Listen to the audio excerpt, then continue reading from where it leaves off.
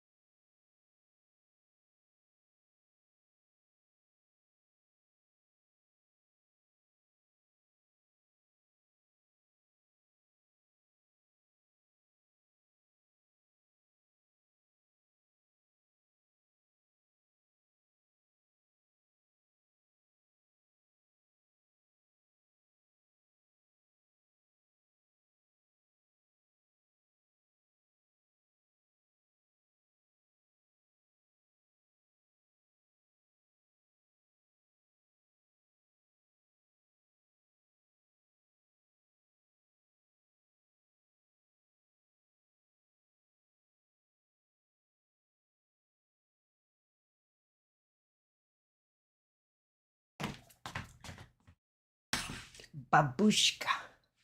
Okay.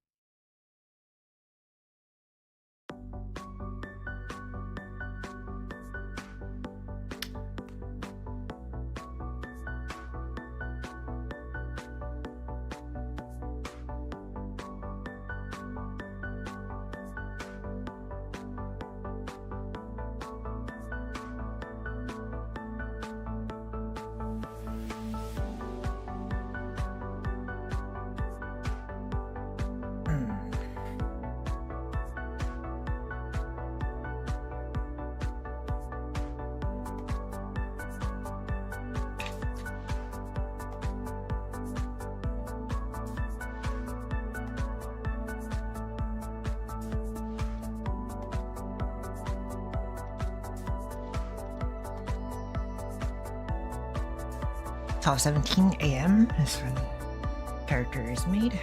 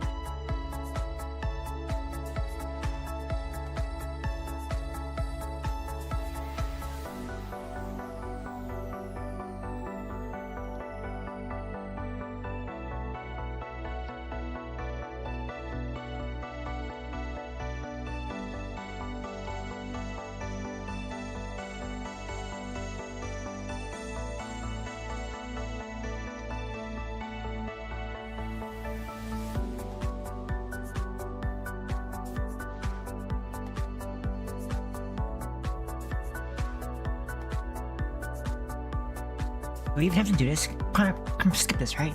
Maybe?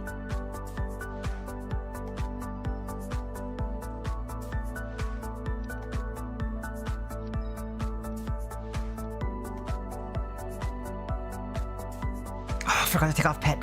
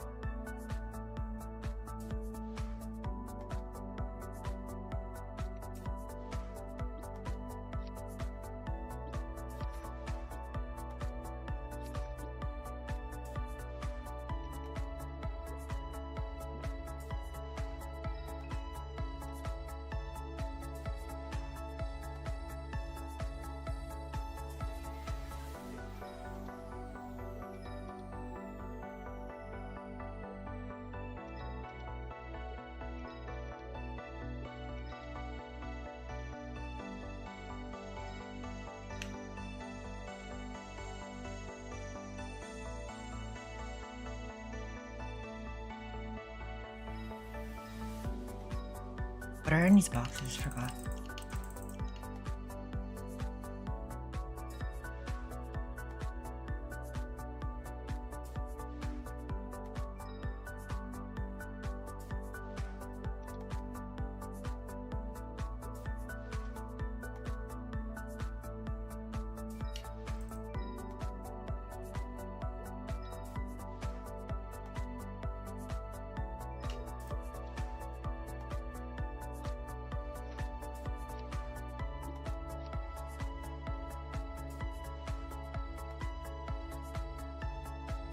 Okay. You don't want to be you have to be 200 years. Hold on, can you put it back in the cash out? Damn. Hold on. Cash out. Mega Burnator. 200? What the heck? Also, why is it so lucky to get in the cash shop?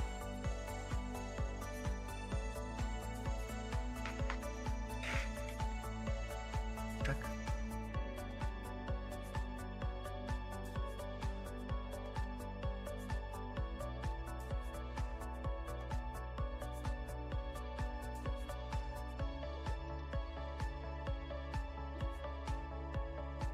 Alright, that's fine.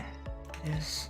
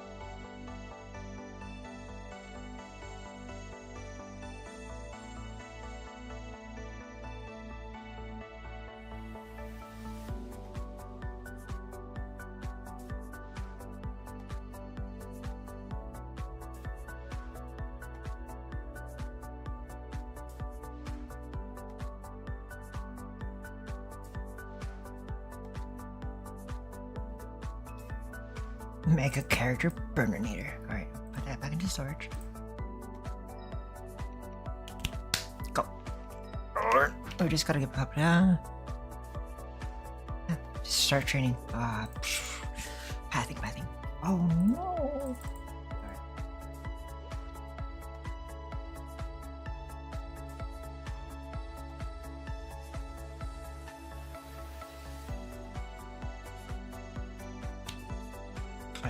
So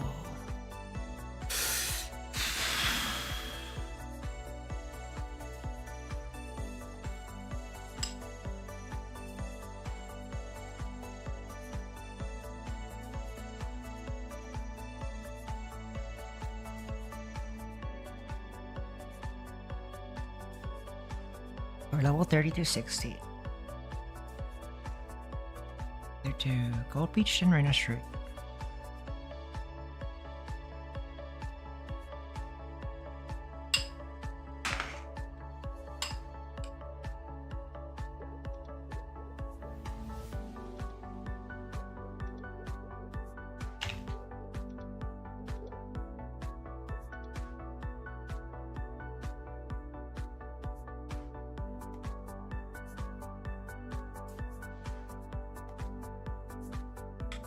God, beach train is right. Or just train. Training from 30 to 60, Savage Terminal.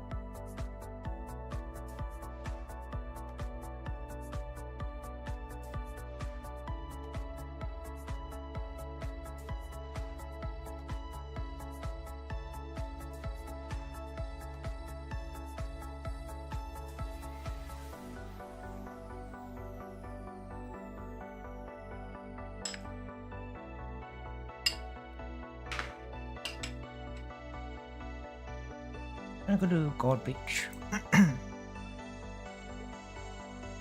Gold Beach finish straight. Because that's like the path people usually take.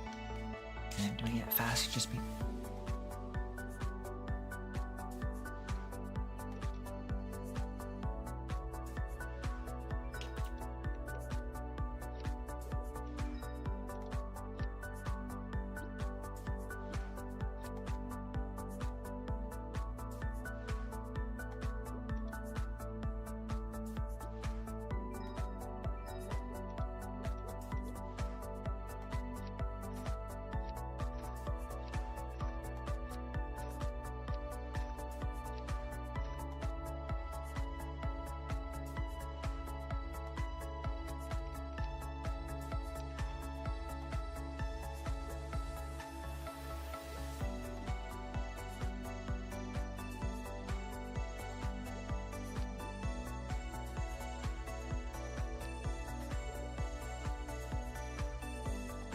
Oh, this pet doesn't have a lot of.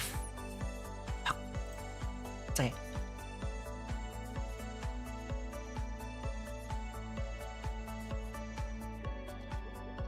Should grab Wonky Pet then. At least it can feed itself, right? That's good. Auto puff?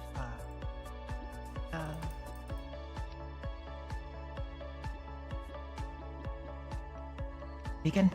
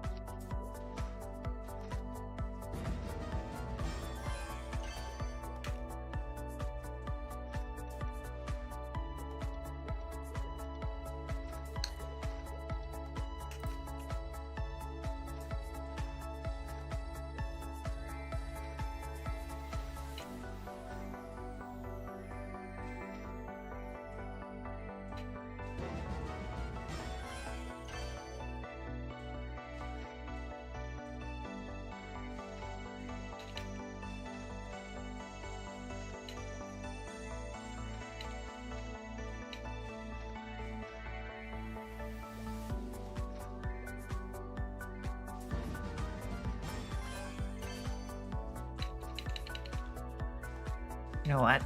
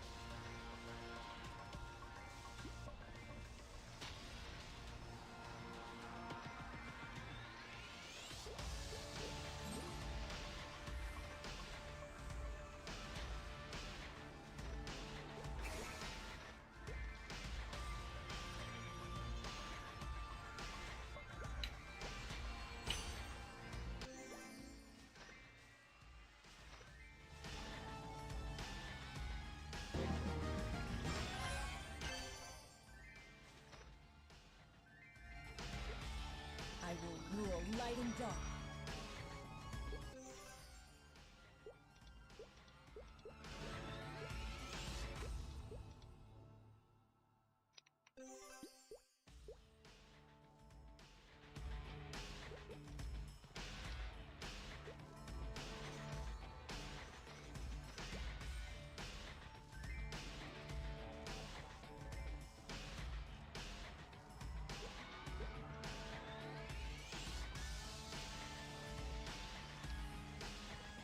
There's no damage.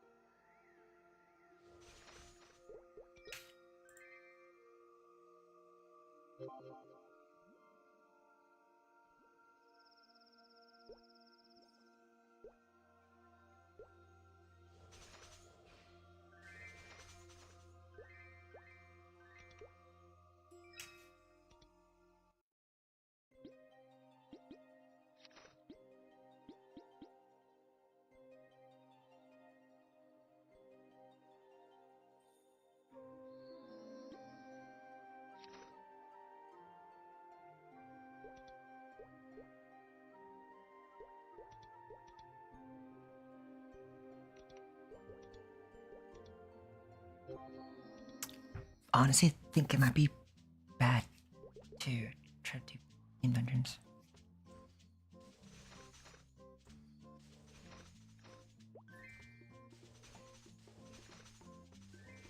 Yeah, you know what?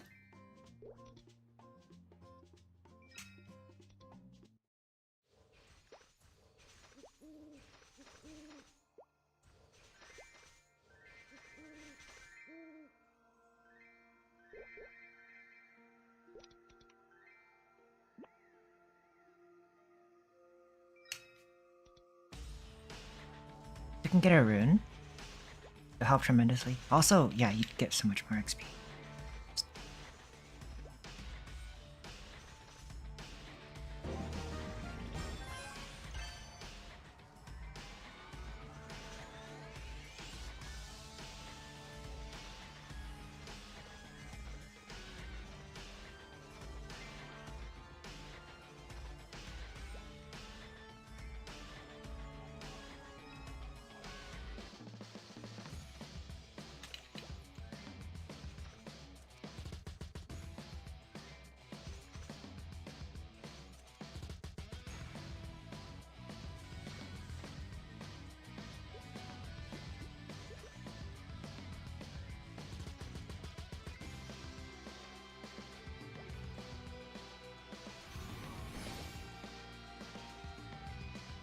Have their rune.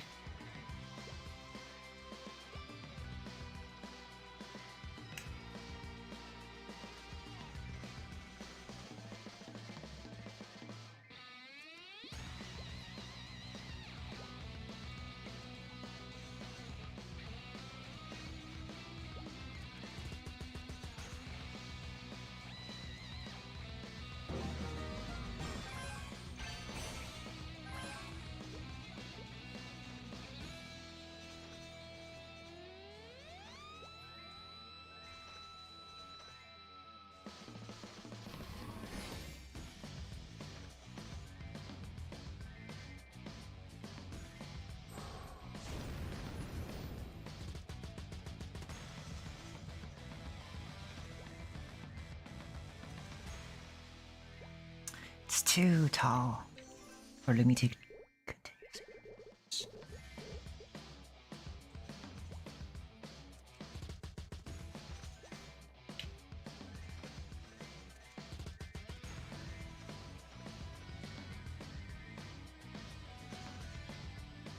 Maps.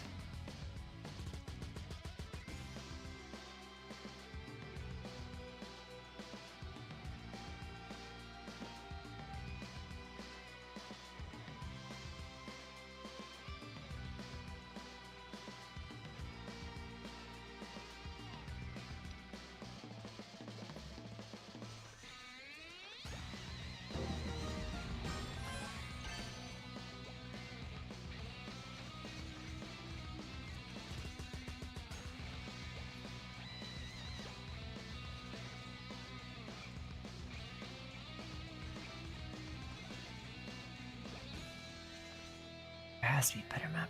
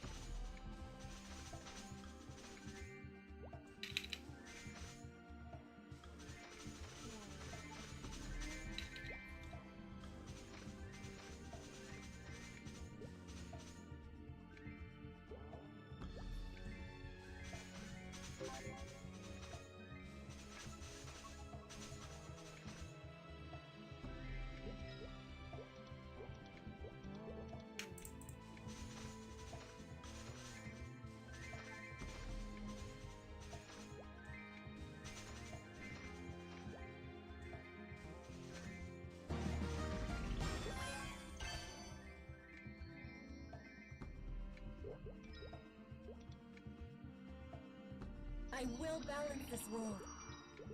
Okay.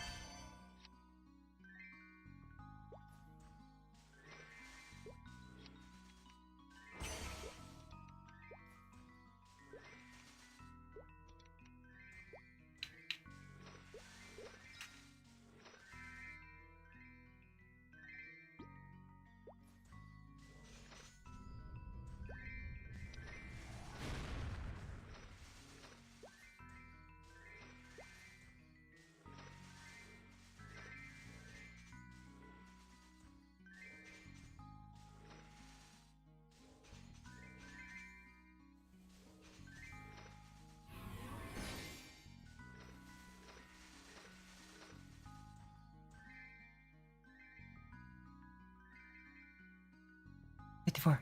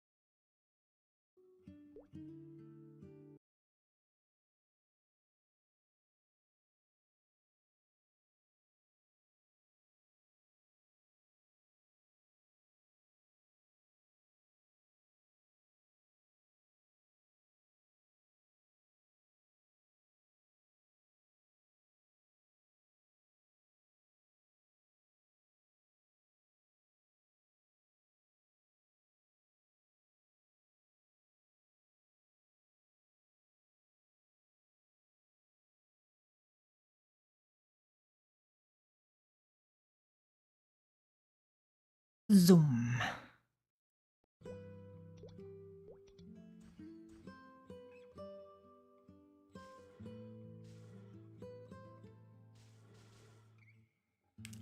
Okay, don't do that too much, might crash.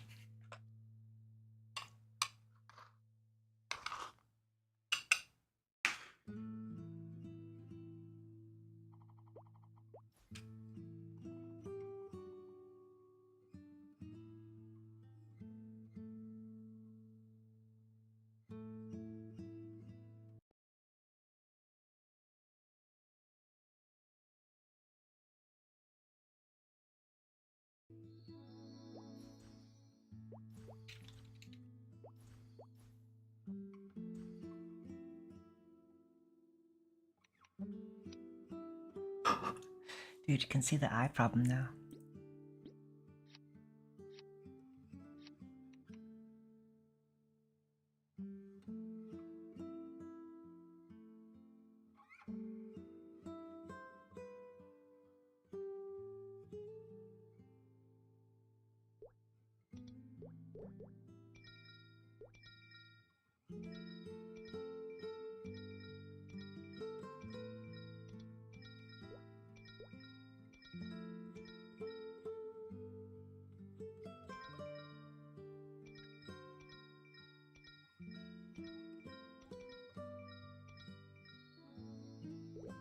I'll be good.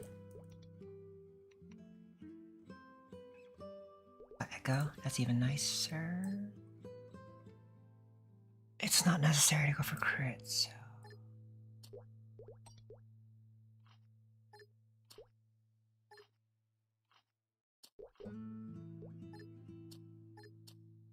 The minutes already seems like they're doing.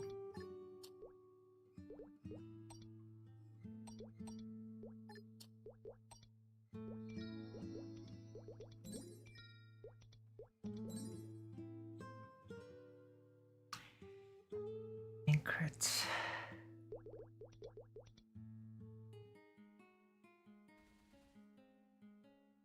Was that a Blaze Wizard? That was a Blaze Wizard.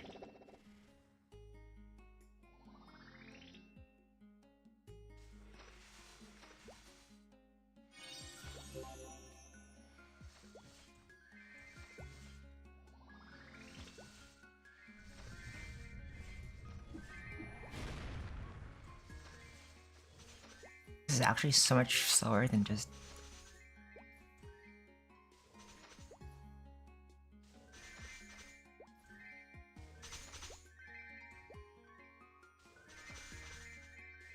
Wait, we can't use... Oh, finally.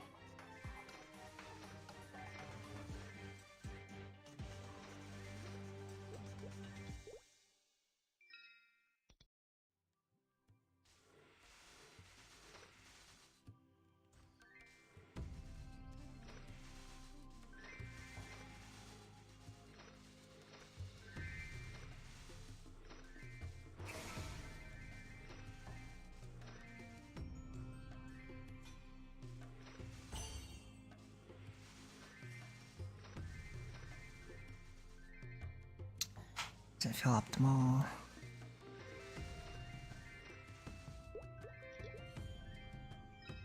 Shaft is better here.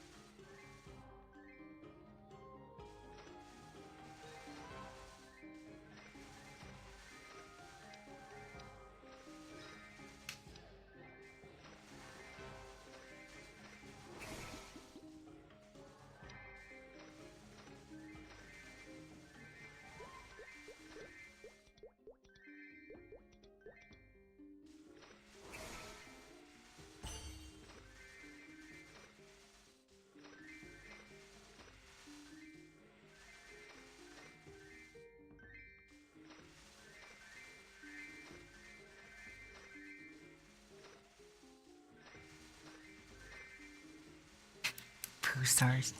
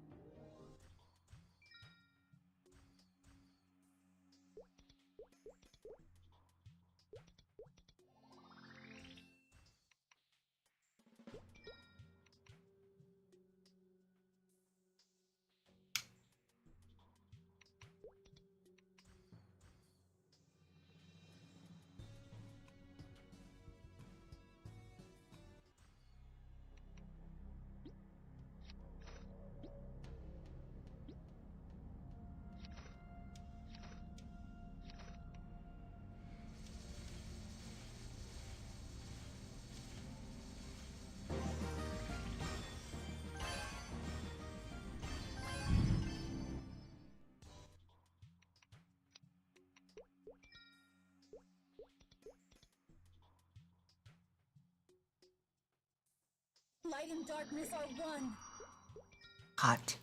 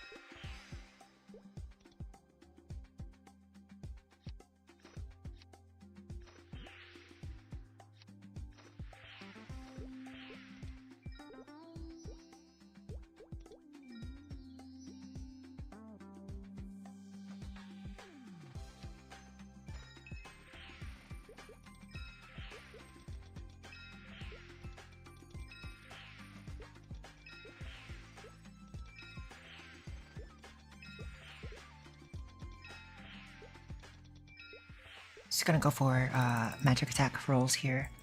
Some extra padded damage onto the training smoother.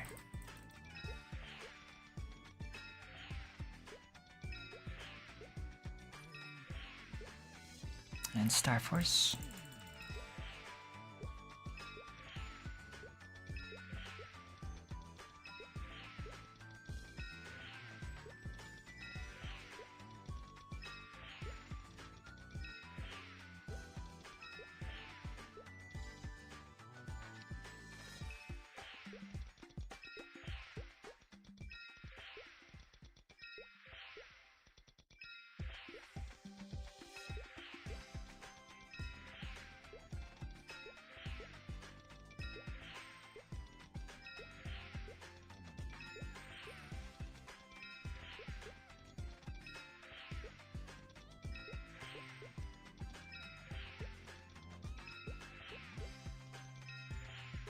No, I'm gonna go to fairies. I just need 100. I need to Oh, actually, never mind. This can go to 120. So, let's do Centaurs. From 120, I have to do 130, then 140.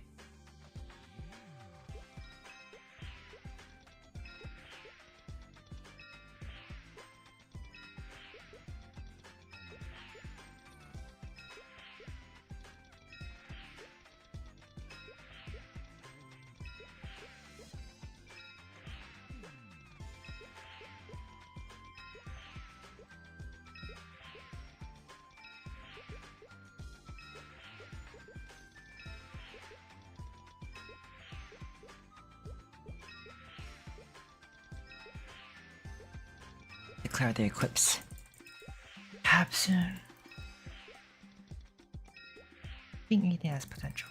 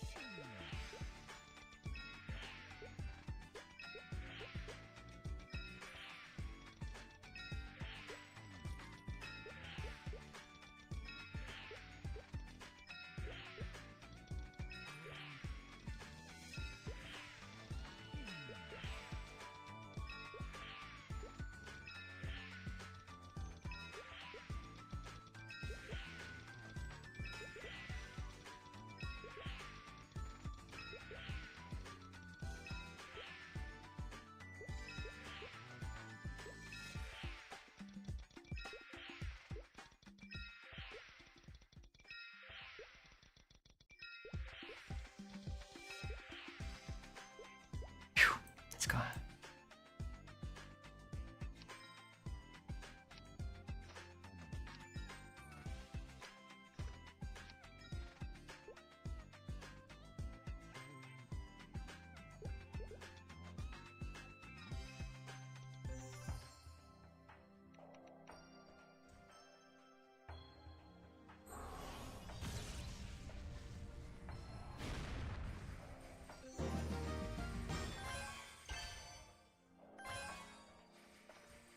Now the question is, probably don't. I don't even need to use Flashbang Reflection anymore.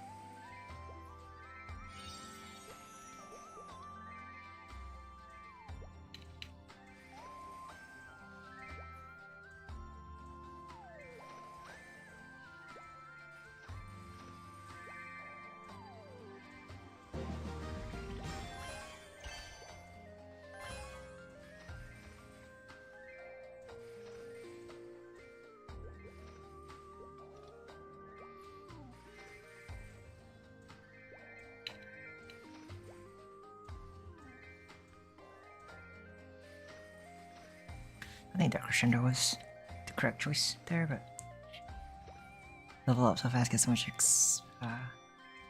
points anyway. You can just fix it.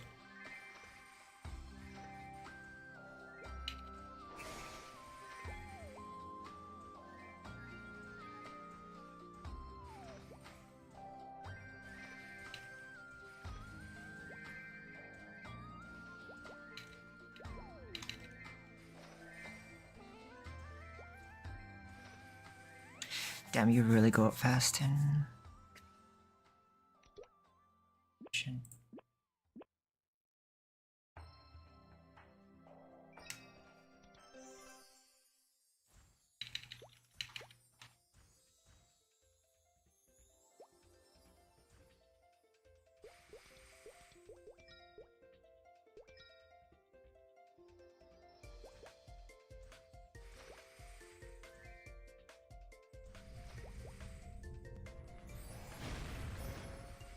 No, this is actually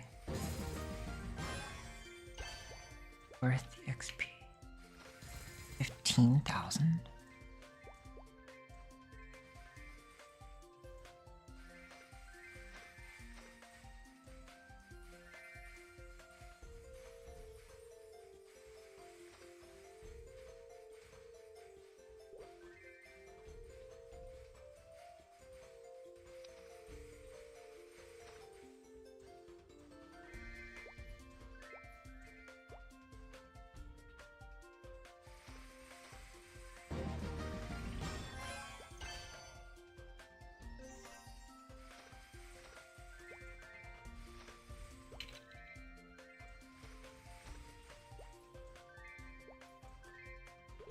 Well, 120 means...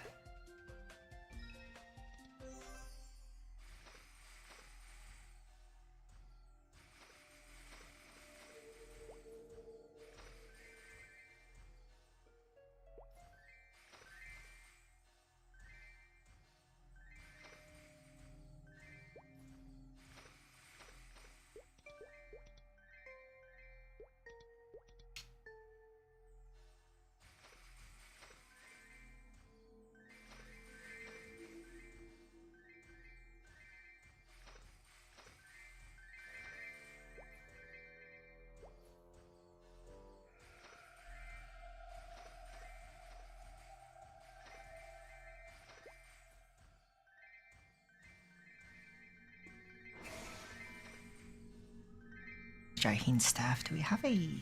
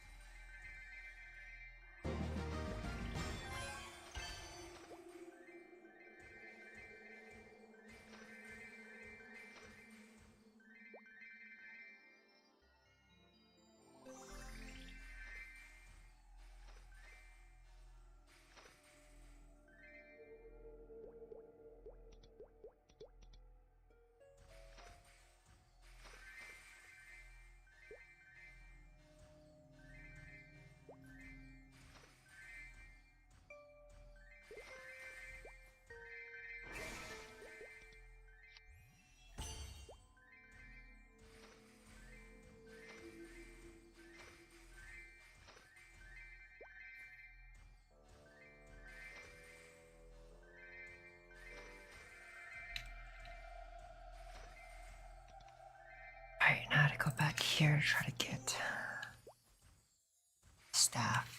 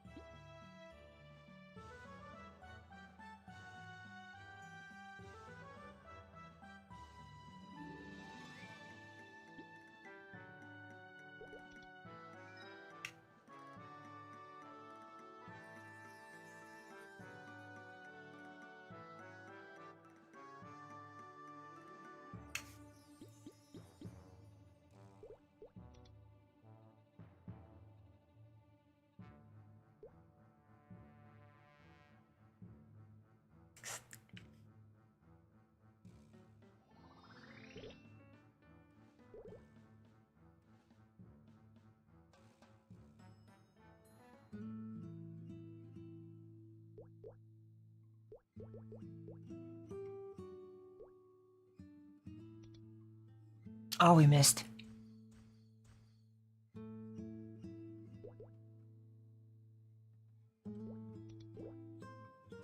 Still need weapon.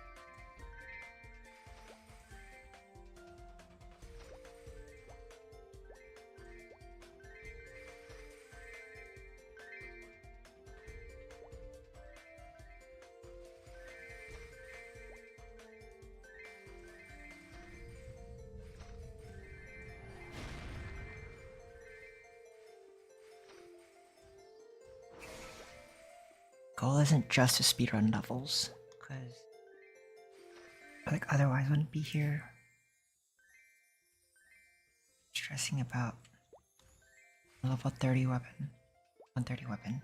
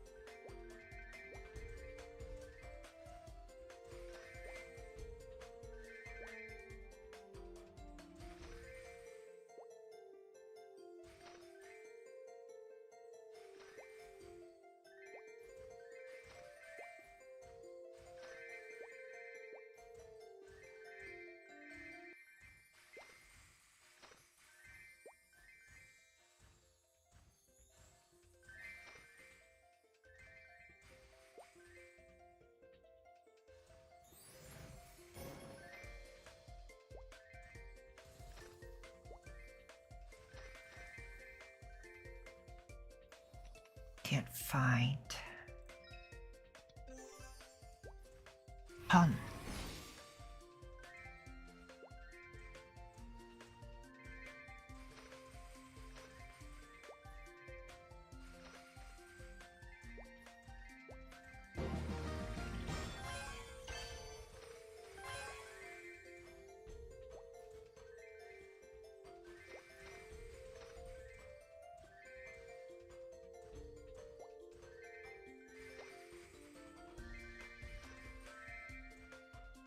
Glove.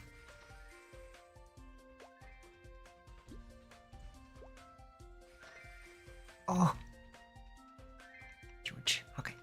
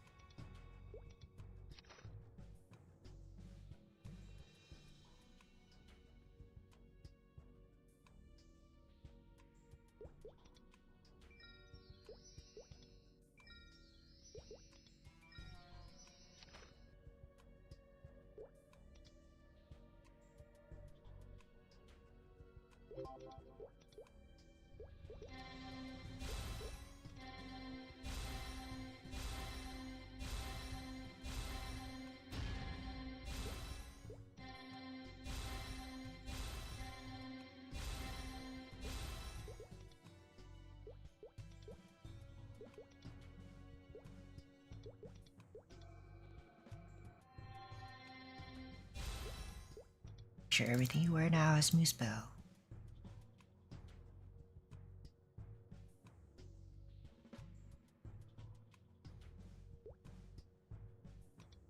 Gonna have to go acquire some Moose Bell gear. Or not, maybe actually, because no matter what the equipment are, you can always just get new ones. That's fine. Star Force. 75.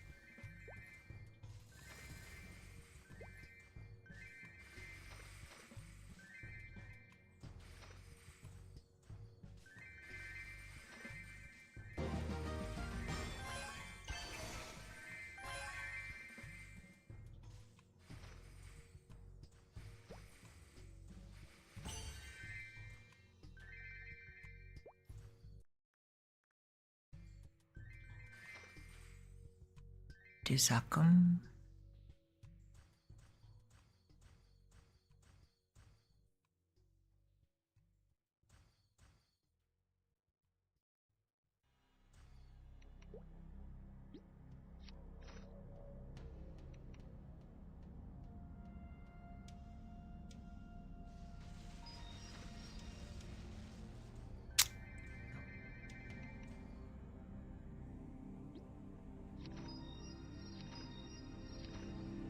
Okay, don't. Level up here.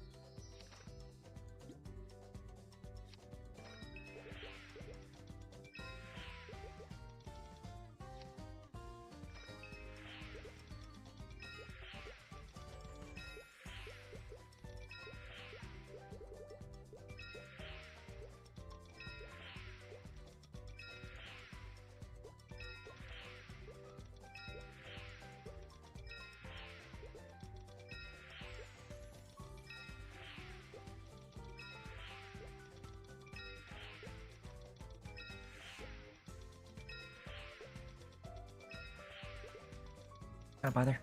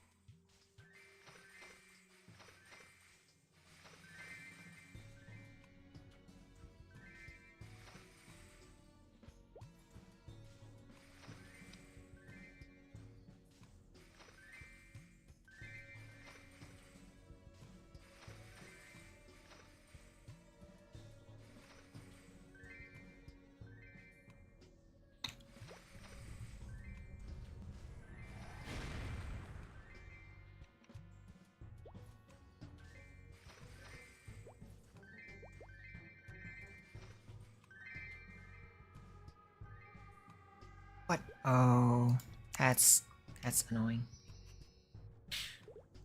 Straight up better. Jeez.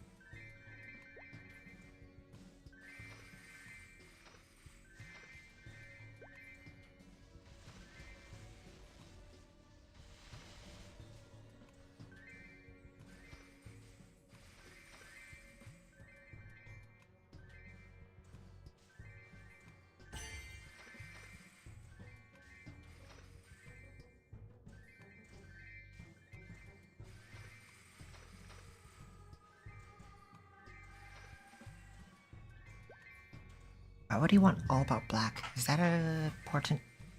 What?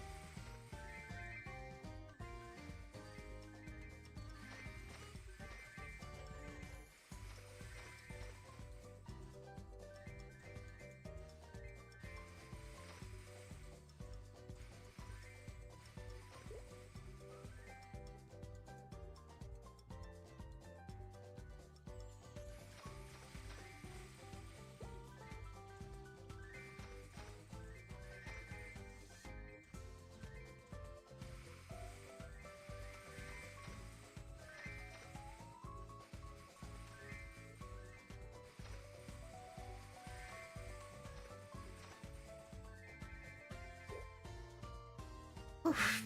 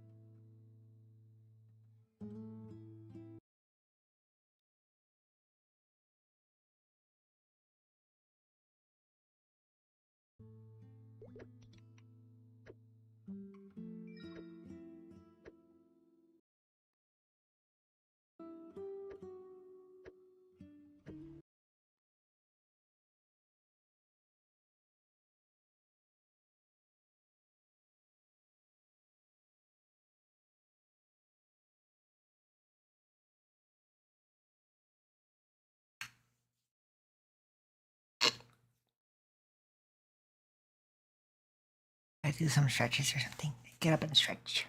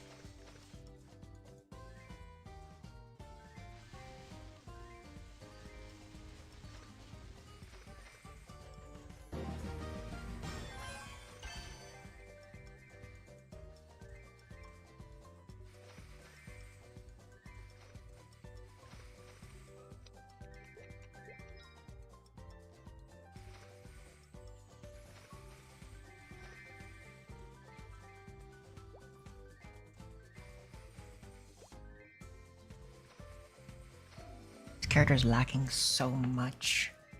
So much missing pieces of gear.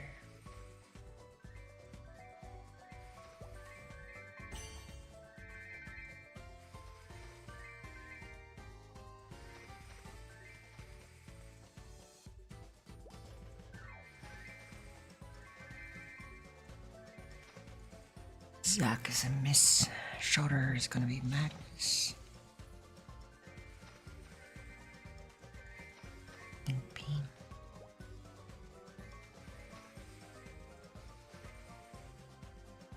Earring a pendant. Ring is from Horntail.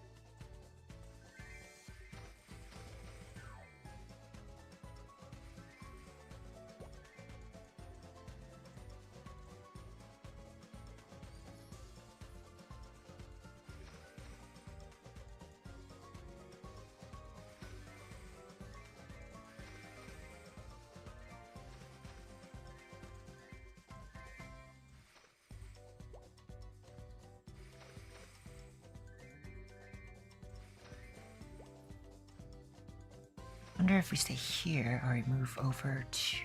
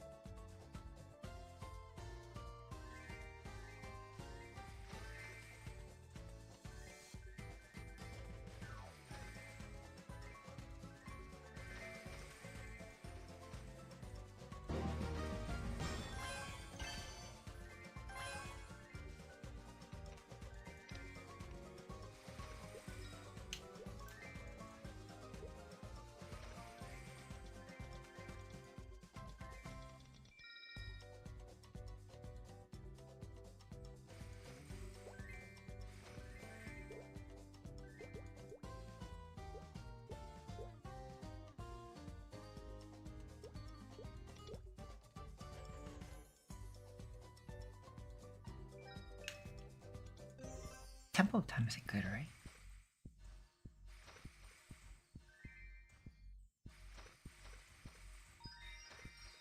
Oh, it might be good for Lumi.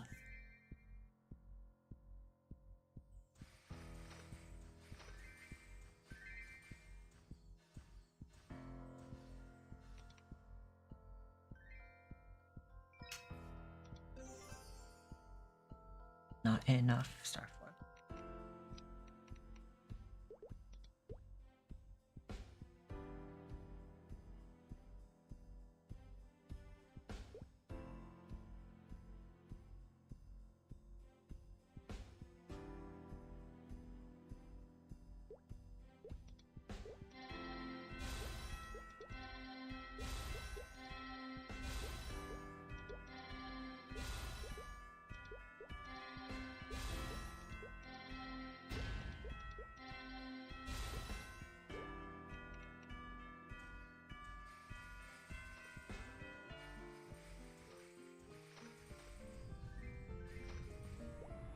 Temple time is a good transition.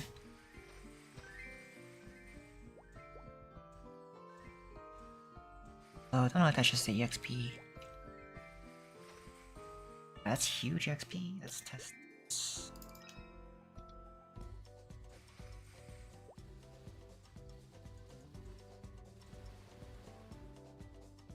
Oh, aura, isn't it? Oh no, it's the same. Just a rune. Rune made it feel better.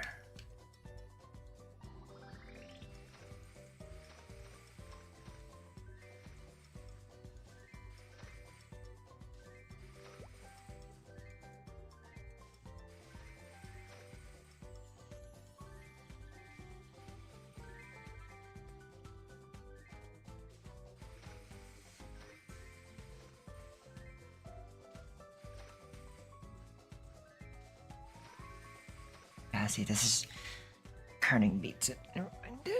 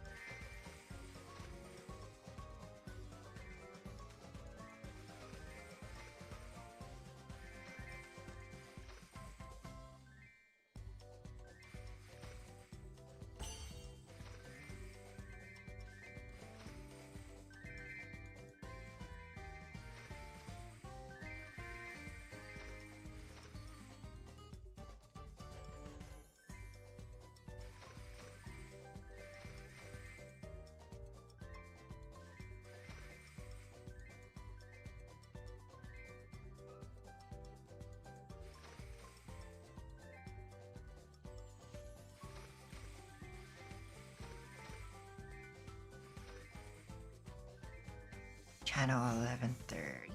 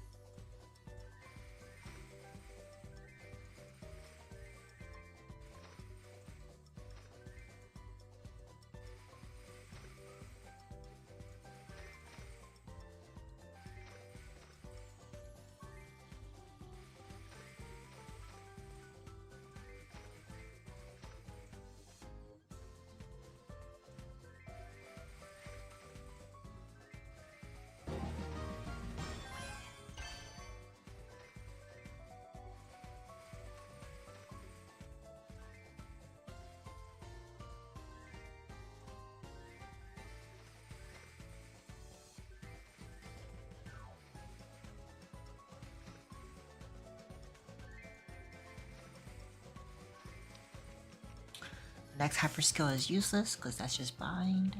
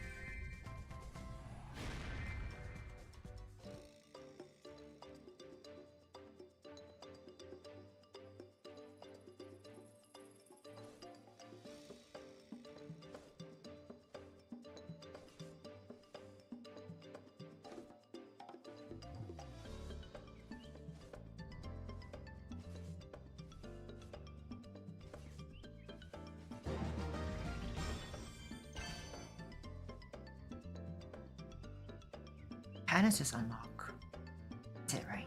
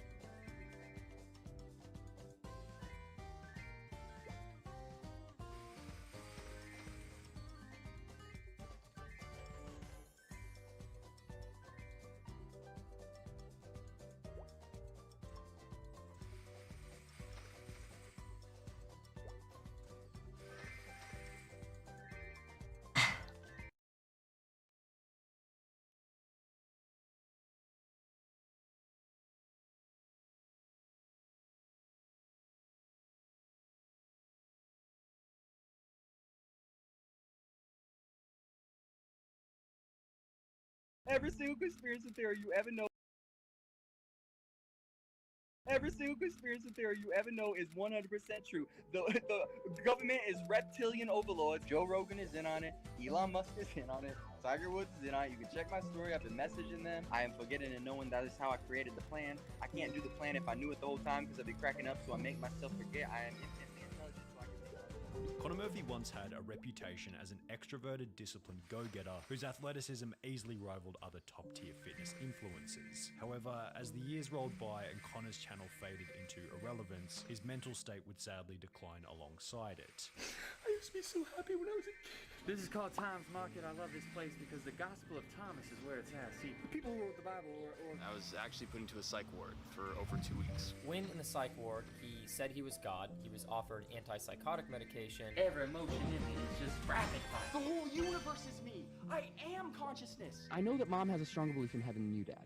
It's in essence, you can feel it. You can feel God within someone. Now this, ladies and gentlemen, is a man who has officially lost his mind.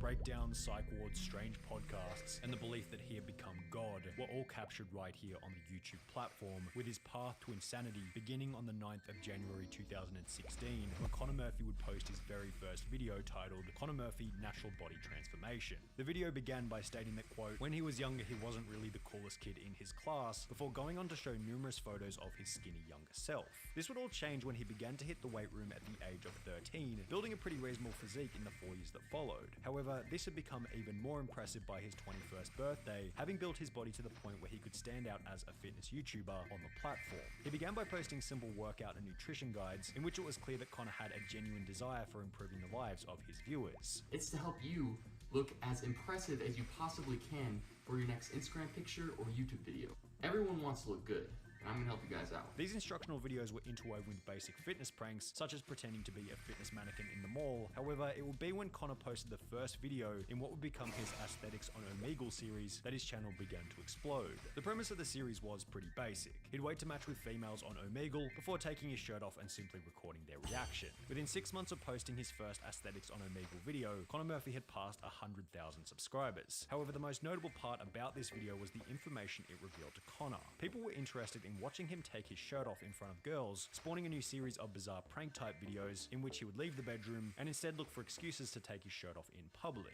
There were classics such as Conor Murphy shirtless on the roof of Chipotle, Conor Murphy goes grocery shopping, and who could forget how to impress a girl instantly. So if I can impress you in just 1 second, I get both of your numbers. So when does the timer start?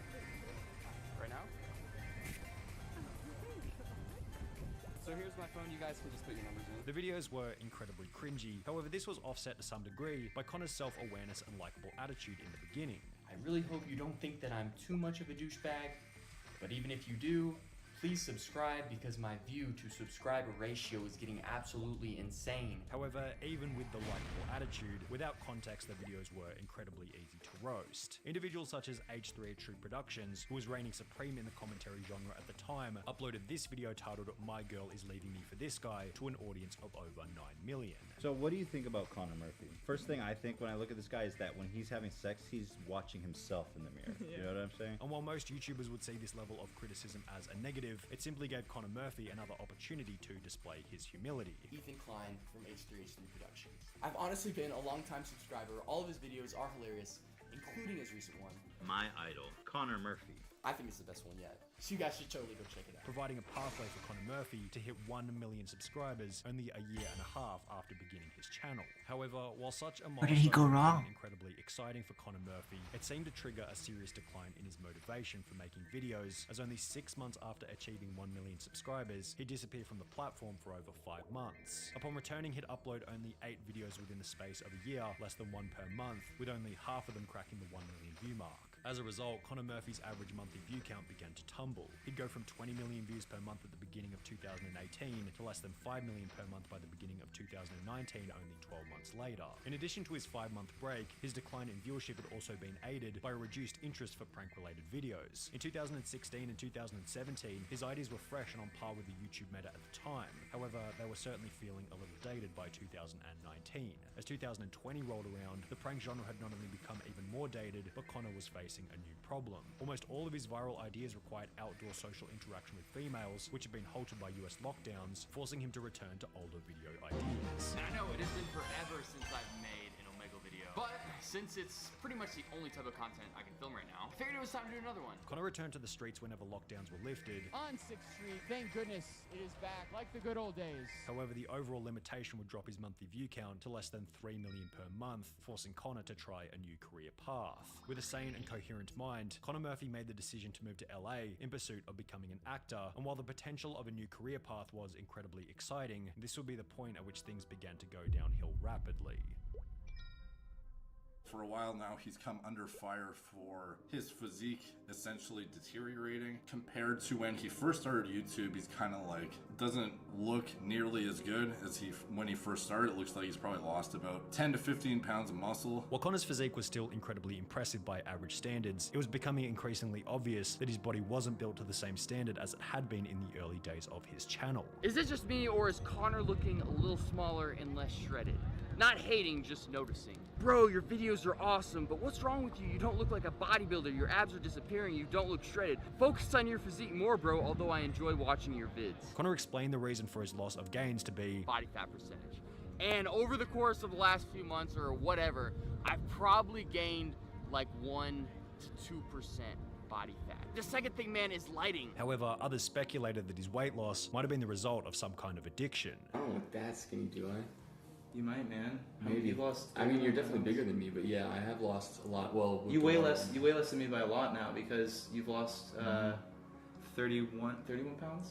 Something like that, yeah. These suspicions would be confirmed to some extent when his friend and fellow YouTuber, Patrick Lyons, would upload a video explaining that in early 2020, Connor tried psychedelics for the first time. Connor has taken a substance called ayahuasca. For the first time, he took it about a year ago, and when he took it a year ago, it is what led to the first period of concerning video content creation on his part related to what he called enlightenment. The mentioned concerning video content began with this video in late 2020 titled Why I Deleted My Old Videos and How to Access Them, in which his audience would witness the first example of Connor giving up his old gym related branding, replacing it with a much more hippie vibe, wearing a hoodie and necklace while standing in front of a damp rainforest poster. Throughout the video, Connor would discuss the many downsides of success in a relatable, articulate and intelligent manner. I reached this point of success, the great physique, the girls, the money, and I became depressed. And while his new introspective message might have resonated with some, in the months that followed, it became blatantly obvious that Connor Murphy was diving deeper into what you might call the spirit realm as his ramblings became increasingly incoherent. Through deep meditation and consciousness work, you can realize that you can be free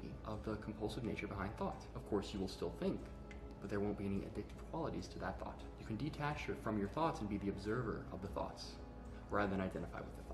That is probably the biggest addiction of all. At around the same time, Connor would post a picture to his Instagram holding a graduation certificate alongside a caption reading, I am now officially a doctor. That's right, I received an honorary doctorate in spirituality from the Los Angeles Development Church, an institute simply from making a donation. This honorary degree lets me legally use the doctor title in front of my name. I can legally be referred to as Dr. Connor Murphy. His former friend and fellow YouTuber Patrick Lyons, who had originally updated everyone on Connor's ayahuasca use, then went on to explain that Connor's dosage had increased substantially. He took that ayahuasca the first time a year ago, and I don't know where along the lines these things happened, but he has increased his frequency of consumption to every 2 hours. Which would also be reiterated by another friend of Connor called Jane. I asked Connor, how often do you do ayahuasca? And he said, every 2 hours. Connor's extreme dosage would become apparent when a channel called Micah would upload a video titled We Went to Save Connor Murphy, in which Connor's apartment could be seen in complete and utter disarray, shown similarly in Jane's video. I drove my car to Connor's apartment complex. There were a bunch of boxes and trash bags in front of his door. We went inside his apartment and this is what I saw.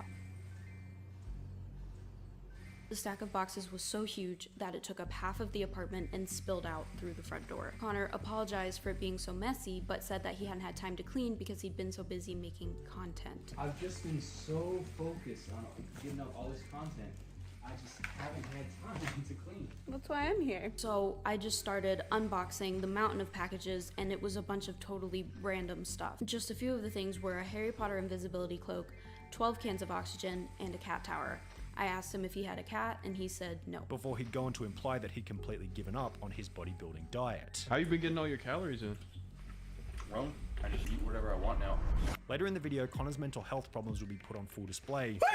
My name is Stewie Griffin in Belle Delphine. You like this? I'm about to eat some vegan macaroni and cheese. Vegan. It's made out of plants, just like your... When the two guys who were filming the video left Connor's house, they'd receive this call. The giant Zoom call. Your world is on a giant Zoom call, please. I'm begging you, man. I'll pay you anything. Please, get over here. Dude, yeah, I'll let you know. We probably will. I will give you all the money in the world. It's a worldwide Zoom call. Alright, bro. Okay, thank you. Please come back here. Thank you. Dude, oh my... Showing that it clearly wasn't fake. In other videos, Connor appeared more sane. However, there were still signs of mental illness, such as this video in which he would attempt to pick up girls by telling them that he had become God. I am God. Okay. I'm God. Yeah. How do you feel about Okay. I mean, why do you think you're God? Interesting. So, well, why do you think that I even exist? Connor's God complex would then lead him to produce even stranger videos, such as this one titled Failing to Enlighten My Parents, in which he would sit in a Zoom call rambling incoherently to his mother and father for an hour and a half straight. If you truly had faith and you knew that heaven on earth existed, that's the only thing you'd be searching for. You wouldn't be working, you wouldn't be stressing. All you would be doing is doing everything you can to experience heaven on earth. Accompanying these incoherent ramblings was a complete overhaul of his Instagram from a former aesthetic showground to a psychedelic wasteland. He's starting to wear like costumes and shit, and he's like going around at nighttime doing weird stuff, and he starts posting these. Mario became enlightened when he realized that he is the pixels. You are living in the Matrix. Connor call me the Happy Hatter, and he's wearing some costume. In the early days of his channel, Connor had talked about his passion for golf. My two main, more serious sports were basketball and golf.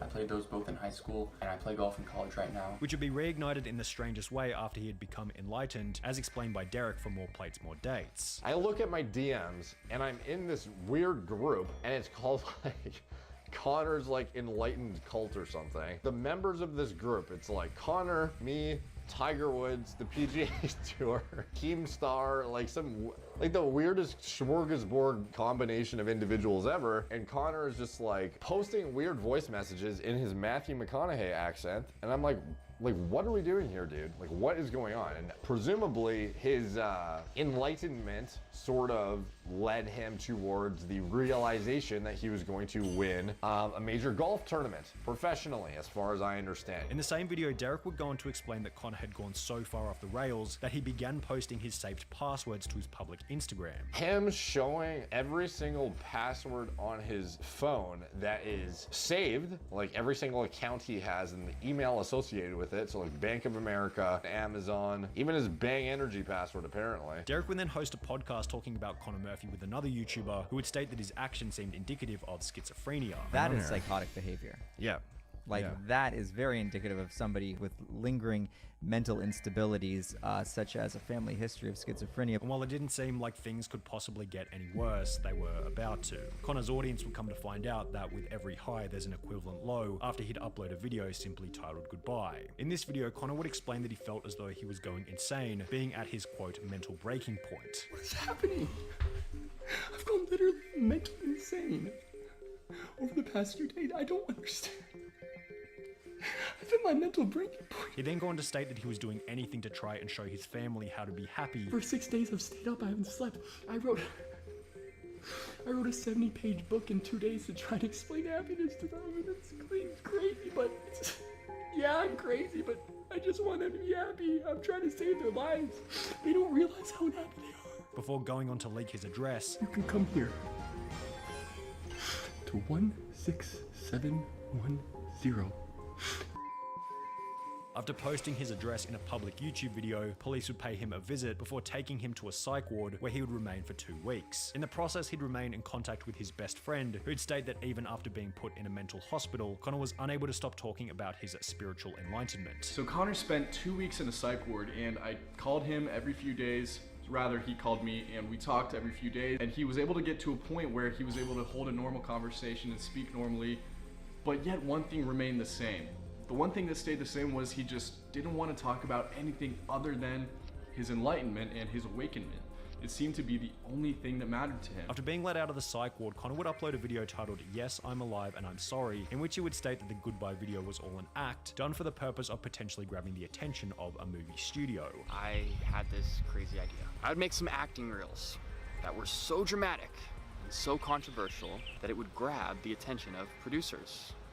And this would be my one final shot at becoming an actor in Los Angeles. However, at a later date, he'd go on to release the book that he'd been discussing in the original goodbye video. I wrote a 70-page book in 2 days. In which he would state that he planned on replicating the path of Jesus by faking his death so more people could focus on his spiritual message. What if I uncovered the true knowledge and was able to spread it to the world? What if I thought up the most mind-blowing YouTube stunt of all time to spread it? What if I could start to awaken other people and change the world? What if I could actually tell the modern day story of Jesus? I had some work to do before showing that the psych ward did little to bring him back to reality. In another statement reading, I recently had what the doctors called a manic episode and I call a spiritual awakening. Okay, I admit, there might have been some mania involved, but I can promise you not an ounce of it was negative. Perhaps in his own mind, none of it was negative. However, his total subscriber graph told a different story. Since he began to lose his mind in 2020, Connor has lost over 150,000 subscribers and now barely gains over 1 million views per month. He'd also mentioned in a recent video that he didn't have any money left. The moral of this story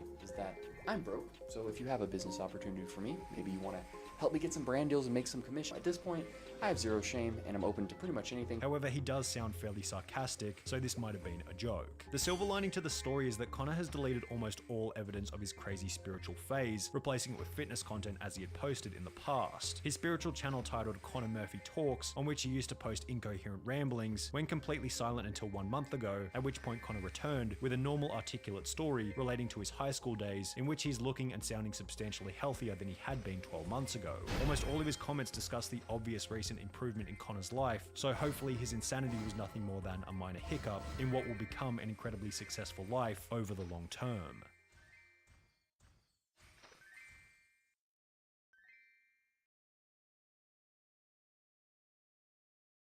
Any question about my personal life, ban them. No, I don't got any friends, dude. No person deserves this kind of ridicule. Like, I hate my f***ing life at this point. My grandma's dying. I spend my entire life sitting in this f***ing room. I had $1,400 worth of chargebacks come out. And all you do is get picked on and criticized. That's my life. Most of you guys would crack under the stress that these people put me through. I just want to escape the bullying. I do. People make fun of me and pick at me. I'm pretty much defeated in every aspect of my life. You know, I have no self-esteem to begin with, and I feel like nobody loves me, but guess what? It's okay. He's an easy f***ing target. If you haven't heard of his name before, I guarantee you're definitely not going to forget it from this point onwards. I detest this game. I hate you too. Come on! Honestly, can you stop, Tudzo? Ban everybody that says I got on. I'm done. I'm sorry, I'm done with the stream. Geordie Jordan aka Wings of Redemption was born on the 21st of April 1986 into what you might call unfortunate circumstances. His birth had been the result of a teenage pregnancy, and due to the young age of his parents, Geordie would be raised with the help of his grandparents in their trailer park home. At the age of 2, his father, an alcoholic, would abandon the family entirely, giving us a pretty clear idea of the unfortunate means by which Wings of Redemption had been brought into the world. However, while the circumstances were far from desirable, as Geordie Jordan entered school, he would begin to excel in sports, claiming to be one of the most athletic people in his class. That would be until a physically gifted foreign exchange student joined his year, placing Geordie in second place for most school sporting events. In order to counteract this, Geordie explained that he began to eat more during dinner time under the assumption that it would help him grow faster, hopefully giving him a physical advantage over his opponents. However, this would cause Geordie to begin gaining excessive weight, ultimately leading to a sporting underperformance and isolation into the fantasy world of video games.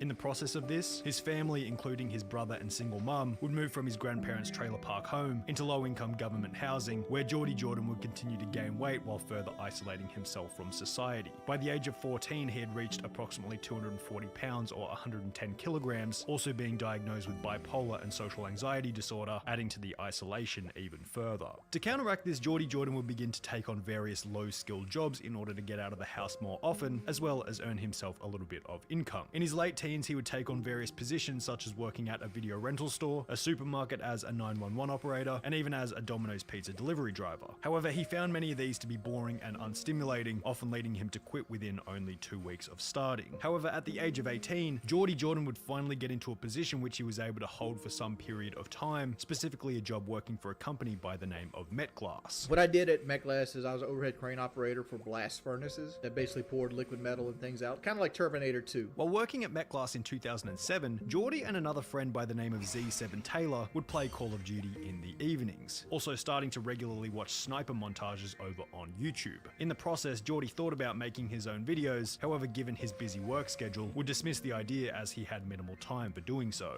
However, in 2008, an event would occur that presented itself as a negative in the beginning, however would turn out to be a huge turning point in his life, the global financial crisis. Geordie explained that since he was one of the more expensive employees at Metglass, he was one of the first to lose their job as business profits began to tumble. They started laying people off, and one of the people that got laid off was me because I was one of the newer employees, and I was also getting paid more than most of the employees on the flag factory floor. He would then be put on government unemployment payments, which in combination with his previous employment history seemed to dampen Geordie Jordan's confidence in relation to his ability to hold down a job working for someone else. If you think I could hold a job down, you're kidding yourself. The reason I don't get a job is I can't hold one down. However, there was one advantage to come out of this whole situation. Suddenly, Geordie Jordan had all the time in the world. His friend Z7Taylor had started making his own Call of Duty videos, and noticing the success of them because I seen Taylor and his channel, and I love reading the comments, so I'm like, damn. He would order a HD PVR capture card and begin to record his own high-definition Call of Duty videos in his newly found free time. Geordie Jordan would then register a YouTube channel under the name Wings of Redemption, taking the name from an inscription on King Tut's tomb which stated, "Death shall come quick on swift wings to him who disturbs the peace of the king." But while making a brand new channel was extremely exciting for Wings of Redemption, he wouldn't even make it past his first video before embroiling himself in some level of controversy. In his very first video, Wings felt the need to stick up for a Call of Duty strategy known as camping, where the player would stay in one location for a prolonged period of time and wait for players to come to him instead of the other way around. Some people think I'm a camper, which I am a camper. The strategy was common but often frowned upon by players who are more aggressive, and as a result, his comment section would fill up by many who opposed his playstyle. However, on the opposite end of the spectrum, people also respected Wings for his honesty and his unapologetic nature towards the strategies that he preferred, and as a result, he began to build an audience. Given the almost non-existent competition on YouTube at the time, Wings would quickly become one of the fastest growing creators on the platform, and with such he began to gain the attention of other large Call of Duty YouTubers, specifically one by the name of Woody's Gamertag. Hi, this is Woody, the Unexceptional Gamer, and I make Call of Duty videos designed to help my unexceptional brethren do better in the game. Woody's Gamertag had begun YouTube at around the same time as Wings, and in order for them to share their audience with one another, they would begin to post dual commentary videos. Hey guys, it's Woody the Unexceptional Gamer, and I'm doing a dual com with Wings of Redemption today. Also starting a podcast together by the name of Painkiller Already, or PKA for short. Hello guys, this is Painkiller Already, and I'm your host, Geordie Jordan, aka known as Wings of Redemption, for anybody else that can't put two and two together. In this podcast, Wings would continue with his strong opinions and unapologetic attitude on topics relating to Call of Duty. However, with such, would also begin to gain a reputation as a guy who would constantly respond to those who shared differing opinions. While Wings' goal was to subdue the negative feedback by responding to it, it instead seemed to amplify it, as his audience noticed that the best way to get attention from Wings was to simply leave a negative comment, which Wings often struggled to ignore. In addition to this, Wings would begin to show his face more regularly in his videos, prompting negative comments in relation to his weight. However, despite clearly being on the heavier side, his subscriber count was mediated by his gameplay rather than his physical appearance, and by August 2011, Wings of Redemption had peaked as the 281st most subscribed channel on all of YouTube, with a little over 300,000 subscribers, and for all intents and purposes, Wings of Redemption's YouTube channel seemed to be chugging along just fine. That would be until the 67th episode of the Painkiller Already podcast, where the tragedy of Wings of Redemption would really set into motion after one of, if not the most notorious Call of Duty events in YouTube history. To spice things up on this episode of the podcast, Woody and Wings would invite another streamer and YouTuber on by the name of Syndicate, who Woody described to be the best Call of Duty Zombies player on the planet. Possibly feeling subconsciously threatened by Syndicate's channel and Call of Duty skill, Wings was, quote, wildly disrespectful to Syndicate throughout the stream. I could put up a fight against, in like COD 4, Modern Warfare 2, World at War, but then throw me in Dude, against Black Ops. you would get destroyed in World of War. I have never lost. In addition to this, Wings would go ahead and state that He says that he'd be much better at zombies on his first game. He doesn't even play zombies, but if he were to, he'd be much better than the best player on the planet. in order to settle the dispute, Wings and Syndicate would agree to 1v1 each other in multiplayer. What, you want to go M16s on Bog right now? That could go. I'd do it for the fun of it. I'd go for it. Let's do it. So what map are we playing? With game rules that favored Wings as opposed to He Syndicate. lays it all out there, so it's to his advantage. Just to top it all off, the match was hosted on USA servers, favoring Wings and giving Syndicate a massive disadvantage due to lag as he was located in the UK. There was no way that Wings could possibly lose this match, as the odds were completely stacked in his favor, or so he thought. The winner would be the first player to reach 30 kills, or whoever had the most kills at the 10-minute mark. After 9 minutes of intense back and forth, Syndicate had 13 kills, while Wings only had 9 with less than a minute remaining. Realizing that there was no way he could catch up, Wings would announce that, Yeah, I probably won't be on Painkiller Ready again. which was followed by events that I think are best experienced by simply watching the real footage. Wings, did you spawn in? I broke my controller. You broke your controller? Yeah, keep laughing, you.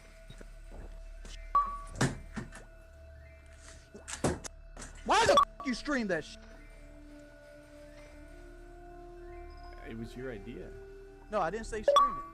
In front of 7,000 live viewers, after hours of trash talk, Wings was humiliated with 9 kills as opposed to Syndicate's 14. Geordie's reaction led his audience to realize one simple thing. Wings of Redemption was not this famous Call of Duty hero who took a romantic risk by starting YouTube. No, he was an immature man-child who happened to catch the Call of Duty YouTube wave while living on unemployment. The difference between his online persona and true personality had finally shone through, and in case Wings' reputation hadn't deteriorated enough already, this was really only the beginning. Syndicate will post a screenshot to his Twitter the following day, displaying a conversation in which Wings had requested that they play again in a fixed match, where Syndicate would let Wings win with the goal of restoring Geordie's reputation. The screenshot would end with Syndicate stating, "You want to come out on top of this situation, you just made it 10 times worse," as well as, "No way Wings, you just blew it big time." Wings' videos would then begin to fill with comments regarding his childish reaction to the loss. However, rather than rectifying it by stating that Syndicate won fair and square, Wings would paint himself as the victim of the situation,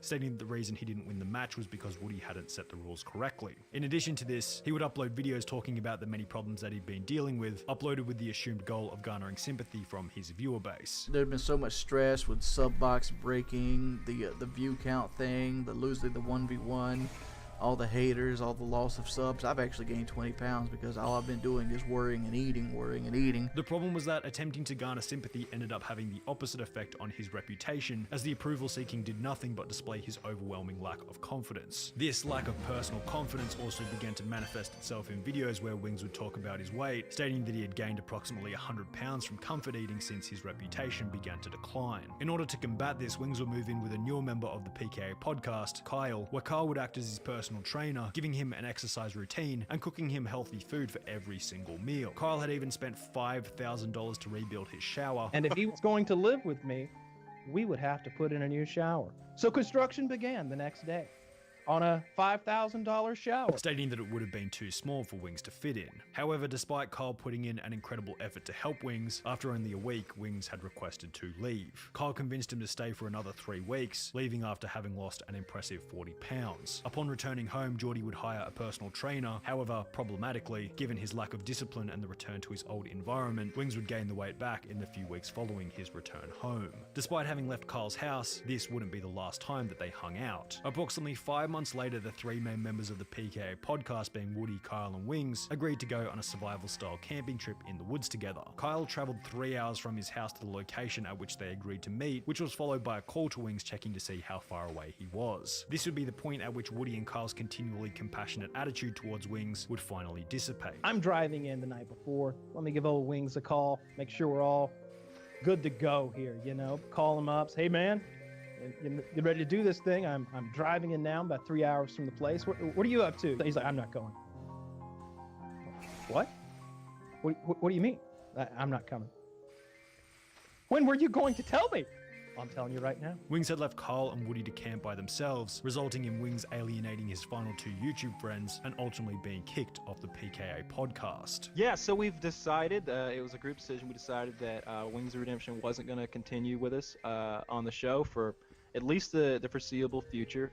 He's got a lot of stuff that he needs to work out before he's, you know, up to par with what we need from him. You know, he's having a hard time, and he's made some decisions that we didn't feel were so friendly. So for the time being, we're gonna continue without him. It would then become apparent that Wings was questioning whether or not he wanted to continue as a YouTuber, stating that he would like to quit YouTube. However, the status it provided made such a decision extremely difficult. I know what I need to do. What I need to do is quit YouTube and move on with my life, but at the same time, this is the high point so far in my life. It's hard to walk away from having access to 50,000 people. Basically being able to get advice at any time of the day, any day of the week. Hard to walk away from, you know, being somebody of importance to going back into a world where you're nobody. However, perhaps the end of Geordie's YouTube channel was out of his control, because by this point, his subscriber count had already begun to decline. The release of Black Ops, Modern Warfare 3, Black Ops 2, as well as the increasing simplicity of creating video content meant that Wings had substantially more competition for the videos that he was creating. With a dying channel and absolutely no one else to turn to, Wings would begin to upload variety videos on games such as Fallout and Final Fantasy in a desperate attempt to slow the death of his channel. Welcome everybody.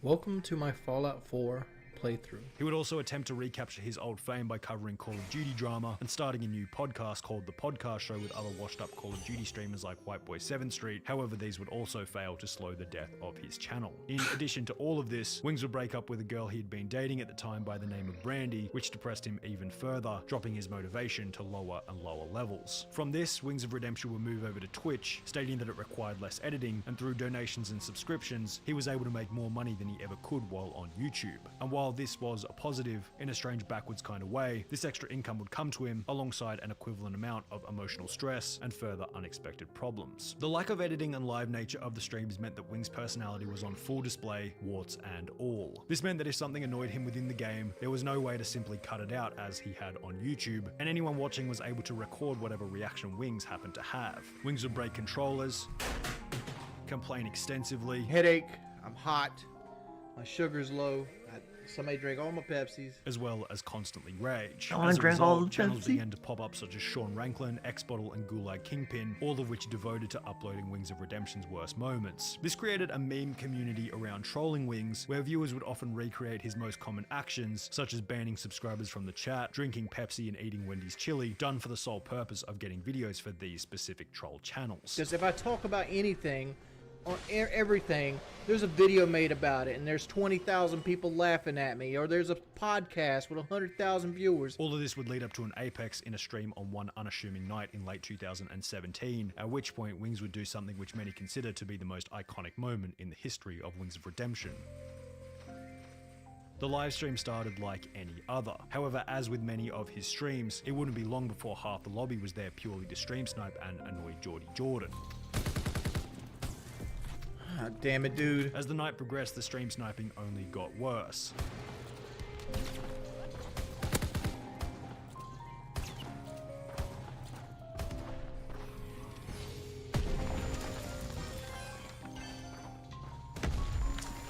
Then, in order to combat the stream snipers, his viewers suggested that he appear offline, to which Geordie responded with, Look here! Look, listen! Appearing offline does not stop it, so stop giving advice you know nothing about. possibly paving the way for the breakdown which he was about to have. The stream sniping continued, and feeling helpless to the circumstances he had found himself in, Wings of Redemption would respond with the following. I don't know when I'll stream again. I really need to make this fucking money. I really wanted to get this surgery, man. I wanted it so bad. I just can't do it. I can't take this no more, man. All I wanted to do was, like, I was lonely. I wanted to stream and have a good time. Have a good game.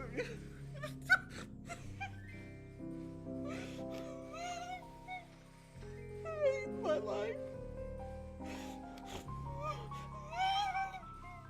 The clip has gained 2.6 million views to this day, and just like his last rage, the clip would go on to continually haunt him. However, unlike his last rage, where he would have to simply deal with comments, this time around, his trolls would go to much more effort, joining his games in order to play the content through the speaker.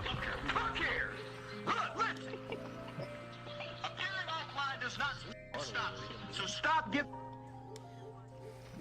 Alright, your boy, did you invite him? While giving more fuel to the growing number of troll channels. One of these channels goes by the name of Liquid Richard, who has today uploaded 4 full-length professionally produced albums, all of which being made from the stupid things that Wings has said over the years, which is especially hilarious as the music is unironically extremely well made and entertaining. From the point of his notorious COD World War II rage, the Wings of Redemption cycle continued over and over again. He would do something stupid, attempt to prove that he was in the right, resulting in even more trolls. Or he would attempt to improve his life in some way or another, fail miserably, and be publicly ridiculed by his detractors. He would get weight loss surgery in Mexico, apparently lose 100 pounds, never prove it, and still look the exact same 2 years later. He would continue to ban trolls from the chat, giving them the exact attention they desired, ensuring that they rejoin at a later date on a second account. Exotic's been banned 9 times. Him giving his free Twitch Prime to me is not going to stop him from being banned at this point. It was as if in every situation, it was impossible for Wings of Redemption to choose a response that wouldn't end in complete and utter catastrophe. Seemingly consistent with the overwhelming misfortune in Geordie Jordan's life, only 2 months ago on the 26th of July 2021, his Twitch partnership would be revoked for breaking Exhibit D of the content guidelines, as explained on a Wings of Redemption YouTube livestream titled Twitch Fallout. Twitch took my partnership away today for Exhibit D. Geordie then stated that he may leave the internet and get a real job. Everybody in the chat's telling me to get a job.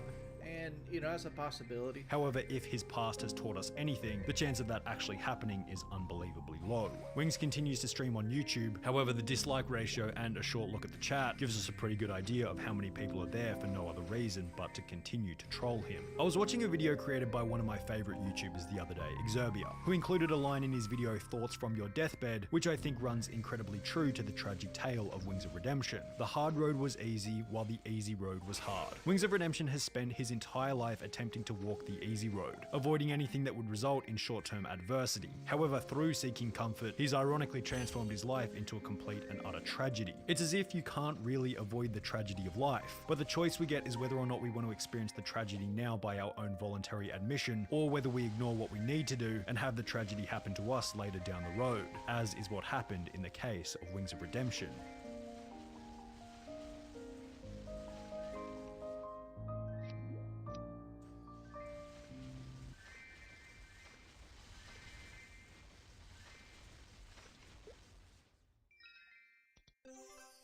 Back when I was in community college, I worked at this pizza place that was basically in the middle of nowhere. It was located in a strip mall at the side of a highway in a pretty rural area, and there were just people dotted around the surrounded area that the store never quite went out of business. But since we hardly made any money, we operated a skeleton crew at all hours, and especially late at night. Sometimes it would just be 2 people in the store, me and one other guy. One would make the pies, and the other would drive them out to the customers. It wasn't always a perfect system, but we managed. Without a doubt, the best time to work was Wednesday or Thursday nights, simply because of how quiet it was. You worked a Wednesday or Thursday late shift and basically got paid to sit around on your butt and talk trash with your coworker. You'd maybe get 1 or 2 calls, nothing stressful, and that was that. But this one night, we got a call almost bang on 11 p.m., a half hour before closing. Any other time, we might actually be kinda angry, but it was just way too out of the ordinary for us to even be mad. Like, I think it was legit the first time we'd ever gotten a call that late. Now, at the time, my coworker is out in his car having a quick smoke before we start our clean down, so I'm all on my own when I hear the phone. Part of me was like, just don't answer it, dude. But honestly, curiosity got the best of me. Most of the families in the county work their farms, so they go to bed pretty early in the evening, so who was calling so late? When I pick up, I don't recognize the voice on the end. Given the nature of the job, I pretty much know everyone who calls, along with exactly what they're going to order. But still, it's not entirely unusual that we get someone new calling. But what was really unusual was how this guy's order differed from most others, not to mention how he was acting in general. So right off the bat, I can tell there's something not quite right with the guy. His voice was super raspy, like he lived in a whiskey still and smoked Marlboros for breakfast. And I know it's about to be a weird call when the first thing he asks for is a hamburger. I'm like, "Sir, this is a pizza place. I can read you our menu if you like." which was no problem. We only had like 6 different pizzas with a couple of sides. The guy says it's fine. All he wants is hamburger meat. I'm assuming he meant on a pizza, since we did actually do a cheeseburger pizza at the time, so I asked some clarification. But no, this guy doesn't want a pizza. He just wants hamburger meat. Raw hamburger meat. I don't even know if I'm allowed to sell raw hamburger meat. Like, I know you can eat raw hamburger meat. Like, I'm pretty sure that's what steak tartare is, but I figured there had to be some kind of food hygiene law against it. I asked my coworker, who was way too blazed to give me a solid answer, so I give the guy an honest answer and tell him I'm not even sure I'm allowed to sell him raw hamburger. The guy started begging and pleading so hard that I was actually speechless for a moment. He sounded like he was fiending for it, so bad that it was actually kind of creepy. I'm even less sure about the whole thing by that point, but after the guy on the phone offers a handsome tip, I make an executive decision and decided to go ahead with the sale. People do dumb stuff for money, right? Well, I suppose this is my thing. I throw what I consider to be $10 retail worth of hamburger meat into a plastic carton, plug this guy's address into my navigation system, then began the drive out to his house. I've been making deliveries in that area of Lawrence County for about 18 months at that time. I'm not saying I knew the place like the back of my hand, but I'd certainly never seen this guy's house before. I didn't even know that old place was there. It was some old farmhouse at the end of a long dirt road, and it looked like it was falling apart. It would have made a great haunted house, and all I could think as my headlights suddenly lit the whole place up was that it was like the start of a horror movie or something. I was the poor, dumb pizza boy, doomed to die in the film's intro that introduced whatever crazed killer or monstrous creature that was the movie's main feature. I park up, walk up the old rickety porch, and since there was no sign of a doorbell, I just knock on this guy's door.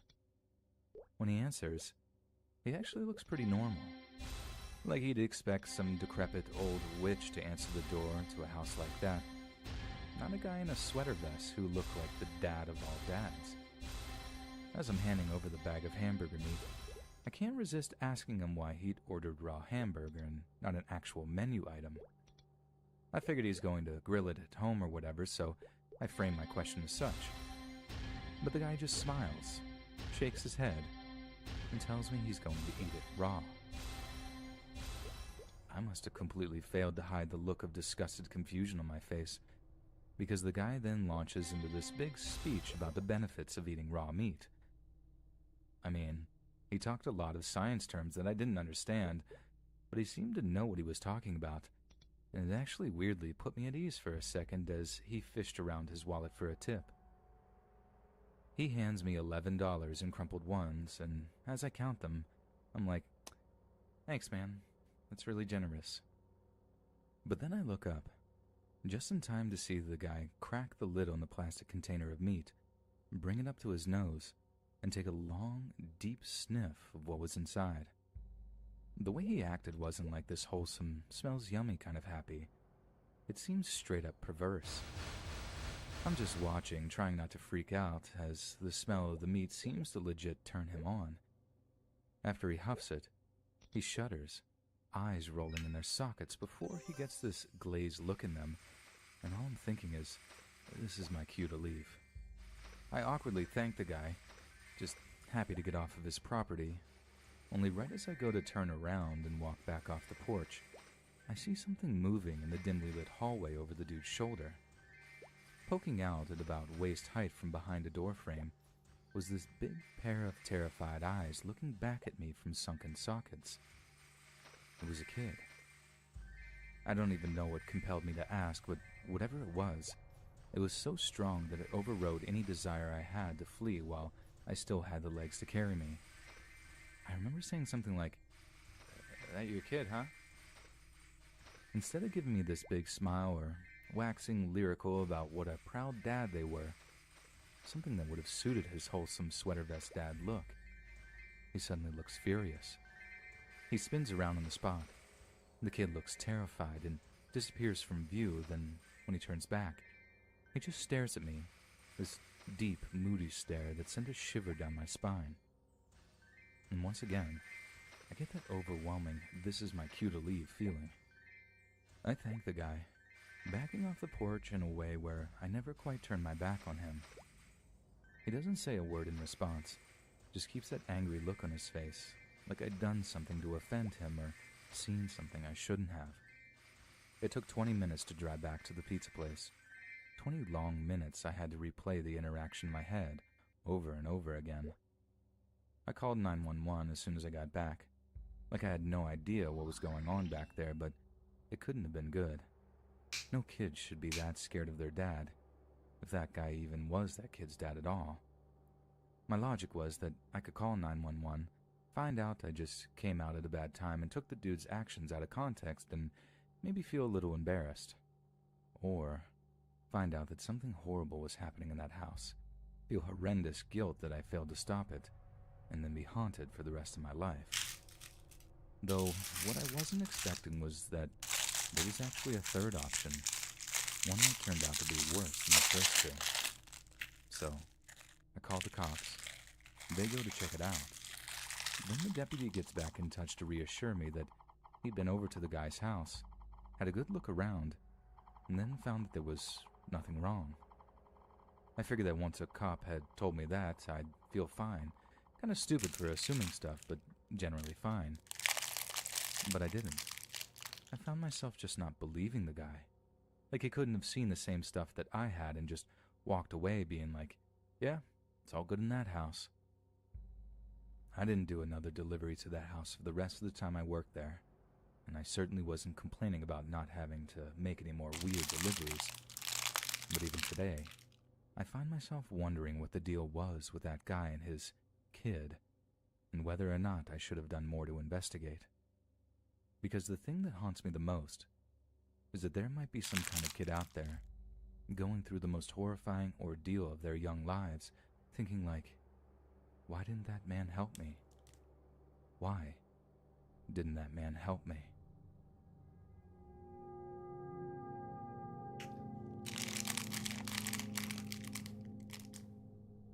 So I'm pretty sure there are identical services in America, but over here in England, you can get your supermarket of choice to deliver your shopping or groceries directly to your home. After you make your order, some hard-working, handsome, diligent driver person will load your food into a van, drive it out to you, and personally deliver them with a smile. And if you're lucky enough to live in Nottingham, then that handsome driver person might well be me. Since the whole pandemic thing started, the number of people using Asda's delivery service has shot up. In the run-up to Christmas, I worked 8 days straight, from 7 in the morning to 8 in the evening, with hardly any kind of break to keep me sane. It was exhausting, completely and utterly exhausting, and that's the insane level of fatigue I was feeling that takes the blame for the story I have for you today. So, as I'm making quite a large delivery one night, and the roads are pretty quiet, I see blue flashing lights in my rearview mirror. I give it a few seconds, and the lights are still behind me, so obviously I pull over to the side of the road to await further instructions. It's about then that I realize that it's not a normal-looking police car.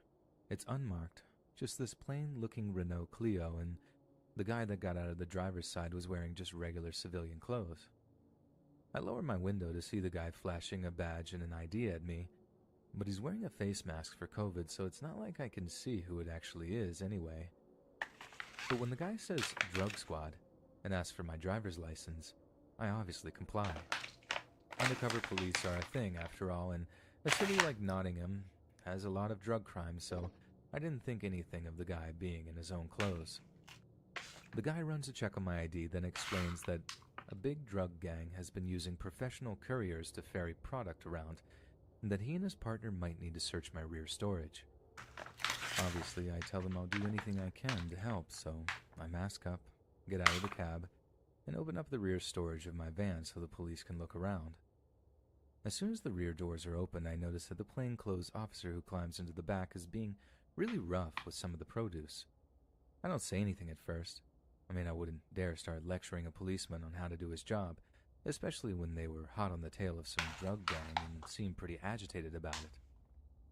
His partner then asked me if he can search the cab of my van, so I open it up for him, and he too starts rummaging around the glove box and stuff, being just as rough and inconsiderate as the officer in the back.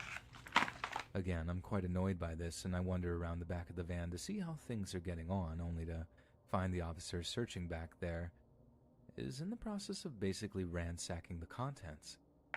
He's shoving things off shelves, tossing fragile items out the back door. It was outrageous behavior. I finally find it in me to speak up and ask the officer in quite a loud but polite tone to please not be so rough with the produce. "Shut your mouth," was always said in reply, without skipping a beat too. It was such a rude response that I was actually a little bit dumbstruck for a second. I dealt with some impatient police officers before, but this was something else entirely. I tell him there's no need for that kind of attitude, as I am being perfectly cooperative. But by that point, his colleague has joined me after searching the cab and decides to play the good side of this good cop, bad cop routine. He apologizes for the inconvenience, assures me of the importance of their work, and then says that he has to search me too, since I might be hiding something on me. By then, I was already late for my scheduled delivery. That ship had sailed, so I figured I might as well just be a good little citizen and continue to help the police as much as I could. So then right there, parked up on a dark, deserted street, this masked-up officer starts frisking my pants and jacket for anything I should have on me. It was just like a routine stop and search at first, nothing out of the ordinary. But then the bloke asked me to take off my jacket so he can search it more thoroughly.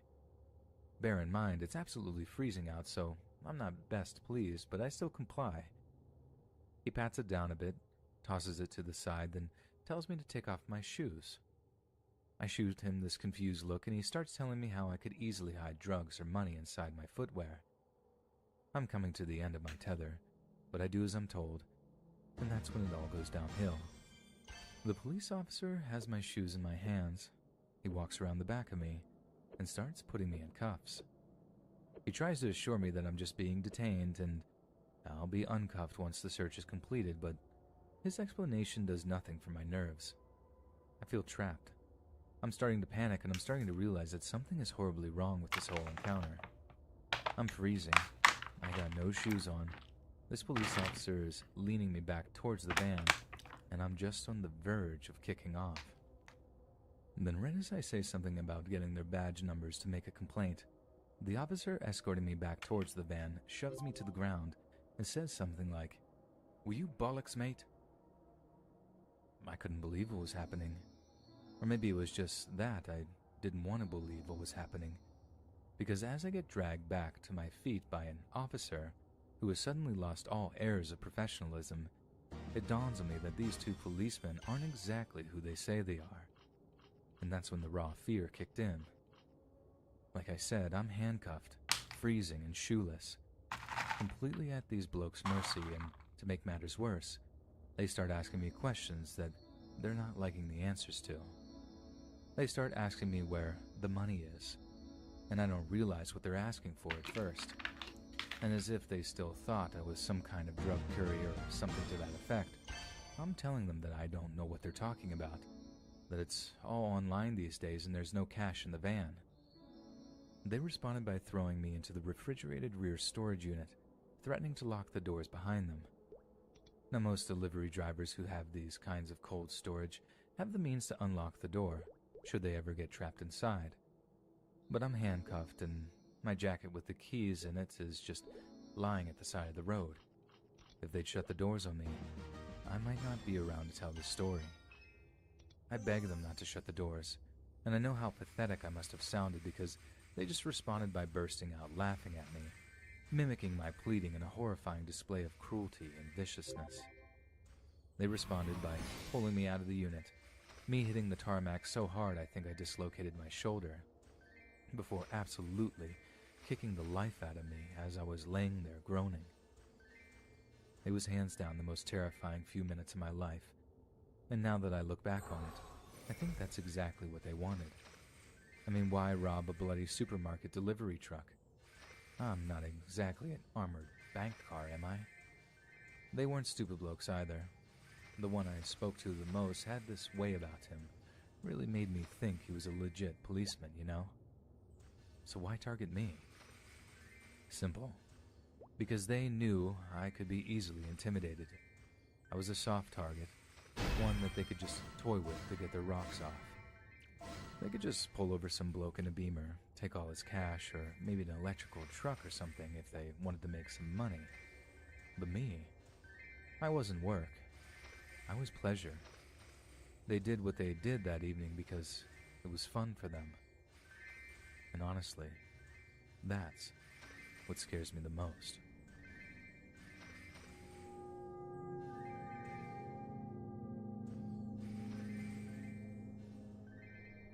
The creation of apps like Uber Eats, DoorDash, and Postmates marked the dawn of a new age in food delivery services. 10 years ago, pink-eyed teenagers everywhere envisioned a day when they could get McDonald's delivered to their smoky apartment doors. But now, what was nothing more than a Munchies-induced fantasy has become a concrete reality, creating new means of employment as well as satisfying appetites all over the country. For one of these newly employed delivery drivers, Sonia King, a DoorDash driver's account gave her the ability to plan her work around her busy home life. She could log on during a public holiday, Cinco de Mayo for example, and watch the cash roll in as she delivered tacos, burritos, and enchiladas all over the city of Atlanta, Georgia. But little did Sonia know that the first job of the day would be her last, and would involve a brush with death that left her shaken and traumatized.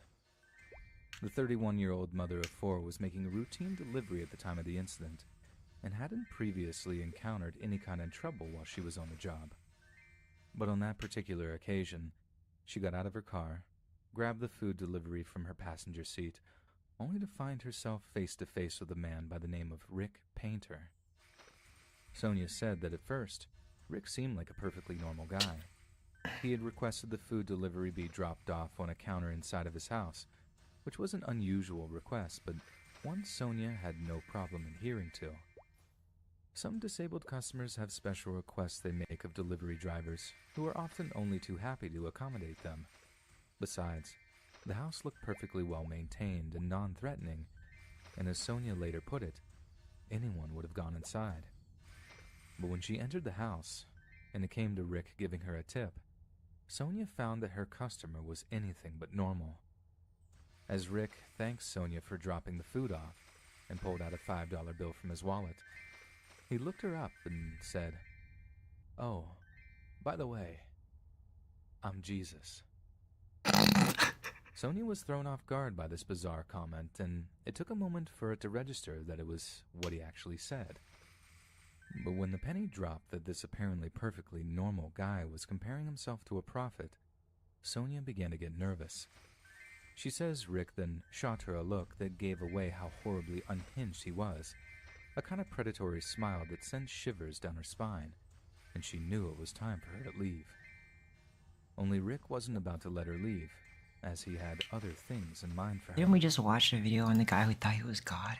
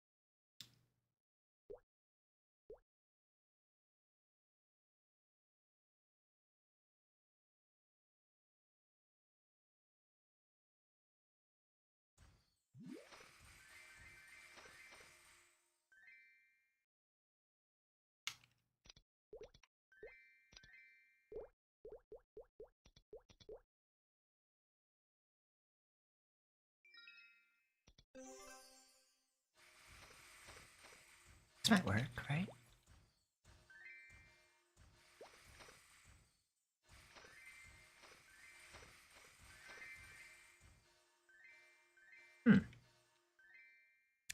But thought this wouldn't be as good since there was no Star Force. Still better.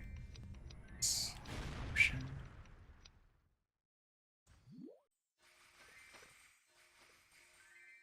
Still nice.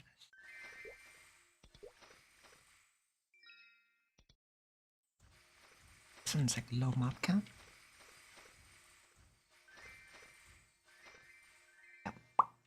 Aliens suck.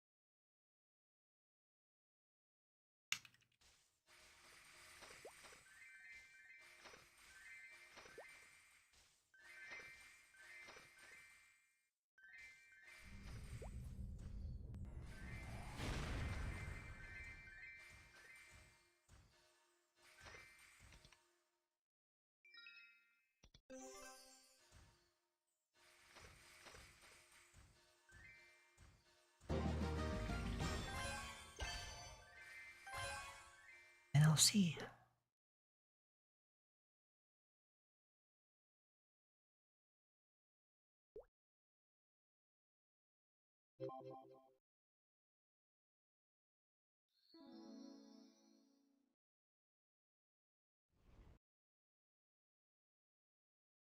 At this point, it's important to note that Sonia is a practicing Muslim and wears the full face covering more commonly known as a niqab.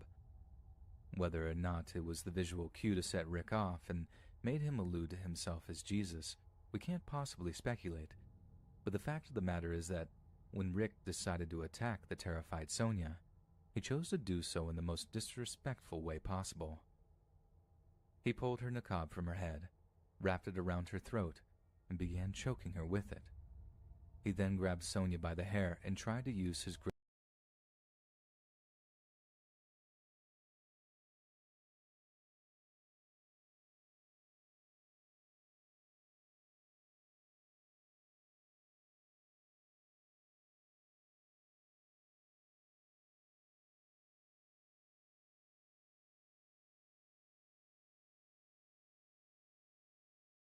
The residents of a closed city have been afraid of an unknown disease all their lives, but it turns out the residents of a closed city have been afraid of an unknown disease all their lives, but it turns out that the rich invented it in order to prevent the poor from believing in themselves and breathing the same air as them.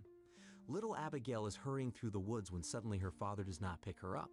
The old man shows the girl how to find her way properly by navigating by the stars, and the company hurries home. On Main Street, Jonathan and Abigail Foster are met by the head of the security department, William Garrett. The girl happily throws herself on his neck, but the old man is not very happy to see an employee. He immediately guesses that the patrolman came for him. All the scientist has to do is ask Garrett for some time so he can put his daughter to bed one last time. Abigail walks into her father's office and sees him hiding something in a stash behind the mirror.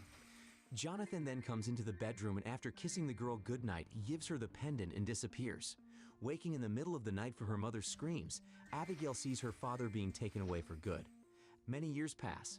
After waking up from a nighttime flight, Abigail finds a note with the address of a meeting place, and she heads there across town. In the streets at this time, a speech is repeated that all of the city's residents are under threat. An unknown disease has been raging for years, and the government is culling the infected with a special device, sending them to be lethally injected. To keep the city safe, it has long been surrounded by a high fence, behind which no one can get. As darkness falls, a curfew is declared in the city, but two groups of troublemakers, rich and poor teenagers, meet on the outskirts of town. The majors brag that they have a poor boy as a hostage, but Abigail stands up for the boy and offers Jan, the leader of the gang, a deal if she is the first to light the lantern on the top floor of the abandoned building. He will let the boy go, but if Jan does it first, Abigail will become his hostage instead of his friend. While the rivals are competing, their friends fall into the hands of the patrol, but despite this, Abigail climbs to the topmost tower and sets fire to the lantern instead of hiding or escaping. She has to fight a security agent, and after removing his mask, the girl sees Uncle Roy, her father's friend who betrayed him. She recalls an episode from her childhood in which old Jonathan shared some secrets with Roy. Abigail's memories are interrupted by her mother, who reminds the girl of Frontier Day. Margaret asks her daughter to go get flour, but the girl is afraid to get out from under the covers, expecting someone to come for her. Abby only has to agree when her mother attracts the attention of passersby, trying to shame the lazy girl. No sooner does Abby step outside than a patrolman follows her. When she returns home, she hides around a corner, and her mother lowers an earthen pot on her pursuer's head. Margaret panics and packs her things, but her daughter reassures her that Roy will not give them away, for he himself is breaking the law by visiting his wife. Besides, he was taken on the same date as Jonathan, which means that there is a chance that the old man is also alive. Once Roy comes to his senses, he has to answer questions to keep the women from revealing his terrible secret. Abby and Margaret go to a Boundary Day celebration in the evening. While the crowd is engrossed in the speech, the girl escapes and heads for the tunnels, a map of which she took from Roy's interrogation. Along the way, Abigail becomes an unwitting witness to an interrogation in which Garrett gets rid of those who ignored his questions. Abigail climbs into the home of Evan, another of her father's comrades, who Roy says should know of Jonathan's whereabouts. The girl finds valuable documents, but she fails to leave in time, so she hides under a table. Another Lumi? Just There she speedrunning. manages to Speedrun level. overhear a conversation between Ethan, from which it becomes clear that he is about to leave town, and the girl climbs into the trunk of his car to get out, not realizing she is being followed. Blake's road is blocked by an unknown man in a cloak and carrying a gun. He takes the counselor hostage, and Ethan has to tell the checkpoint that the truck full of people is his security. The cars stop outside the building where the infected detainees are being held. As Ethan and the stranger leave, Abby climbs out of the trunk and looks around, spotting a huge flying machine above her head where the rich government men live. Sneaking inside, Abigail finds the entrance to the prison, but when she is spotted and returns to the street, something terrible is going on. Their bodies are flying in a cloud of smoke, and it is not at all clear who with whom is fighting. The girl is caught in a strange flash and falls to the ground.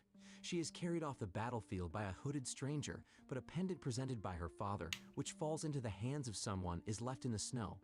Abigail is brought to the camp, but she never regains consciousness, remembering the day she spent with her father then. He took her to the wall, but the old man refused to talk about what was behind her, shifting the conversation to a tale about a king who did not want anyone else's eyes to shine but his. After coming to her senses, Abigail tries to escape, but once outside, she realizes that she is in a wonderful, magical, and kind world. The girl is approached by Spencer. He promises to teach her everything, because the girl is one of those in whom abilities have been awakened, and now she finds herself in a world among similarly gifted people that the security department is trying to get rid of. Spencer brings the new girl to Marcus, the local wizard. There, Abby learns that there is no epidemic. It's a cover-up the authorities invented to take people with a special gift and not share power with them. Norman, a weirdo inventor, shows up at the shop. He shows his guest a trick on the pages of a book, but Marcus chases the guy away, instructing him to fix some device. Abby notices the unusual thing, and curiosity causes her to take the device without permission, launching accidental streams of sparks down the street. Panic ensues on the block as a townsman informs everyone that the faceless men are approaching. Within seconds, the magical street turns into a neighborhood of beggarly scum, and only a couple of people in poor man's suits remain on the street. The patrolmen leave, not wanting to get dirty, and the street begins to come alive. Spencer stops Bale and asks him to train Abby, who according to the old man has extraordinary strength. The girl is brought into the hall and sees her father's picture on a booth with pictures of criminals. She doesn't have time to discuss it with the rebels. Bale gives her a few minutes to get ready and start training. Abby fails the training, and Bale bans her from participating in the war. After finding out who her father is, the guy warns his guest that he will personally turn her into the inspector for trying to escape. Abigail remembers her father showing her an adult reflection of herself. Thinking about it, she comes to see Spencer, who must teach her how to control her gift. The old man tells her about the magical devices, forgetting every couple of seconds what he just said. When the old man shows Abby the hiding place in the wall, she remembers her father's mirror. The girl escapes without explaining to Bale why she needs it, and the guy goes back to questioning the patrolman and arguing with the jealous Stella. Opening the stash, Abby finds her father's papers and a strange object in it. She is trying to figure out what it is when Margaret, who has had time to become very worried about her daughter, enters the room.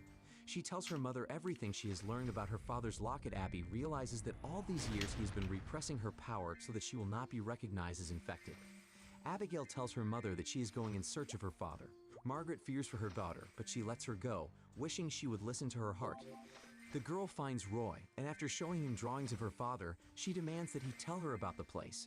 It turns out that all the gifted are being held in a special prison, for if they are killed, the gift will return to the city. Blackmailing the traitor, Abby arranges for him to meet her at midnight to lead her through the tunnels to the flying car that will take her to the prison. Abby returns to the rebel camp and tells them about the prison, offering to attack the prison together, but Bale orders the girl to shut up. Not trusting the daughter of Foster, who invented the diagnostic device, Bale chases the girl away with no intention of following her plan. Roy betrays Abigail and a black car comes for her at midnight. Garrett shows the girl her locket and offers to join the security department, and when Abby refuses, he orders Roy to kill her. For refusing, Garrett destroys Roy with a single blow, and the right to take out the girl goes to Ethan. Unlike his colleague, he easily agrees, but Bale comes to Abby's aid. He raises the ground and destroys the Faceless.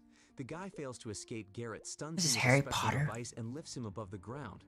This time it is Abigail who has to rescue her friend, after which she drags his wounded body back to the camp. Taking over for Marcus, Abby tends to her wounded friend.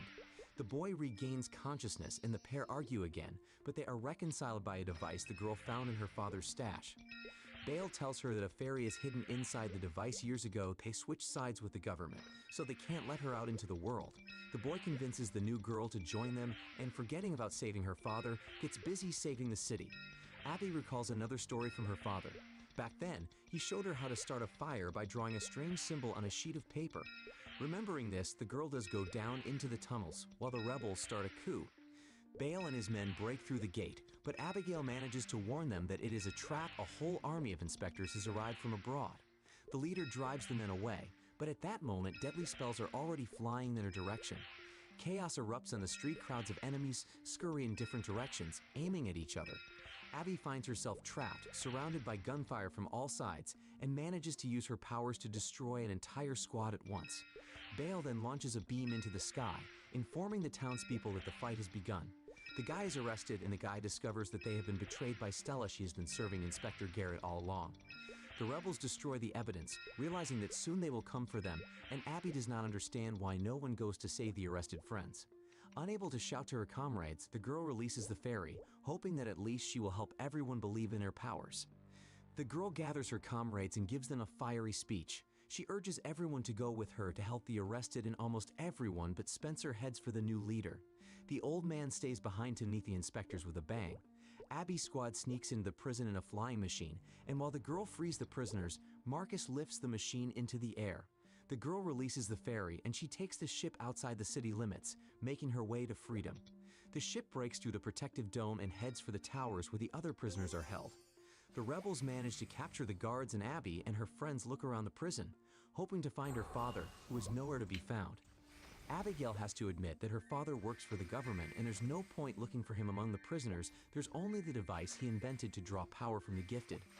The wrestlers make their way to the roof and see ships approaching the fort. Meanwhile, Abby is transported back to her childhood, and her father gives her clues to proceed. Abigail raises her head as her father always told her, and moving by his clues, she finds the right answer by connecting 3 devices of different kinds. The girl wants to gather the rays to destroy the device. Bale, meanwhile, is about to buy her girlfriend some time. Faceless men break into the fort, and caught in a smoke trap, they fall one by one, but then Garrett shows up in the hall and easily gets rid of the rebels, destroying almost the entire squad. Something doesn't work out for Abby, and she returns to her father in flashbacks to ask for his help. The old man shows his daughter this flashback how he destroyed himself so he wouldn't help Garrett destroy the special ones. Garrett injures Bale badly. When the inspector is about to finish off the rebel, Stella covers him with her body. Abby manages to solve her father's latest riddle, and she finds a way to destroy the device the very moment Bale destroys Garrett. A wave passes through the city, freeing people. In her memory, Abigail tells her father that she has succeeded. Now a new story begins for both the city and Abigail and Bale. The fuck?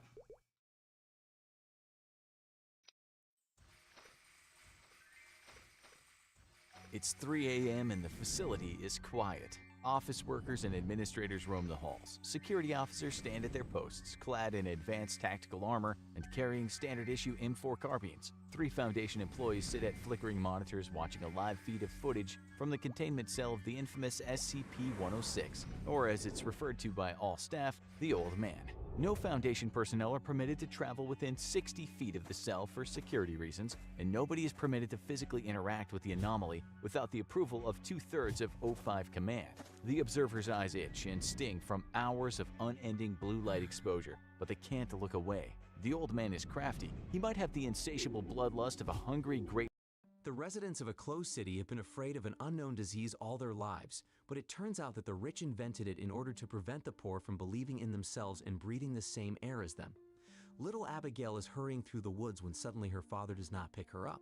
The Old Man shows the girl how to find her way properly by navigating by the stars, and the company hurries home. On Main Street, in 1968, 2 epidemiologists appear on a TV show explaining their worries for the future. One of them is worried about newfound viruses traveling around the world because of planes, but the other one thinks humanity always beats viruses and that they should worry more about fungi. Right now fungi don't sound like a big deal because they're only capable of controlling animals, but if climate change keeps affecting the temperature of our planet, fungi could evolve to the point where they could control humans as well. Unfortunately, neither the host nor the other epidemiologist takes him seriously. In 2003, Sarah begins her day making breakfast as a birthday present for her father Joel, and her uncle Tommy joins them as well. While they eat, they hear on the radio that there have been some disturbances in Indonesia. Before leaving for school, Sarah secretly searches Joel's drawers to take his broken watch and some money to fix it, although she can't help but be curious about a knife her dad has hidden as well. When their family leaves the house, they find their neighbor Danny taking care of his Nana, who lives in a catatonic state in her wheelchair. Danny tells them they haven't visited in a while, so Joel makes up an excuse about being busy but promises Sarah will come by later. Later after class, Sarah goes downtown to get Joel's watch fixed. While the clocksmith is working on the watch, his wife suddenly shows up looking quite scared and closes the shop 4 hours later. The clocksmith doesn't understand what's going on, but he hurries to finish his work so Sarah can leave. Afterward, Sarah visits her neighbors, and Danny's wife Connie shares some cookies while Sarah pets the dog Mercy. Sarah comments that she saw lots of police and trouble on the road on her way here, but Connie hasn't heard anything on the news. The house has a big DVD collection and Sarah is so busy browsing it that she doesn't notice Nana having a strange kind of seizure even if she isn't supposed to be able to move. Sarah chooses one of the movies to borrow, and on her way out, she notices Mercy staring at Nana curiously. When she goes home, Sarah notices a bunch of army planes flying really low over the town. Later she hears on TV that there has been a rash of violent incidents across the city, but the police blame it on a new illegal upper hitting the streets. The TV is quickly turned off when Joel comes home and Sarah gives him the fixed clock as a birthday present.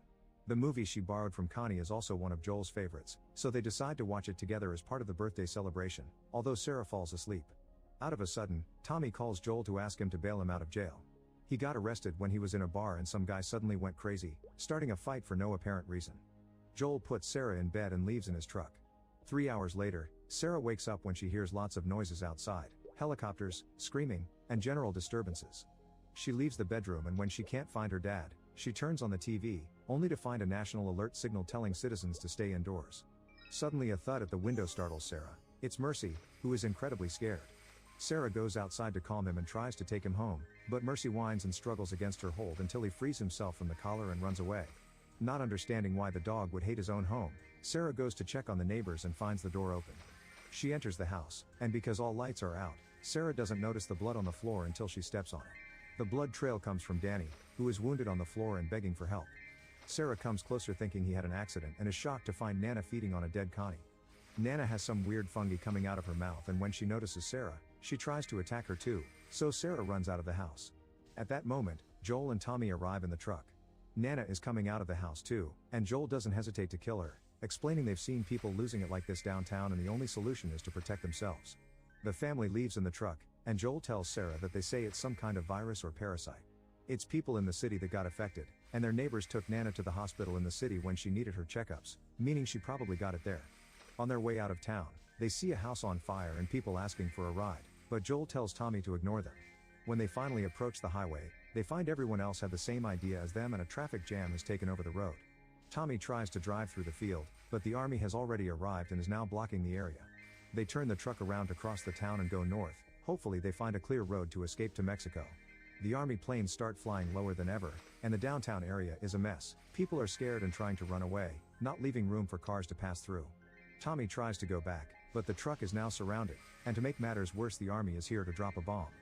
The truck is hit by the explosion and the family gets knocked out for a few seconds. When Sarah wakes up, she finds her ankle is hurt, and Joel has to carefully help her out of the truck. At that moment, a car crashes against the truck and starts a fire, blocking the alley where Tommy had been standing. The brothers agree to meet outside town and Joel picks up Sarah to go faster, making his way through the streets that are now filled with infected people feeding on the innocent. An infected man sees them and begins to chase them, so Joel begins running inside shops and houses to try to lose him. The infected guy doesn't give up and follows them until they make it back outside, where he's about to jump on them when suddenly he gets shot by a soldier. Joel asks for help, explaining they aren't sick, but the soldier receives orders to kill them anyway. When the man shoots, Joel jumps out of the way, dropping Sarah when a bullet brushes the side of his body. The soldier is about to try again, but at that moment Tommy shows up, killing the soldier first. Joel rushes to check on Sarah and is devastated to discover the bullet had only brushed him because Sarah got the worst of it. He tries to stop the bleeding and tell Sarah that it's going to be okay, but Sarah clings to him in fear before dying in her father's arms. 20 years later, Boston has become a quarantined wasteland with its borders constantly being watched over by the army. People do whatever little jobs they're offered by the government, but it's barely a life. One morning, a young child that was lost outside comes seeking asylum, and the soldiers let the kid in to do the obligatory checks. A soldier tells the child that everything is going to be okay, but the testing machine unfortunately indicates infection, so the kid is given a lethal injection. Moments later, the kid's body is sent on a truck to the pyre where they get rid of infected organisms. Joel works here sometimes, and after so long he isn't disturbed by the fact he has to throw young bodies into the fire. He often asks for other jobs like street sweeping or whatever will get him paid, but in secret, he's also working as a smuggler. One afternoon, he attends the public punishment of a group of people that tried to enter the quarantine zone without authorization. There he finds a soldier that buys illegal uppers from him, paying with money but also cigarettes. The soldier also informs him he's finally found a vehicle he can sell to Joel, and they agree to do the transaction in a few days when the soldiers that can be bribed will be guarding. For now, the soldier advises him to stay home at night because a resistance movement known as the Fireflies is causing lots of disturbances, and the guards will shoot on sight without checking your identity first. The truck the soldier can get his hands on won't have a battery, so Joel's friend Tess is negotiating with a dealer to acquire one. In fact, she already paid to get one, but the dealer sold the battery to someone else yet spent her money anyway. The dealer's bodyguards mistakenly beat Tess up when she came to demand answers, and now the dealer doesn't want to let her go because he's afraid of Joel and what he'll do to his reputation. Their conversation is suddenly interrupted by an explosion outside that blows up the wall and hits everyone inside. When Tess finally looks up, the dealer is gone, thus she takes the chance to leave the building through the hole in the wall, discovering someone had set the bomb on an army truck. Tess tries to get away as the alarm tells the citizens to clear the area, but as soon as she turns around the corner, she discovers the Fireflies and the army are shooting at each other in the middle of the streets. With her hands up, Tess asks the army for help, swearing she isn't a Firefly, but she gets arrested anyway. Meanwhile, in the Fireflies' hideout, Ellie hears all the disturbances outside while being chained to a heater, which has been her situation for weeks now. She told the Fireflies that her name is Veronica, and whenever a doctor comes to check she's still healthy, Ellie meets them with sass, tired of having to do the same tests every day without being given any explanations. In the afternoon, Joel goes to see a friend that has a whole radio set up and people pay him to send messages to the outside world. Joel offers the cigarettes the soldier gave him in exchange for news about Tommy, who escaped to Wyoming years ago. They haven't heard from him in 3 weeks, which is unusual for him, and today there isn't any news either. Joel gets tired of waiting and asks for the location of the Wyoming tower. His friend gives it to him but also points out this is a bad idea because the open country is full of dangers, like the infected and also slavers. When Joel goes home, he retrieves all the tools he's been hiding under his floor for his eventual escape and begins preparing a plan on the map to reach the Wyoming tower. He also gets drunk, and it's revealed then that his watch is broken again, but he continues to wear it to remember his daughter. Eventually he falls asleep, and when Tess finally comes home, she just joins him instead of waking him up. The next morning, Joel notices Tess' wounds and she tells him what happened with the dealer. Joel gets furious because he's desperate for that battery in order to look for Tommy, so Tess promises him they'll find out who bought the battery and get it back by force. In the meantime, in the Fireflies' hideout, leader Marlene is being questioned by her followers. They want freedom and democracy as much as she does, but they don't understand why they have to play guards for a random girl chained in a room and why they keep blowing up meaningless army targets, which is causing them to lose people. Marlene explains the targets weren't random. They're keeping the army distracted and away from their hideout because tonight, they're leaving for good in order to take Ellie west to the radio tower in Salem.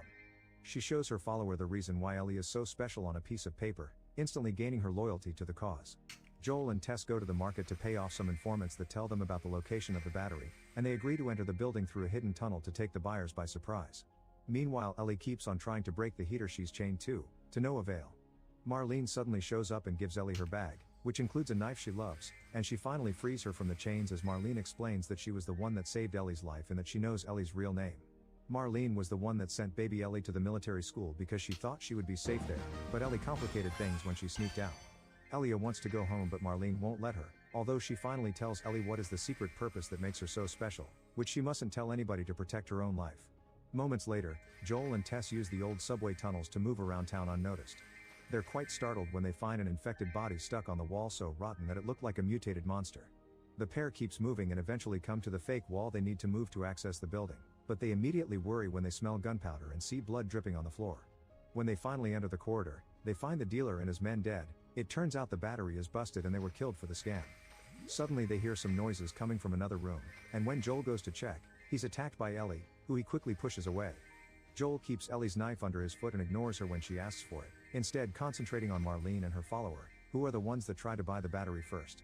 Joel accuses Marlene of being the one that turned Tommy against him, but Marlene doesn't have time for an argument and explains they need to get Ellie out of the quarantine zone tonight. Since she and her friend are hurt, they can't do it anymore, and Marlene wants Joel to do it instead since he's a smuggler. There's a team of fireflies waiting at the old state house, and Marlene promises they'll pay Joel with all the supplies he wants if he takes Ellie there without a scratch. Joel and Tess discuss things and accept the deal, but Ellie doesn't like it and Marlene has to convince her it's their only option. Ellie gets her knife back and grabs her bag before leaving with Joel and Tess. They need to wait for the night to fall, so for now they'll stay at Joel's place. While looking around the apartment, Ellie finds a book about billboard hits with a note inside that indicates some sort of smuggling code. A song from the 60s meant no news and something from the 70s equaled new stock, but the 80s only has a red cross next to it. She asks Joel the meaning behind the cross, but Joel refuses to answer and decides to take a nap until it's time to leave. Some hours later, Joel wakes up and hears Ellie say she looks forward to being on the other side of the wall because she's never left the city in her entire life. He wonders if Ellie is the daughter of some important leader, but Ellie doesn't share her story. Instead, she tells Joel that she heard "Wake Me Up Before You Go" on the radio, which instantly scares Joel. Ellie smiles and explains it was just a prank to confirm her suspicions about the code. An 80s song equals trouble. At that moment, Tess shows up and announces it's time to go. The army patrols the streets at night to remind the citizens of the curfew, but Tess and Joel have a special smuggling tunnel that leaves them right outside the border. Ellie can't believe she's outside and is amazed by a sky with no buildings. The trio sneaks around, hiding behind trash or inside pipes not to be found by the army lights, but when they turn around an old wall, they bump into a soldier that is relieving himself. The man immediately makes them fall to their knees, ignoring Tess' bribe offer, and he uses a testing machine to check if they're infected. Joel and Tess are fine, but when he approaches Ellie, she stabs his leg with her knife. The soldier points his weapon at Ellie intending to kill her, and Joel is reminded of the night he lost Sarah. Triggered by the memory, Joel jumps on the soldier and beats him up until he's dead while Ellie watches. Tess picks up the soldier's testing machine and is shocked to discover Ellie is infected, showing it to Joel with fear in her voice. Ellie immediately jumps in to show the marks on her arm that prove she's had the infection for days but it hasn't spread, meaning she's immune and she won't turn. They can hear the army coming closer, so they decide to leave this discussion for later and escape through a hole in the fence, finally leaving the city behind for good. Meanwhile, in Joel's apartment, the radio starts playing the 80s hit "Never Let Me Down Again." Make sure to subscribe and turn on notifications so you can watch more videos like this. Thanks for watching. That finished. That's actually been finished. Well, was this Resident Evil? By the beginning of the 21st century, the Umbrella Corporation has become the largest commercial entity in the USA. Most homes use their products. In the year 1963, the fear caused by the potential destruction of the planet by nuclear weapons caused the American government to start a project called Form their dad and leader Jacob and what they saw, but Jacob forbids them. In 2029, a mysterious global blackout led to decades of chaos and anarchy. The old nations disappeared and countless microstates known as tribes emerged, developing their own cultural identities. It's now 2071 and a trio of siblings from the Origines tribe is out in the wild hunting when suddenly a hover jet flies over them and crashes nearby. Keanu and Lilia want to go check it out, but Liv points out it's extremely dangerous, so they should go back to their village and let the elder leader know first. Meanwhile, in the Crow's tribe, Varvara goes to see tribe leader Yavar to inform him her men detected an Atlantean plane crashing in the wild. Yvonne wants Atlantean technology to rule the continent, so he gives Varvara permission and resources to go looking for the plane. One of Yvonne's men warns him that this would mean breaking into the lands of the Crimson Tribe and it could spark a war, but Yvonne doesn't care. Back to the siblings, they inform their dad and leader Jacob and what they saw, but Jacob forbids them from searching for the plane because the Origines tribe has survived by staying out of the affairs of outsiders. For now, the tribe will concentrate on throwing a party for Lilia's initiation. After a heartful speech, everyone begins celebrating, and Liv talks to Jacob to convince him they should check the plane because someone may need help. The next morning, Jacob takes his children and Mark with him to go to the crash site. When they find the plane, they notice the pilot is gone, and there are bullet holes all over it. The kids think the plane came from the old world, but the adults correct them, because they never saw a plane like this before. While everyone talks, Lilia looks around and finds a strange black cube that he keeps for himself. Jacob and Mark decide they'll investigate on their own and send everyone else back to the village. Lilia splits from the group and goes to his secret hideout, where he keeps all kinds of treasures from the old world. A noise suddenly startles him and he discovers that the Atlantean pilot is hiding there. The man is severely wounded, but he keeps talking about the cube, explaining how important it is to his people. Lilia wants to go back to the village for medicine and promises to come back soon, so the pilot asks him to keep his presence a secret because too many people are looking for him. When he returns to the village, Lilia grabs a bunch of medical supplies and hides the cube in a chest. Unfortunately, his siblings catch him red-handed and ask him to take him to the pilot. At the hideout, Liv takes a look at the pilot's wounds and decides they need to take him back to the village for proper care or he'll die. The siblings carry the pilot out while unaware that a crow named Gryada is following them.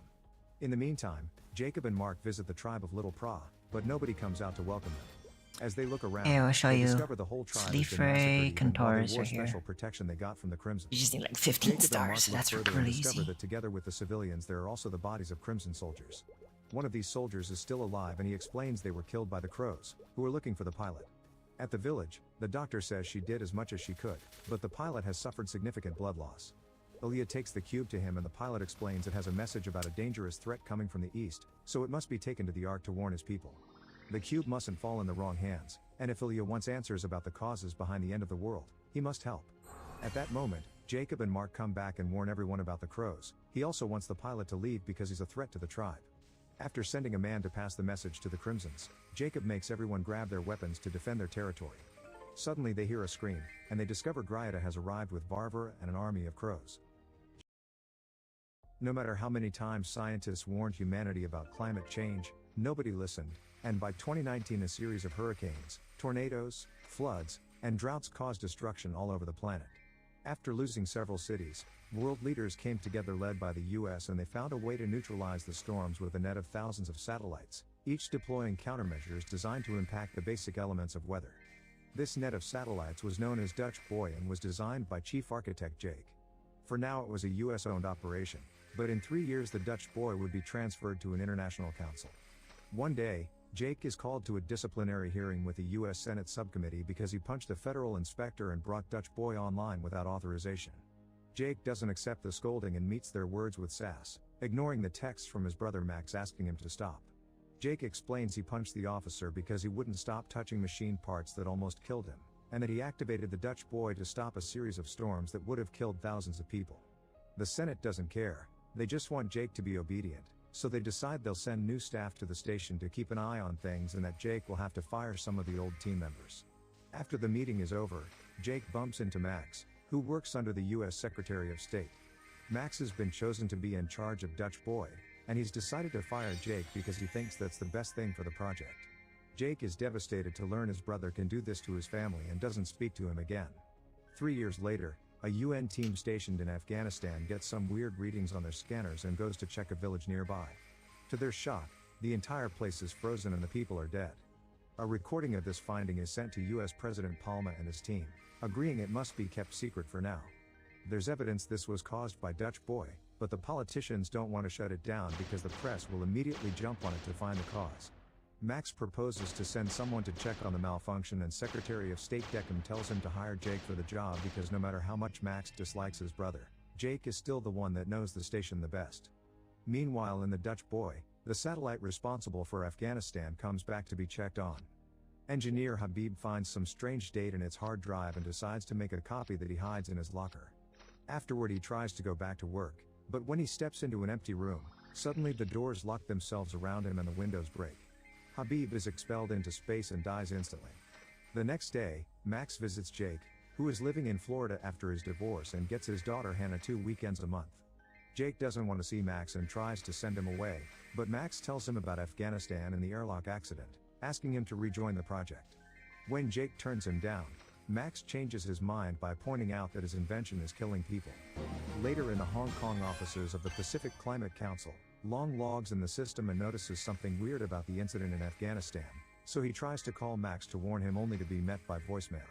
Afterward he goes to the market to get some groceries, noticing how hot it is. In fact, the heat is so bad that a cat is trying to stay inside the market fridge, and when Long accidentally drops his eggs, they fry on the pavement. Suddenly the ground starts shaking and Long notices fire whirls destroying the streets. He immediately escapes in his car, driving around all the panicking people and the constant crumbling of the buildings. Long doesn't stop until he reaches the road outside the city and the temperature lowering indicates he's out of reach. But when he turns around he discovers Hong Kong is now in ruins. When it's time for Jake to leave, Hannah cries because she thinks Jake won't return and he's always been hard to rely on, but Jake promises he'll be back. Moments later, Jake is boarding a shuttle and flying to the Dutch boy, feeling at home again in space. He meets Commander Fassbender, the chief scientist of the station, and she introduces him to her main team, which includes security officer Doucette and system analyst Duncan. They think the incident in Hong Kong was a gas explosion because that's what the news said, but Jake is sure it was caused by the same thing that froze the village. Meanwhile on Earth, Max is spending time with his girlfriend Sarah, who is part of the President's Secret Service. They're interrupted by a call from Long, who informs Max of the heat he felt before the incident happened, meaning it wasn't a gas pipe. He's tried to check on the Dutch boy to confirm his theory, but his account has been blocked, and Max discovers so has his. Someone in the government is covering up a system defect, and this has the potential to cause a geostorm, which consists of simultaneous catastrophic weather events triggered all over the globe. Max promises to look into it, and after hanging up, he learns Sarah has been called to work because the president has decided to do a last-minute press briefing, which sounds rather sudden. At the office, Long continues to try to log in when the power goes out. He hears some voices coming from the corridor and rushes to hide.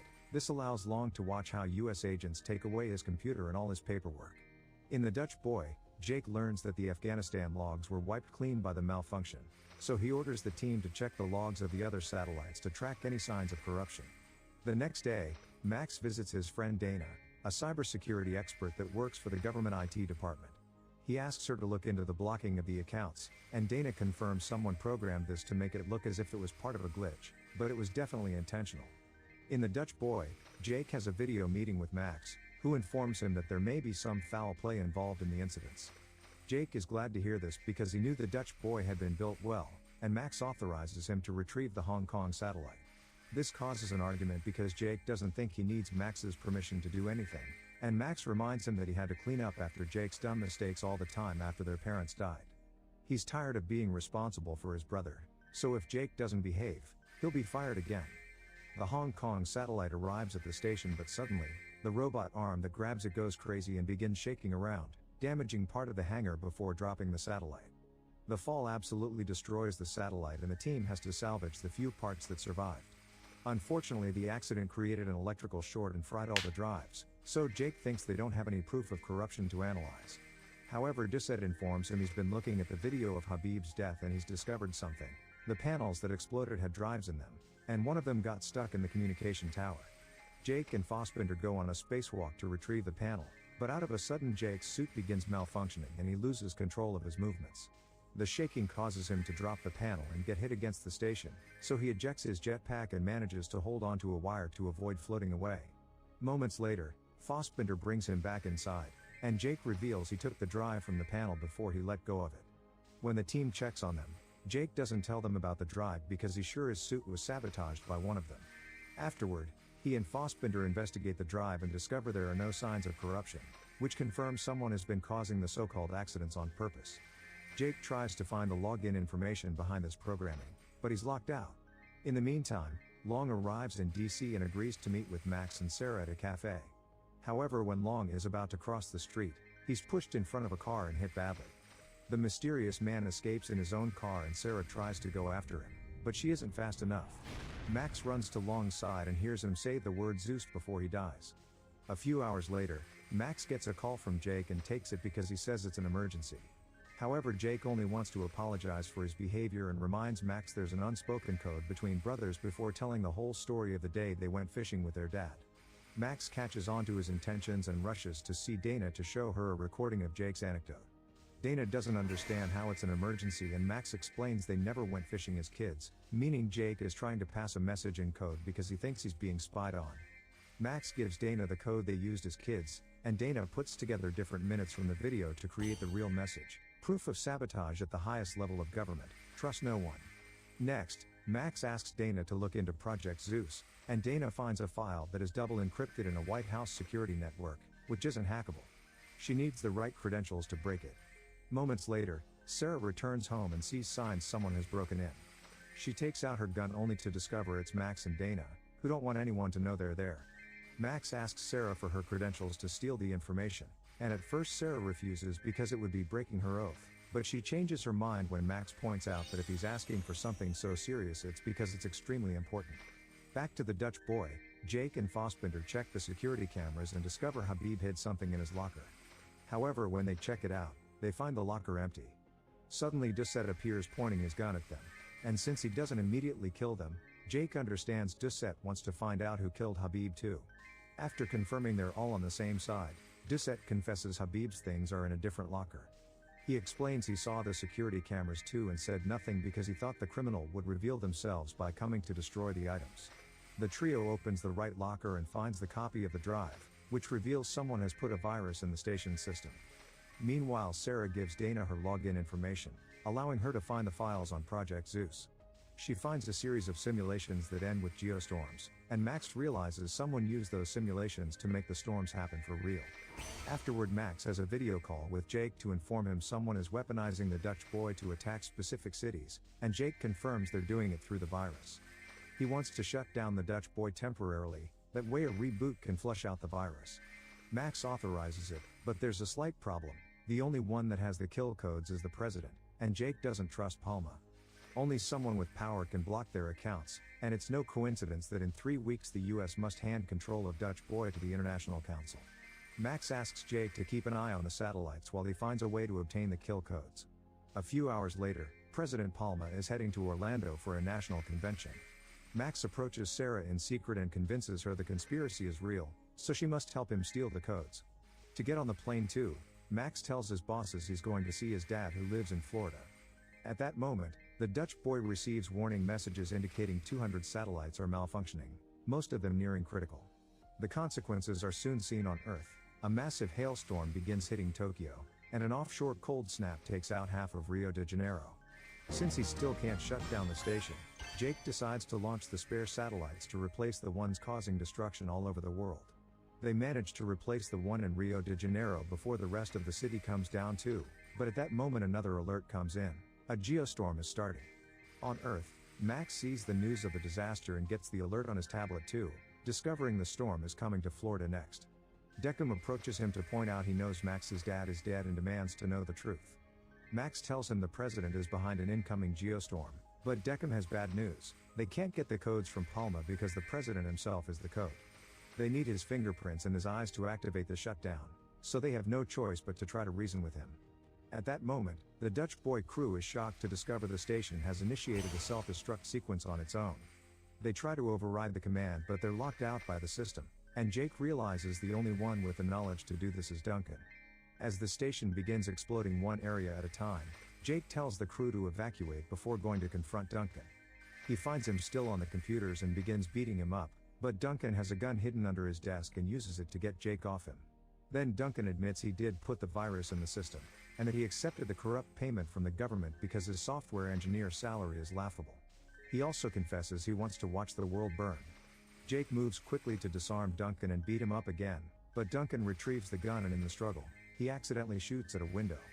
Immediately Jake runs into another room and locks the door while Duncan is ejected into space. Back in Florida, Deckham takes Max into a special room saying they'll talk to the president there, but it's all a trap. It turns out Deckham is the actual bad guy and the president knows nothing, so he tries to shoot Max for knowing too much. Max manages to escape through a back door and meets with Sarah, letting her know that a storm will kill everyone here, meaning Deckham will get rid of all the presidential candidates in one go. He gave Max control of the Dutch boy and told him to hire Jake on purpose, thinking the brothers' constant fighting would stop them from seeing the truth. Their only solution is to kidnap the president, so Max goes to get a car ready while Sarah shoots in the air, pretending she saw someone in the public about to shoot Palma. Emergency protocols are put into place while Sarah and another bodyguard escort the president, but as soon as they're alone in a corridor, Sarah knocks out the bodyguard and makes Palma come with her to a self-driving car Max hijacked. While everyone in the station evacuates, the geostorm hits Earth. Tornadoes appear in Mumbai, a major heatwave strikes Moscow, and a mega tsunami slams into Dubai. A lightning storm hits Florida, and Max and Sarah manage to get the president out right before the stadium is destroyed. Deckham escapes just in time too and sends his men after Palma, who is being told the whole truth by Max. Sarah has to drive like crazy to dodge the lightning, the destroyed roads, and the shots coming from Deckham's men. There isn't much time left, so Sarah decides to drive backward to shoot at most of the men, then hits their car with hers. The car flips and explodes when it's hit by lightning. Nearby, Deckham gives his bodyguard a rocket launcher to shoot at the car with the president. The rocket hits its target and the car explodes, but suddenly Sarah appears behind Deckham and captures him. She used the self-driving system to make the car move and set up the trap for Deckham. Now the police are coming to arrest him. Deckham tries to tell Palma he did it to get rid of their enemies and that he doesn't see it as genocide, because science is just playing God anyway, and he thinks Jake would agree since he invented such a powerful machine in the first place. Hearing his brother getting insulted causes Max to punch Deckham. The news begins covering all the natural disasters and the lack of response from the Dutch boy, which worries Hannah. While the last shuttle leaves, Jake decides to stay in the station because the reboot must be done manually. Fassbinder tries to stay too, but Jake sends her away. Meanwhile, Palma is taken to the Kennedy Space Center and he immediately activates the kill codes. However, the self-destruct sequence can't be reversed, so the brothers have to say goodbye in tears. They reconcile after all these years, and Max promises to take care of Hannah. As the station continues to self-destruct, Jake runs to put on his astronaut suit and tries to reach the computer, but the door won't take his code. Fortunately, he's surprised to discover Fassbinder did stay behind and she knows an alternate way to leave. Together they reach the computer and manually do the rebooting. Fassbinder flushes out the virus while Jake shuts down the satellites, successfully stopping the geostorm. At that moment the room explodes, and Jake and Fassbinder are left floating outside. Jake watches his creation die and discovers there's a satellite left, so they let the explosion wave push them toward it. The duo manages to get inside, but then the station finishes destroying itself and NASA loses contact with them, thus they can't control the satellite to bring it back. A light suddenly appears on the screen forming a mayday pattern. It turns out the satellite was pushed away by the explosion, meaning Jack and Fassbinder are fine. One of the evacuation shuttles goes back to pick them up, and a few hours later, everyone is safely back on Earth. Max reunites with Jake and they have their first hug in years. 6 months later, Jake, Max, and Hannah go fishing and find it boring, finally understanding why the siblings' dad never took them in the first place. Jake will return to space in a week to build a new station and wants a last happy moment with his family, but he promises he'll be back. Make sure to subscribe and turn on notifications so you can watch more videos like this. Thanks for watching.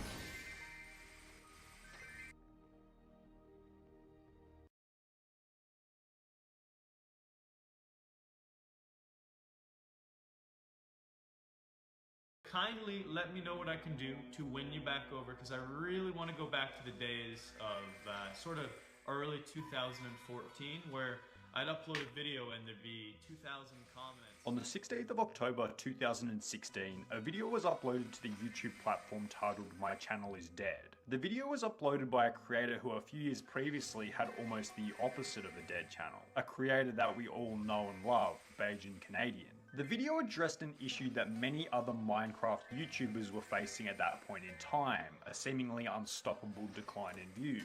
Between early 2014 and 2020, Beijing Canadian has gone from getting approximately 60 million views per month to around 1 million views per month, a drop of around 95% resulting in almost total irrelevancy. But how could such a decline occur?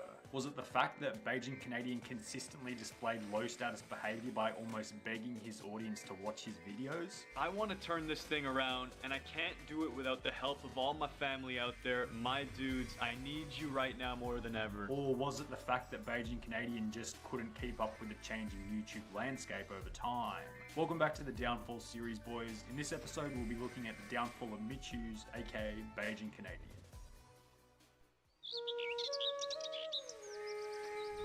The Beijing Canadian YouTube channel was created on the 4th of March 2010. But wait, was this really where Beijing Canadian started? On the official Beijing Canadian YouTube channel? Well, as it turns out, no. Beijing Canadian, or Mitch Hughes as he's known to those close to him, actually began his YouTube endeavors way back in early 2009 on a channel called Awesome Source Films. Awesome Source Films was a channel created by the now incredibly popular YouTuber Jerome ASF. And since branding or personality wasn't as important back then as it is now, Jerome decided to let some of his school friends upload their own videos to the channel. One of these friends was his good school friend Mitch, aka Beijing Canadian. Hey guys, what's going on? It's Mitch, or Beijing Canadian here from Awesome Sauce Films. Mitch's first YouTube appearance was not with Minecraft or Call of Duty or even a vlog for that matter. It was actually with the game RuneScape. Okay, so this is just a U-log guide. All it requires is level 60 or higher woodcutting. I figure it's pretty straightforward. Mitch's first YouTube video was extremely basic, simply showing people where they could cut logs in RuneScape on a map. And I'm just going to show you guys some simple locations. Since cutting a tree, all you need is an axe. I don't really have to explain much. After posting this first video, Mitch got the bug for content creation and decided to continue posting RuneScape videos on the Awesome Source Films channel. Alright, so you choose plank running, and I'm going to show you the ways of how to run a plank. As time progressed, the quality of the videos steadily increased, and as the quality of the videos increased, Mitch started to get more views. But there was an issue here. Mitch was getting bored of playing RuneScape. He wanted to try other games, but unfortunately didn't have access to them. Just at that point in my life, I didn't really have access to video games besides RuneScape. That was the only one. But this problem didn't last very long, because in January 2011, Mitch would feature in his first highly successful series on the channel titled Black Ops Zombies Quest for Round 50. Hey guys, what's going on? It's Mitch, or Beijing Canadian from Awesome Sauce Films, and I am here with Hey guys, what's going on? It's Matt or Ducham, and I'm here with Beijing Canadian from Awesome Sauce Films, and In this series, Mitch and another person from the channel, Matt, spent around 5 hours trying to get to wave 50 in Black Ops Zombies. I'm gonna estimate we're gonna be going at this for the next 5 hours. 3 hours, you know. At least 3 to 5 hours. That's where it's at. The content was highly relatable, as you could feel the energy slowly depleting over time, something that would happen to anyone playing for this long. I want this to end. This abstractly showed everyone that these YouTubers who everyone looked up to were just normal people who also got tired and just liked to play zombies in their spare time like everyone else. This series as a whole boosted the reputation of Mitch, and since it was so popular, Mitch continued to make more series type videos on the channel. Mitch's reputation was boosted so much that he decided to get his personal Beijing Canadian channel up and running, posting his first ever video in April 2011, only 3 months after blowing up from the zombie series. Hey guys, what's going on? It's Mitch, or Beijing Canadian, and today I've decided to do my gaming setup video. First video ever on the Beijing Canadian. Mitch continued to post videos on Awesome Source Films, but likely started posting on his personal channel in order to have his own branding and channel control. This fact could also be supported by the fact that other members of Awesome Source Films, such as Jerome ASF, were also starting personal channels at the same time. After posting his first video, Mitch continued his personal channel by posting similar series videos that were popular on Awesome Source Films, such as Zoo Tycoon. Hey guys, what's going on? It's Mitch, or Beijing Canadian, and what's this? This is Zoo Tycoon 2, people. And Fam. Alright, welcome everybody back to Amnesia. Thank you everybody for 3K. I just hit it like half an hour ago, whatever. Welcome to my Q&A video. This one being for 5,000 subscribers, and that's a crazy number. I did an Omegle fan meetup for 100K, so yesterday I hit 300,000 subscribers, which is a crazy amount. I really can't thank you guys enough. I want to thank you guys so much for 500K. I'm gonna hit this later on. Thank you guys honestly so much for 1 million subscribers. 2 million subs, guys! Thank you all for 3 million subscribers. It's 5 million subs. It's a number that just doesn't make sense anymore. The fact that I'm half for the last month or so, you may have noticed that I've been away. I went on this mental health journey. I realized that there's a lot going on in the world, and I know I just... The internet. Judge, jury, and executioner. An audience of individuals who are compassionate to those who follow the rules while simultaneously brutal to those who break them. Say the wrong thing, do the wrong thing, or follow the wrong path, and they'll wipe you out of the game without a shroud of remorse. Now, the creator we'll be looking at today is an interesting case study, as he's one of the very few YouTubers who's had the opportunity to observe both sides of the coin, almost in equal part. From an overwhelmingly respected gaming YouTuber pulling 40 million views per month alongside some of the biggest names in gaming, to a mere clown rejected by the very audience that made him so famous in the first place. An individual full of so much potential, building, growing, expanding before one or two stupid choices derailing a lifetime of hard work. This video will cover the whole story, from a nobody to a creative ideal to a clown in the laughingstocks bound for the graveyard of dead creators. Join me as we cover the rise and fall of Craig Thompson, aka Minilad.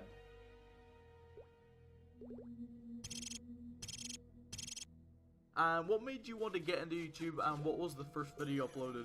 What made me get into YouTube was a few friends in school told me about this guy who's on... I want you to cast your mind back to early 2011, a time period representative of rage comic memes, the popularization of the iPhone, and where the only political debate was whether Black Ops 1 or Modern Warfare 2 was the better Call of Duty. The rise of internet accessibility brought about the opportunity for simple-minded individuals to share content on what was a very much new, rising popular media at the time, YouTube.com. At the time, YouTube was nothing in comparison to what it is today.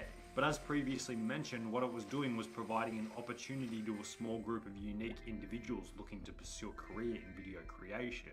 One of these select individuals was a simple 16-year-old high school student from Northern Ireland by the name of Craig Thompson, who at the time would have never expected the roller coaster of a journey he would encounter by taking the road less traveled.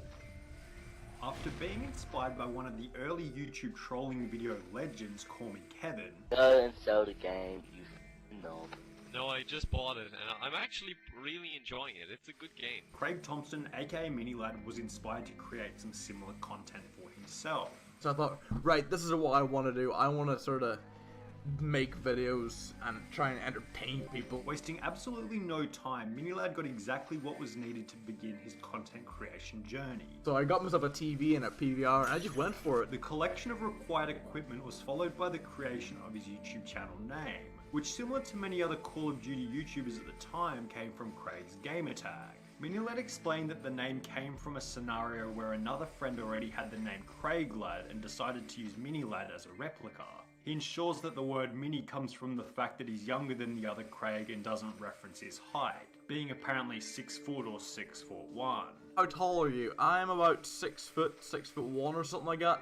But because my name is Minilad, people sort of assume I'm like 4'3" and just a complete midget. However, after seeing him stand next to Mini Minter, who is apparently 6'1", I'd question the legitimacy of his statement. However, Craig Thompson's height, or lack thereof, had no impact on his ability to begin pumping out content, because it wasn't long after the creation of the channel that the uploads would begin.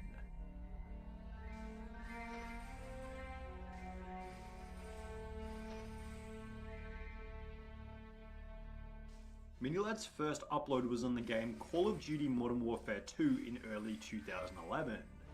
This is my new Xbox channel. My other channel was Epic Proportions, which I just put like... Minilad also states in his first video that he had a previous channel where he uploaded some content recorded with a Dazzle recorder. But I'm unable to find any information on this previous channel, so we're going to assume that it was deleted at some point. Following Minilad's first upload, Craig Thompson decided to employ the old strategy of trying to upload a bunch of different videos, none of which having any relation to each other, to see which one performs the best. The kind of content that was being uploaded was very similar to the other, let's be honest, garbage content that was being uploaded to the platform back in 2011.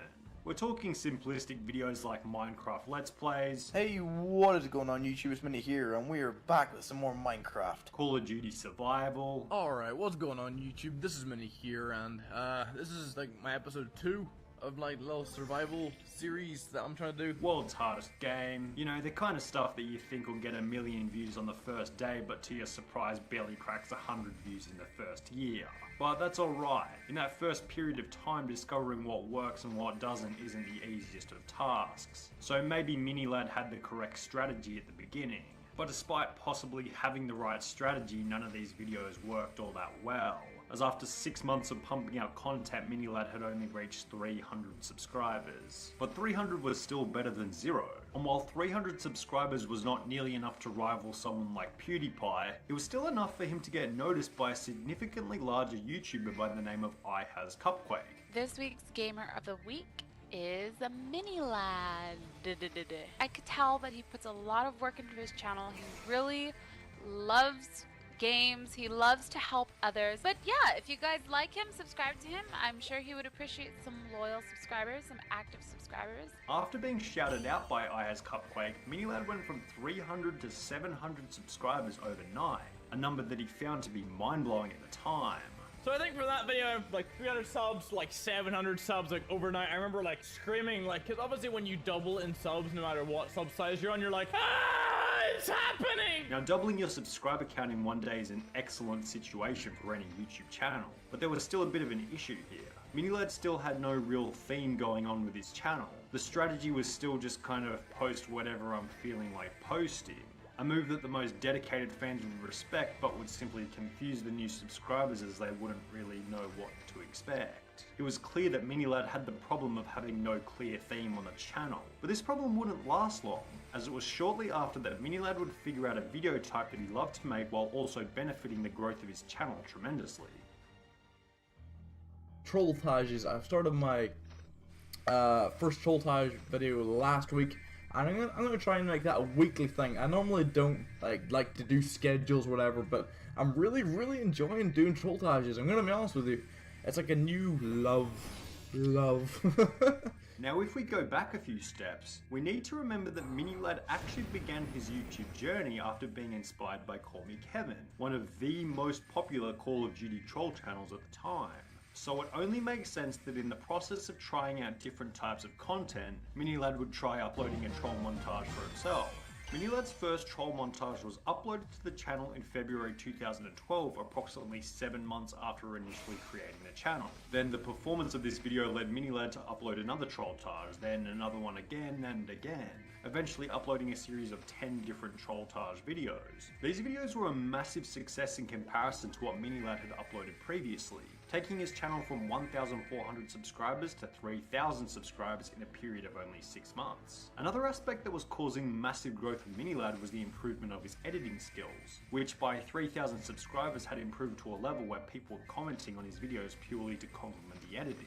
Minilad later stated that this was the point where he really started to enjoy editing and content creation. But it starts to show you like where I started editing and where I really started to enjoy editing. And as you might expect, actually enjoying the process of creating the content would be a key ingredient for the future growth of his channel. This initial success with Call of Duty trolling was an indicator to Minilad that he should begin focusing on Call of Duty as the main game. So that's what he started to do. But once again, there was another issue. The trolling videos couldn't go on forever. I mean, Minilad could have just kept going until he hit trolltage number 653, but obviously the audience would have gotten bored. There's only so many times you can trap a teammate in the corner on Modern Warfare 3 before your audience goes, yeah, maybe time to watch something else, eh? But what Minilad had learned from the trolltages was how to combine a bunch of different funny videos into one big video. Or put slightly differently, he'd become skilled at making compilation montages, which at the time, as said by Minilad himself, weren't really much of a thing. Because funny moments wasn't really a thing before. Nowadays, it's everywhere. Nowadays, you see like funny moments in the title. Minilad transitioned from making trolltages into making funtages. Ninjatages. And failtages. With the ulterior intention of diversifying from basic trolling. Well, this turned out to be a good move for the Minilad channel, as diversifying the Call of Duty content with different montages reached a wider audience, ultimately resulting in subscriber growth, going from 5,000 subscribers in January 2013 to 35,000 subscribers only 6 months later in June 2013. But it wasn't only the diversification of content that was causing Minilad's subscriber count to grow, it was also the increased production value of his thumbnails and implementation of proper branding.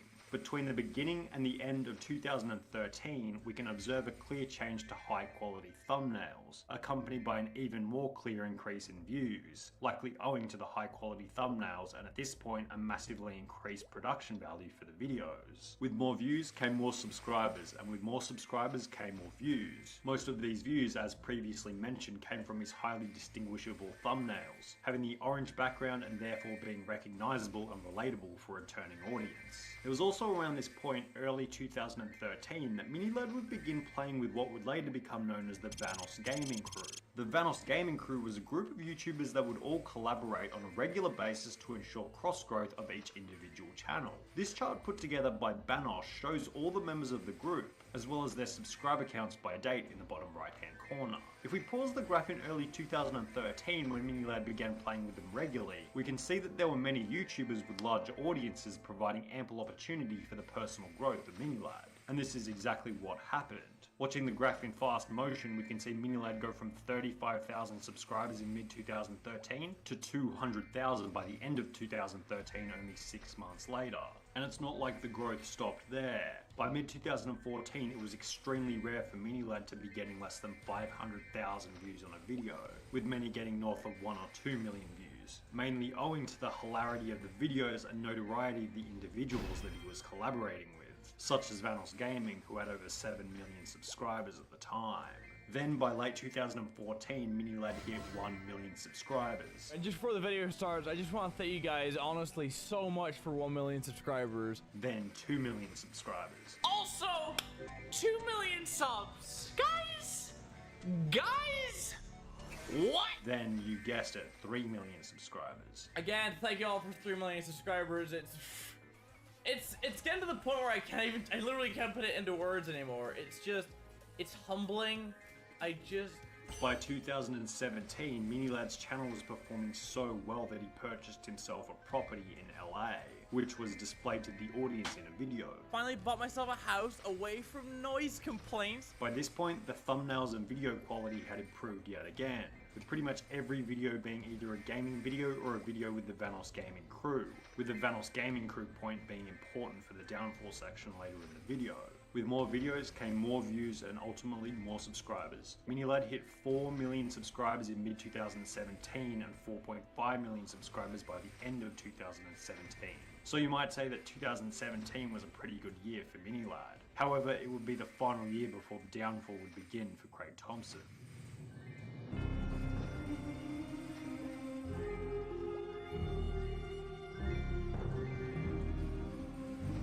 In 2018, subtle signs began to show up here and there, hinting at a change in MiniLad's behaviour comparative to his previous years on the platform, most specifically relating to his relationship with the members of the Vanos Gaming Crew. The amount of videos posted with the crew had almost dropped to 0, and fans began to notice that MiniLad no longer played with a group that had helped him become so successful in the first place. With all this in mind, a donation was made during a Mario Kart stream asking why he was no longer playing with the group. Because I don't play Gmod anymore. That's all he does. Question done. I'm also breaking off into a solo YouTuber because it's a lot more fun.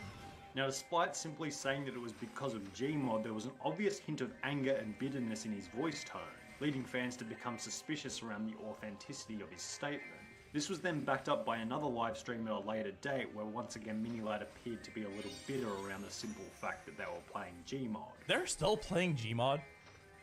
Damn. For all this time, they're still playing Gmod? This again raised suspicions with his audience. Why was he so angry and rude towards the group just because they were playing Gmod? Well, what was said next might add a little bit of clarity, because this time around MiniLad also added the comment that he was kicked out of their chat. I mean, they kicked me out of all their chats, so I have no idea what the hell they're doing, so... Damn! MiniLad then amended this comment saying that he left on his own accord. Just to clear up some shit. I wasn't kicked. Followed by some clearly bitter comments about how much better he was doing since leaving.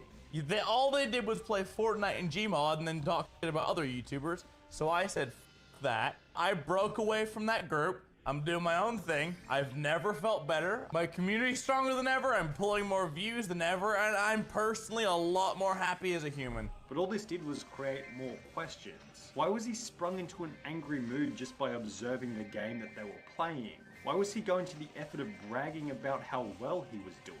That's almost a telltale sign of someone who's resentful, saying, haha, you might have kicked me out, but look how well I'm doing now. Someone who left on their own accord would have no reason to brag about doing better than they used to be. They would have just left and been respectful of whoever they had left.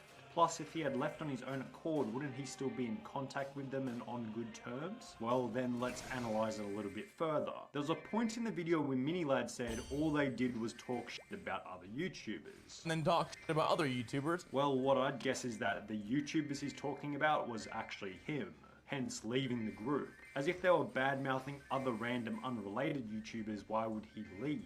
It's not like MiniLad was some moral saint that would leave the group because they said something rude about some random YouTuber. The only reason you'd actually go to the effort of leaving the group if they were talking about you specifically. So here's how it probably went down. Vanos crew was gossiping about MiniLad. MiniLad got angry and left on his own accord, but was clearly resentful towards the group from that point onwards. But here's where MiniLad made the mistake. Instead of just accepting that sometimes people talk dirty about each other and being a man, moving on and staying in contact with them, he got resentful and as a result alienated the whole group by bad-mouthing them on stream. Why not invite Mini? I'll tell you why. He doesn't play with us. He left. And then he decided on stream to badmouth myself and my friends. Well, mainly just my friends. And I didn't appreciate that. So I don't play with the guy lately. At a later date, MiniLad stated that he was patching things up with the Vanos gaming guys. I got to finally meet up with Brian. We're figuring things out. You know, we talked backstage at Evan's show and we shook hands and we're gonna work on it. So like, you know, I miss the dude. And it's good to see things coming together. Which was shut down by Terrorizer afterwards, saying that the statement wasn't true.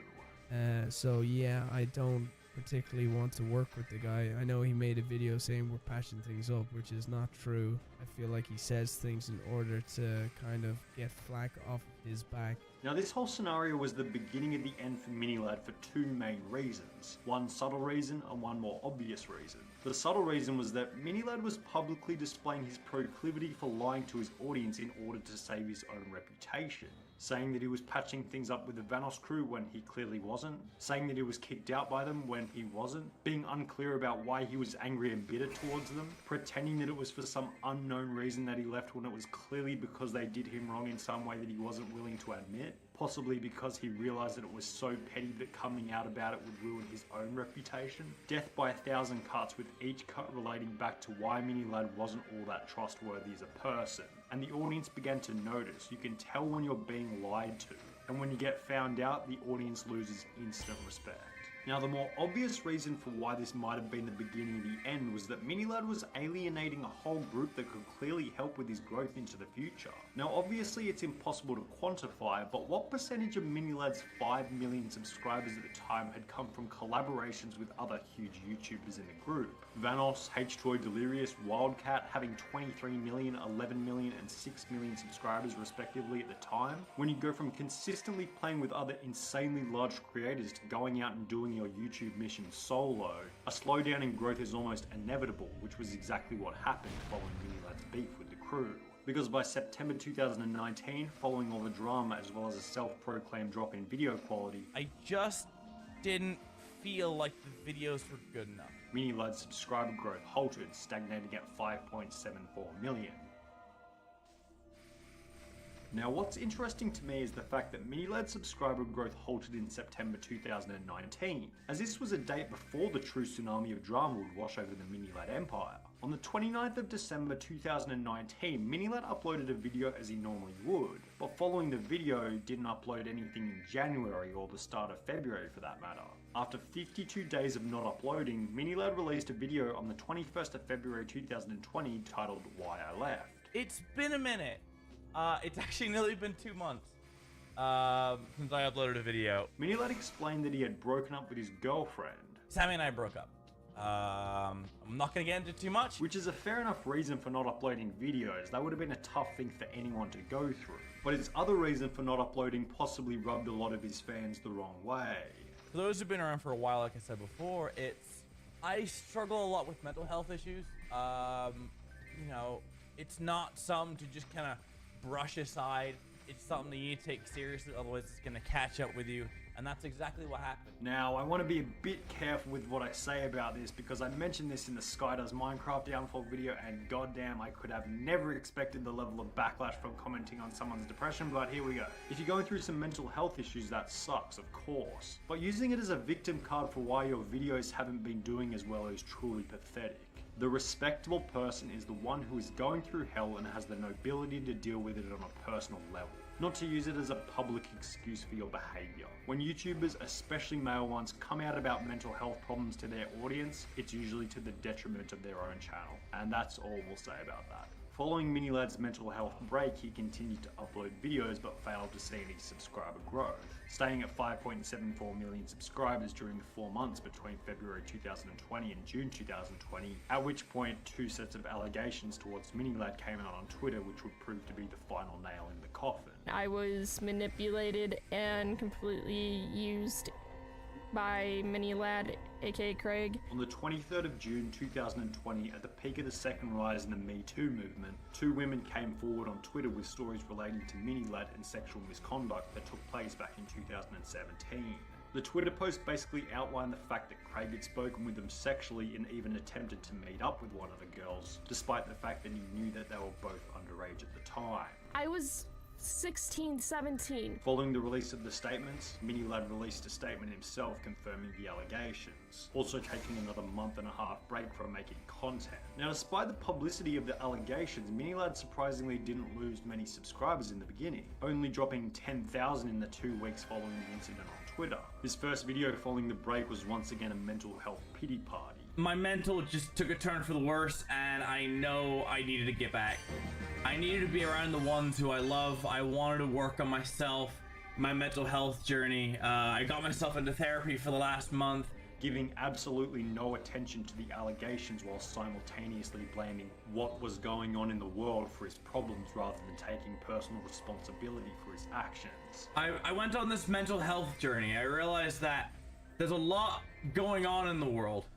And I know I just need to step away, and I know I just need to take care of myself. The video ended up with a 50% dislike ratio, accompanied by almost every comment having something to do with his inability to address the problem of play.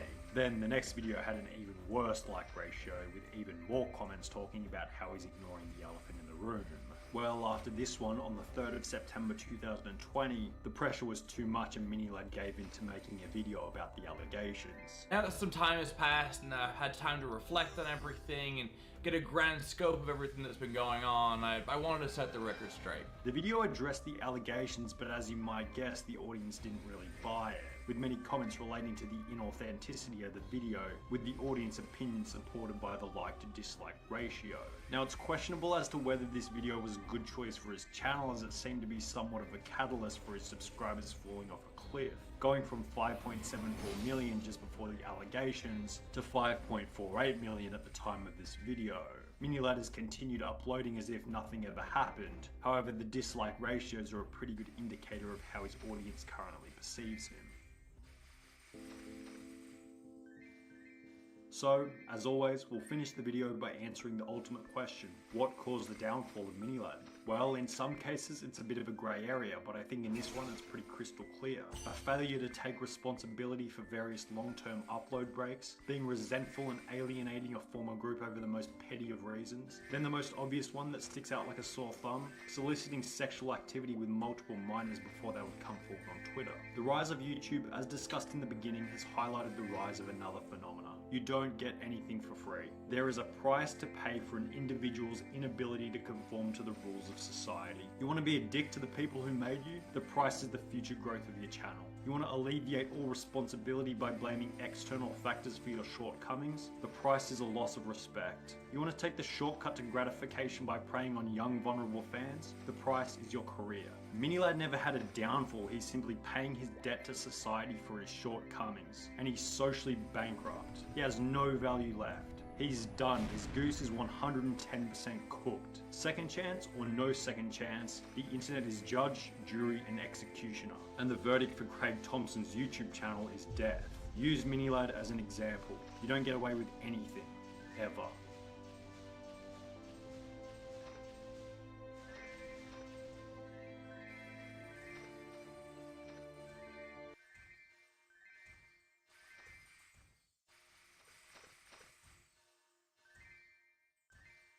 These creators have the 10 worst reputations in YouTube history, and coming in at number 10 is YouTube prankster VitaliZDTV. Once one of the platform's most respected creators, Vitali's reputation began to decline after confessing in a rant video that some of his most popular pranks had been faked. Out of 165 videos, I maybe faked 5 videos. However, despite Vitali stating that he'd only faked 5 videos, a different YouTube prankster FuziTube would respond to the video by stating that Vitali had staged more than that, resulting in another response from Vitali in which he'd once again admit that his videos were in fact fake. Everybody knows that we faked pranks back in the day. Yes, I faked some of my videos. Adding to Vitali's reputational decline was both the launch of Vitali Uncensored, as well as the time he get in hot water for climbing one of Egypt's Great Pyramids, although the event which would notoriously ruin his reputation beyond repair was the time he was arrested in Miami. On the 12th of April 2020, Vitali attacked a random woman who was simply jogging past the front of Vitali's house, and when the police body cam footage of the arrest was released, it was obvious that Vitali was incredibly intoxicated. After spending the night in jail, Vitali was sued by the woman for an undisclosed amount, and while Vitali seems to have made somewhat of a redemption judging from recent podcast appearances, the same can't be said for the YouTube with the 9th worst reputation, NA Productions. The reputation of NA Productions began to decline when Penguin Zero would state that NA was the worst YouTuber on the entire website, with the initial criticism being that NA simply made awful generic fake 3am challenges that were targeted toward children. This channel's name is NA Productions, and it's so generic it makes Nickelback look like rock and roll pioneers. He makes the exact same video every single time except the very end where he changes the scare. Penguin Zero would then go on to explain that NA Productions takes advantage of his young naive audience by hosting a fake giveaway in the beginning of every video. You're not allowed to host fake giveaways. It's an actual felony to do that. So what he's doing is breaking the law because there's no winners for these giveaways. So he's breaking a law and he is also breaking a YouTube rule, but for some reason he's done this in every single video and he has still not had his channel taken down yet. Which is bundled with the promotion of his social media and repeated identically in every single episode. The first 3 minutes of every single one of his videos is basically just an advertisement for all of his social media and scams. Following Penguin Zero talking about NA Productions, Diesel Patches, Pancho, and DJ Cook would each upload their own viral videos, also talking about how terrible he was. Calling Cars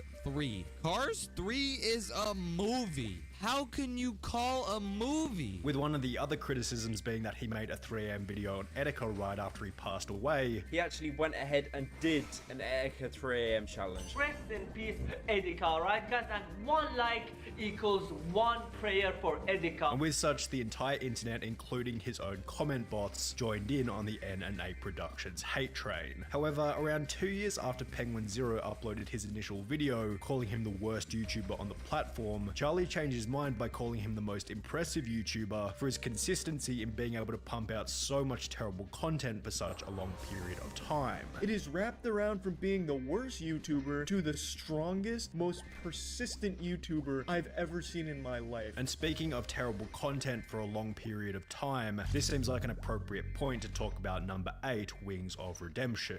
After becoming one of YouTube's most notorious Call of Duty players back in the early 2010s, Wings of Redemption's reputation began to decline after he'd lose a 1v1 match against another large Call of Duty YouTuber named Syndicate. In the lead up to the 1v1, Wings had been going on about how bad Syndicate was and how there was no way Wings could possibly lose the match, yet when the showdown eventually happened, Syndicate beat Wings 14 kills to 9 in front of an audience of 7,000, and Wings of Redemption completely lost it. I broke my controller. You broke your controller?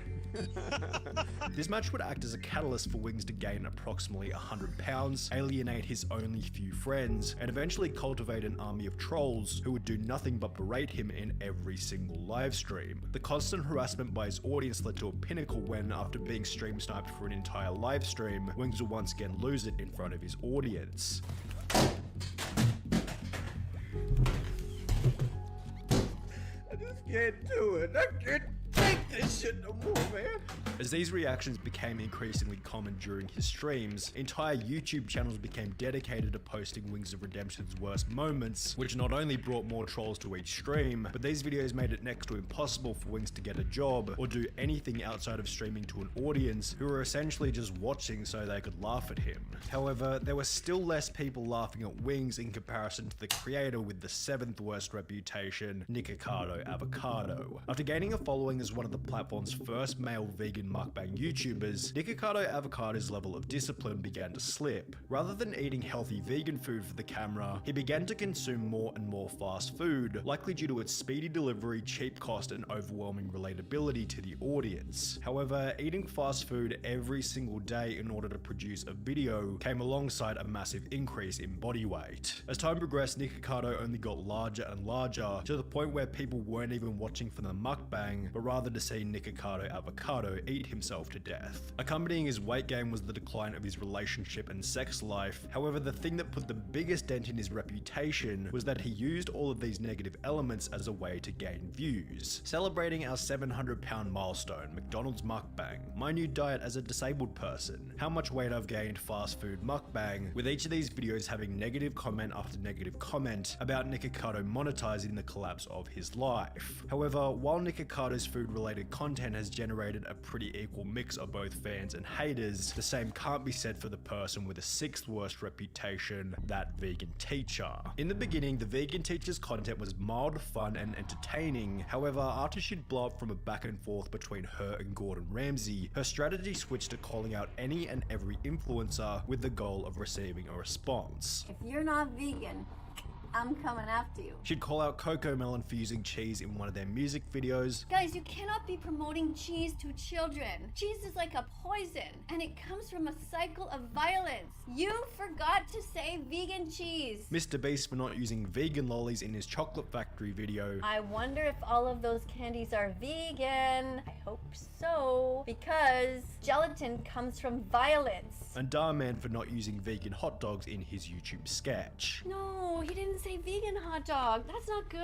As a result of these outrageous claims against some of YouTube's most beloved creators, the vegan teacher became one of the main punching bags for the commentary community, and subsequently it became a trend for the wider YouTube audience to hate on her. The fact that people are actually supporting this lady and subscribe to this lady is tragic. This is another level of insanity. It's so hard to think that this whole channel isn't satire. The fact that she is still on social media till this day for absolutely no reason, just to harass people for not being vegan, makes me mad. The vegan teacher's poor reputation is best summarized by the brutal dislike ratios on almost every single video posted to her channel, yet in comparison to the creator with the 5th worst reputation, the vegan teacher still looks like a saint. In fact, the next person has a reputation so terrible that it's not even possible to find a single positive comment on any of their videos, no matter how deeply you look. The most toxic YouTuber I've ever stumbled across. I cannot believe that this is a real thing.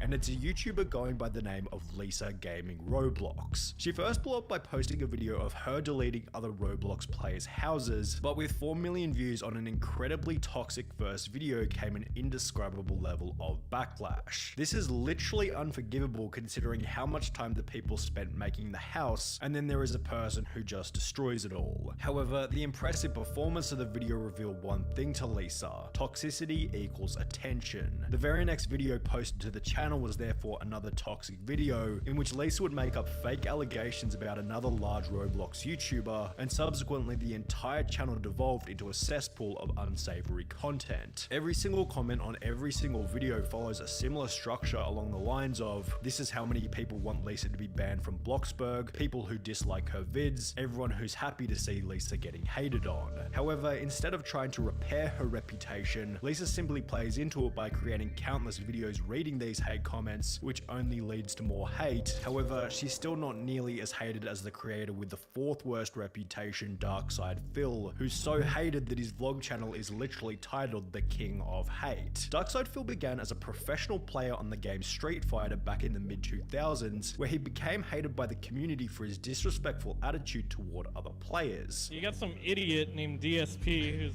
a total piece of shit, by the way. This was followed by Phil joining YouTube in 2007, on which he'd he'd become one of the first people to upload Let's Play style videos. However, uploading full game playthroughs came with its own set of problems. With so many hours of footage posted to Phil's channel, a user by the name of EvilAJ2010 compiled all of Phil's worst moments on the game Metal Gear Solid before uploading them as a video titled "This is how you don't play MGS2. Phil wasn't too happy with this, so he'd respond to the video, but this only prompted more compilations by other creators, each of which prefixed with the title "This is how you don't play." These videos not only led to the initial decline in Phil's reputation, but they'd also lead to a collapse in his viewership at a time when Phil was becoming desperate for money so he could pay his bills. In 2020, it will be discovered that Phil was over $500,000 in debt, causing him to file for bankruptcy, yet when the bankruptcy documents were leaked, it became apparent that Phil had not been spending the donation money on bills, and instead had maxed out 13 credit cards and spent over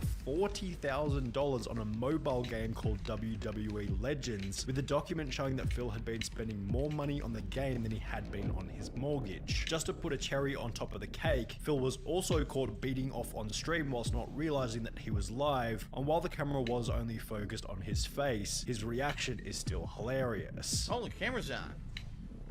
The camera's been on the whole time, huh? I don't even know. However, if we're on the topic of being caught in 4K, then this might be the perfect time to talk about the creator with the third worst reputation, EDP445. He was once a creator held in high regard for his honesty and unfiltered attitude whilst on camera. However, all of this changed on the 18th of April 2021 when he tried to meet up with a minor after chatting with her online. Turns out the account was a decoy created by two other YouTubers who captured the whole interaction on camera, and after other creators like Penguin Zero publicized the footage to an audience of over 13 million, EDP's public image collapsed overnight. He'd lose 200,000 subscribers in a week, then 7 days later YouTube would delete his channel altogether. His Cameo, Facebook and Instagram were also deleted, leading him to migrate to other niche video sharing websites such as 3Speak, on which he'd also eventually get banned. EDP attempted to get a job driving for Lyft, Uber Eats and Grubhub, however he'd also be fired from all three of these positions, after which he would apply to have his name changed as a desperate attempt to escape from the controversy. He'd then moved to a completely different city where he began to live out of various hotels, however he was continually evicted as a result of people calling each hotel to let them know what EDP had done. And while EDP is essentially now living in exile from both the internet and the real world, he's not the only person on this list in such a position. Maximilian Mus, the YouTuber with the second worst reputation, also fits into this category of exiled YouTubers. You probably remember him as the guy who made the "Oh yeah yeah" Fortnite song before getting everyone in his audience to clone his profile picture and comment "Oh yeah yeah" on other creators' videos. Well, this wasn't the only thing that Max was getting his audience to do. Everyone, go to this live stream, type "Weestraid, Weestgang" and say homophobic stuff and spam and be racist and sexist and mean and also Max Gang. The reason why he had them saying Weestgang is because that's a YouTuber that he didn't like, so he wanted to make it sound like all of the homophobic and racist shit was coming from that guy's community, hoping he'd get banned for it. He did this for other streamers as well. The Maximilian Mus rabbit hole is so deep that it's almost impossible to cover in 1 or 2 minutes, so you'll have to refer to these three videos by Penguin Zero, Turkey Tom and Internet Ajay. And while Maximilian Mus's channel was eventually terminated as a result of his actions, his low profile doesn't quite earn him the worst reputation on YouTube. That title goes to Sky Does Minecraft, who was once the second most subscribed gaming YouTuber behind PewDiePie. His empire and reputation began to decline when it announced that he and his partner Elisa had broken up, leading Sky to have a full-blown mental breakdown on Keemstar's show Drama Alert. But this is my son! This is my legacy! This is my family! I don't know what her problem is. I don't know why she hates me so much. I did so much for her. I paid her through beauty school. I just wanted her to succeed in life, even when she was at her lowest. I'm upset at her for continuing to ruin my life when I haven't done anything to her. I just want my son! At around the same point in time, both the popularity of Minecraft as well as Sky's desire to create content were declining, which not only led to a drop in his channel's viewership, but this also resulted in him becoming quite depressed. I'm gonna be completely honest with you guys. I've been going through kind of a rough time recently. I've been not the happiest that I could be. As a result of his deteriorating mental health, health, Sky began to develop a drug problem, eventually resulting in the collapse of his next relationship, after which the ex-partner would come out with over 6,000 words worth of the most brutal allegations in YouTube history. The document revealed that despite once being the 11th most subscribed channel on YouTube, Sky hadn't had more than $100,000 for years and would steal money from companies just to buy drugs and never do the work. The document continued by stating, "You're extremely unfaithful. Alicia loved you and you would cheat, manipulate and lie when she'd defend herself. You would constantly spread rumors of Post Malone, saying awful things about his character, which is odd because last I checked he was checking in on you and extremely kind, was trying to help you out even, which was accompanied by countless other career-ending accusations that ultimately led Sky to disappear from the public eye altogether." Then, 4 months later, the Sky Does Minecraft YouTube channel was listed for sale on a third-party website, requesting a price of $900,000, providing him with the title of the worst reputation in YouTube history.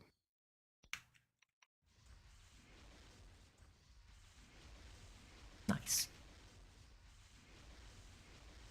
You never know. You might be like a broken man in your late 20s. You think? I mean, most YouTubers are, so. He was basically with his underage fans, you know, sending eggplant emojis. They were sending back peach emojis. 19 and 17 isn't illegal. It's only illegal on Twitter. So recently, Carson has been facing some very serious allegations that he was soliciting pictures from an underage fan of his. Using his position as a YouTube creator and internet influencer in order to manipulate fans. This could honestly just be the end of Call Me Carson. Like, this could honestly actually be like a genuine cancellation of Call Me Carson. At one point in time, Carson was what many considered to be a king of the internet. He had an incredibly loyal, almost cult following, a differentiated public image as a nerdy yet confident introvert, and arguably one of the most solid reputations across the content creation sphere. But only 4 months ago, all of this seemed to change. With the assistance of the drama community, including individuals like Keemstar, Scarce, and almost every commentary channel on YouTube, Carson's content creation journey would come to a halt. Since completely disappearing off the internet 4 months ago, Carson has barely said a word. Where did Call Me Carson go? Why has Carson decided to avoid the drama instead of facing it front on? Do these 4 recently posted updates hint at a return? Or is it simply Carson finding an outlet to troll while remaining out of the public eye? This video will explain every single event leading up to the sudden disappearance of Carson King, so we can ultimately answer the question of what happened to Call Me Carson.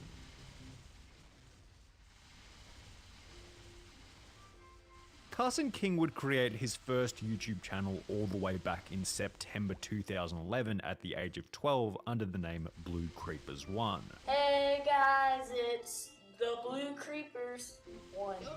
And considering he's only 21 years of age now, this means that Carson has been on his YouTube journey for almost 50% of his lifetime. Carson explained that his desire to begin making content came from watching like Pokemon walkthroughs, and I was like, I want to do that. And that he was almost addicted to the content creation process from the second he began. However, despite this long-lasting channel making Carson an absolute YouTube veteran, he saw little success in the beginning. Carson would upload videos such as Carson's Choice and Minecraft multiplayer adventures. Yo, what's up guys? I'm playing a little Minecraft again. But due to his young age, the poor quality and lack of story within the videos, they wouldn't even touch the surface on the YouTube algorithm. And Carson will remain as a barely recognizable prepubescent teen with a following of less than 50 subscribers. But despite the lack of following, Carson enjoyed making the content and always seemed to have that vision for being YouTube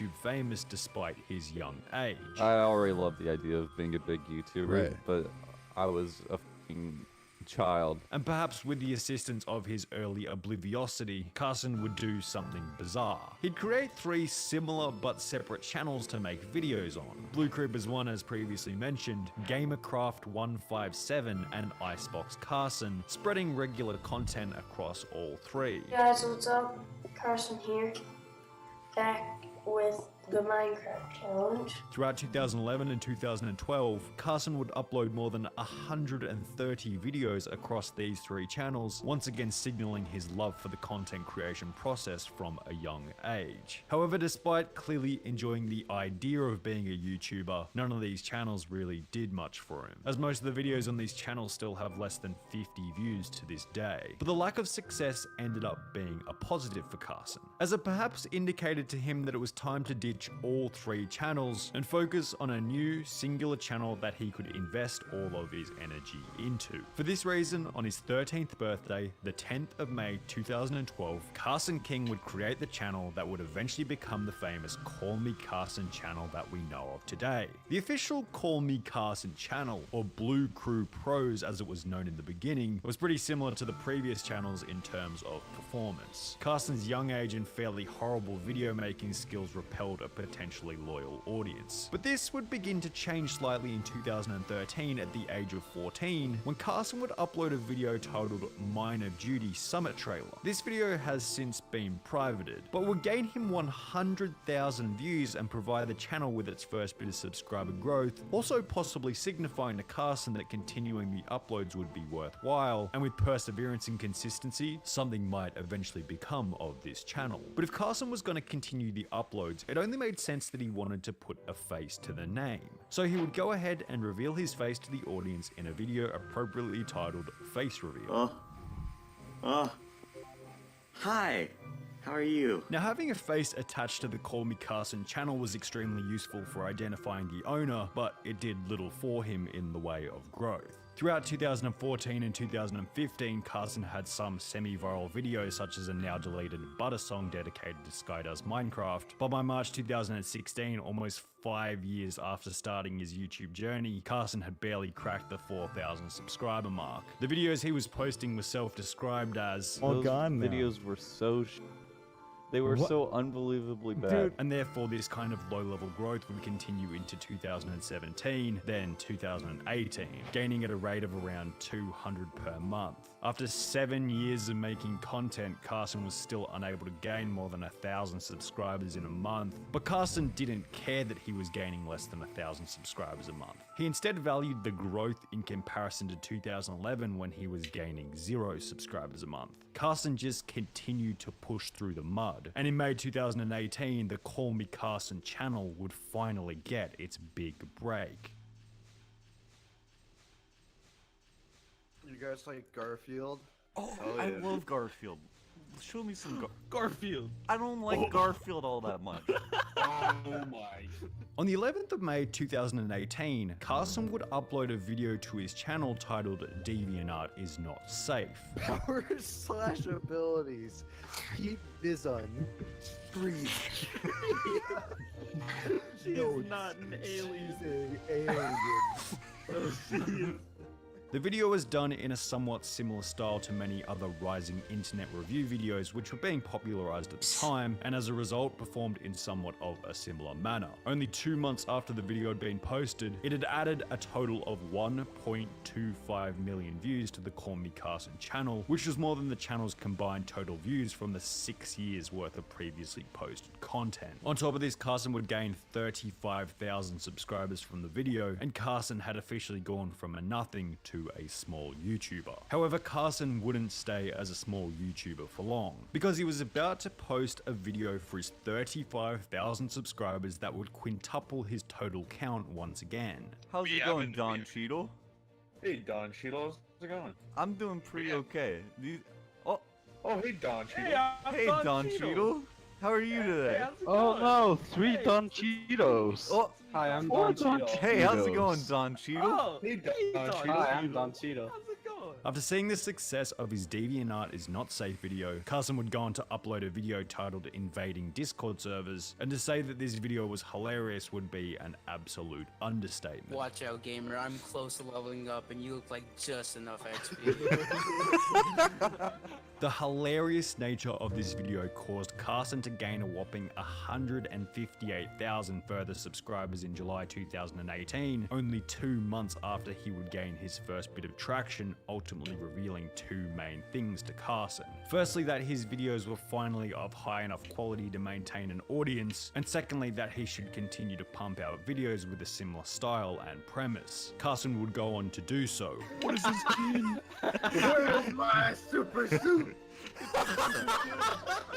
And by March 2019, only 9 months after initially blowing up, Carson will pass 1 million subscribers, which was accompanied by a video celebrating the milestone. Thank you guys all for 1 million subscribers. This has been my dream since I was about 11, so I really can't overstate how joyful I am about this. Carson's YouTube channel and Twitch streams would continue to grow throughout 2019, to the point where he would even announce that Carson and some of his YouTube friends would be hosting a podcast titled Unzipped. Here's the plug. The plug!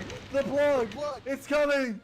Go subscribe to the Unzipped podcast down below. We're going to upload podcasts weekly. Each of these elements led to an incredibly successful 2019 for Carson, to the point where he would state that he couldn't even leave his house without being recognized in public. However, despite Carson saying that constantly getting recognized in public was one of his goals, sooner or later you will start getting recognized out in public. Like, I swear I know you from somewhere. You know, That's the goal.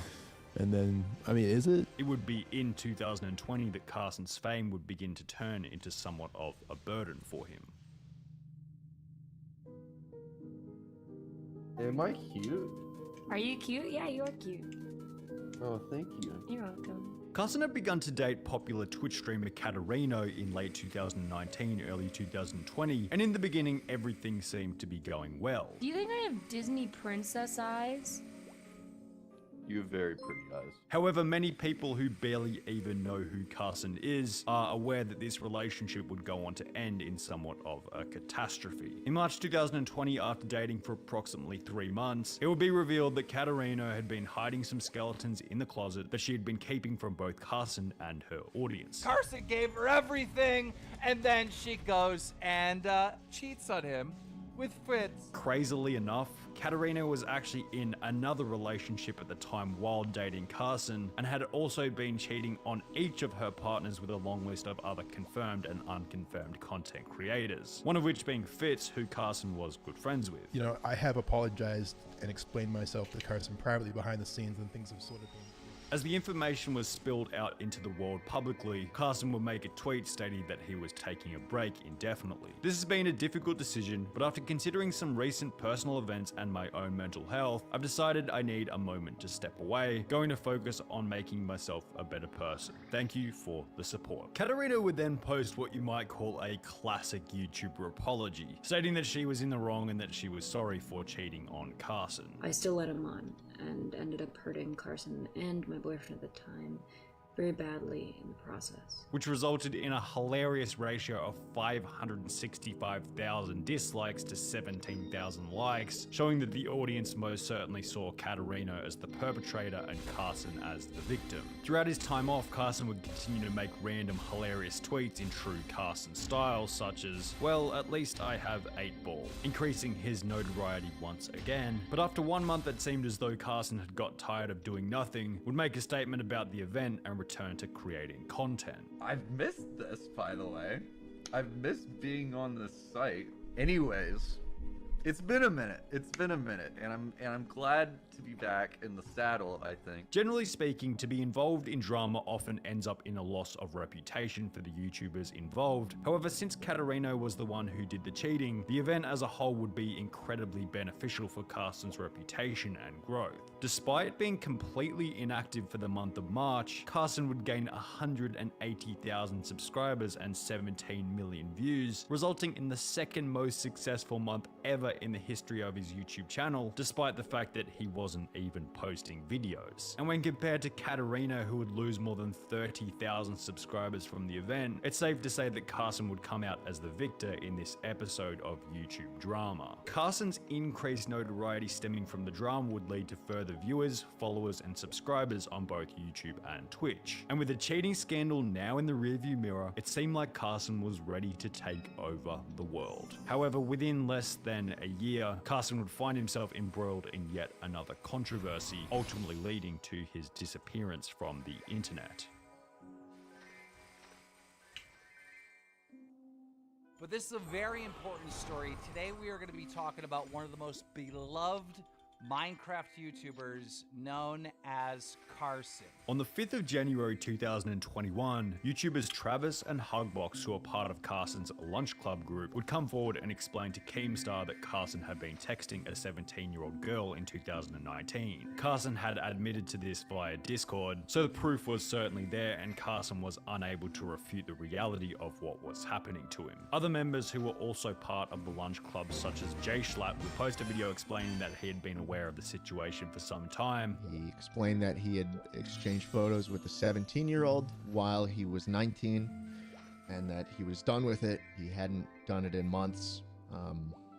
He was ashamed of what he had done. And that he was unimpressed with Carson's actions. Carson would lose a massive 270,000 subscribers following the release of the information, which was approximately 10% of his subscribed fan base. After making a tweet on the day before the release of the allegation stating, "If you spell your name wrong on an IQ test, does your score get knocked down?" Carson would go ghost on all social media and hasn't been heard from besides a few recent appearances, which will be discussed in just a minute. The most unimpressive part about the whole drama was simply how Carson dealt with it, or you might say how he didn't deal with it. You know, since the drama, he hasn't said anything. He hasn't made any public statements, any apologies, literally anything. He just went dark and left the platform. Carson just went completely silent and didn't even put any effort into saving his image. Now, it's not like Carson should have come on and tried to convince his audience that he wasn't in the wrong, but Carson had an extremely loyal audience who supported him through the thick and thin, and if he'd just been a little honest, stated that what he did was wrong, he'd learnt from his mistakes, then continued to upload videos. Depending on how he executed it, there's a reasonable chance that his audience might have moved on, because it's not like what he did was something that he couldn't come back from. Sure, what he did certainly wasn't commendable, but it's not like he did a full-blown EDP and got caught in 4K attempting to meet up with a 13-year-old. We talked about this in the video discussing how Logan Paul saved his reputation after the Japanese forest video.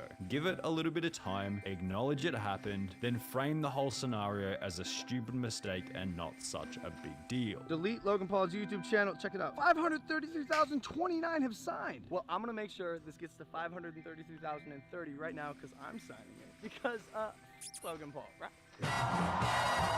But for Carson, he perfected the part where he gave it a little bit of time, but instead of coming back and framing it as a, yeah, whatever, it was just a stupid mistake, he clearly let the whole thing consume him to the point where a successful return is becoming less and less likely. However, I could be completely wrong, as from numerous comments on Carson's videos, it actually seems as though his fans are almost yearning for his return, and perhaps many have forgiven him after a bit of time has passed, best summed up by this comment. It says a lot about Carson that after he got cancelled, the comments of his last video are mostly about fond memories and hoping he gets better instead of hating him. And perhaps Carson has noticed this, because over the last month, he has lightly resurfaced across a few social media platforms. And while we're trying to avoid a full-blown commentary channel clickbait situation here of Carson is back, there are 4 main pieces of compelling recent evidence that hint at a possible return. The first sign that Carson is still alive and well was during a stream of Ludwig's on the 5th of April 2021. On the stream, Ludwig was playing a video involving Carson. Carson first, Carson? Pag chomp. And Carson actually texted Ludwig to request that he stop playing it. You want to know who told me that the Carson video is playing? Carson. Send me a text. However, Carson would then go silent for another 3.5 weeks, up until the 29th of April 2021, at which point he would post the following video to his Instagram story.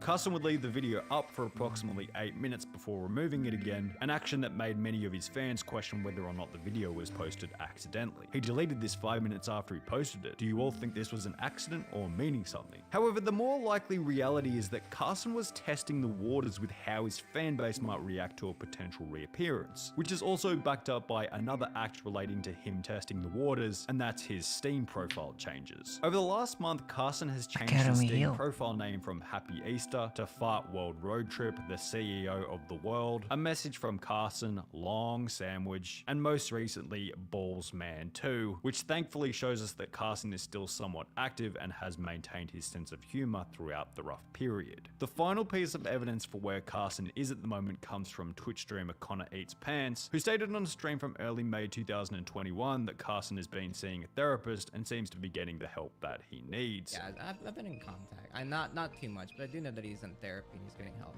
so that's what's good. A much needed message for the many fans wishing for Carson's return.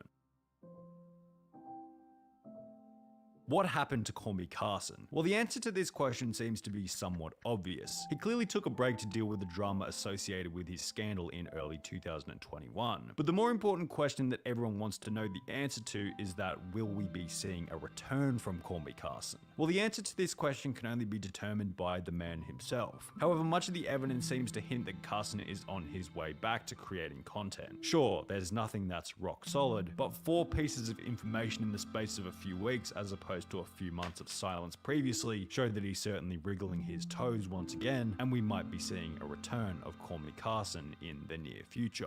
You can say the same for me. If I'm in a relationship with a 16-year-old and I'm 28, same age as you, is that fucked up? It's a very, very simple question. You only have to answer yes or no. I see what you're doing here, but at the end of the day, like... It's a very important question. No, I understand that. I'm not playing this game, Colossal. It's not a game. It's not a game. It is, because it's I find it interesting that you're dodging that question when it's a very simple I'm not question. dodging the question. I don't think you can answer it. I think your moral compass is completely fucked and you can't answer it.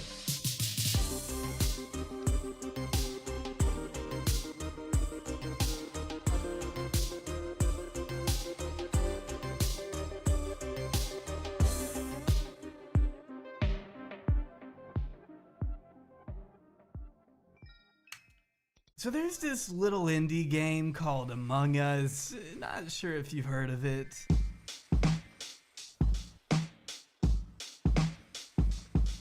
With a variety of high-level streamers, YouTubers, and politicians, making it one of the most talked about and revered party games on the market right now. The objective is pretty straightforward. Crewmates are meant to complete a series of tasks while working to uncover and eliminate a predetermined number of imposters in order to survive.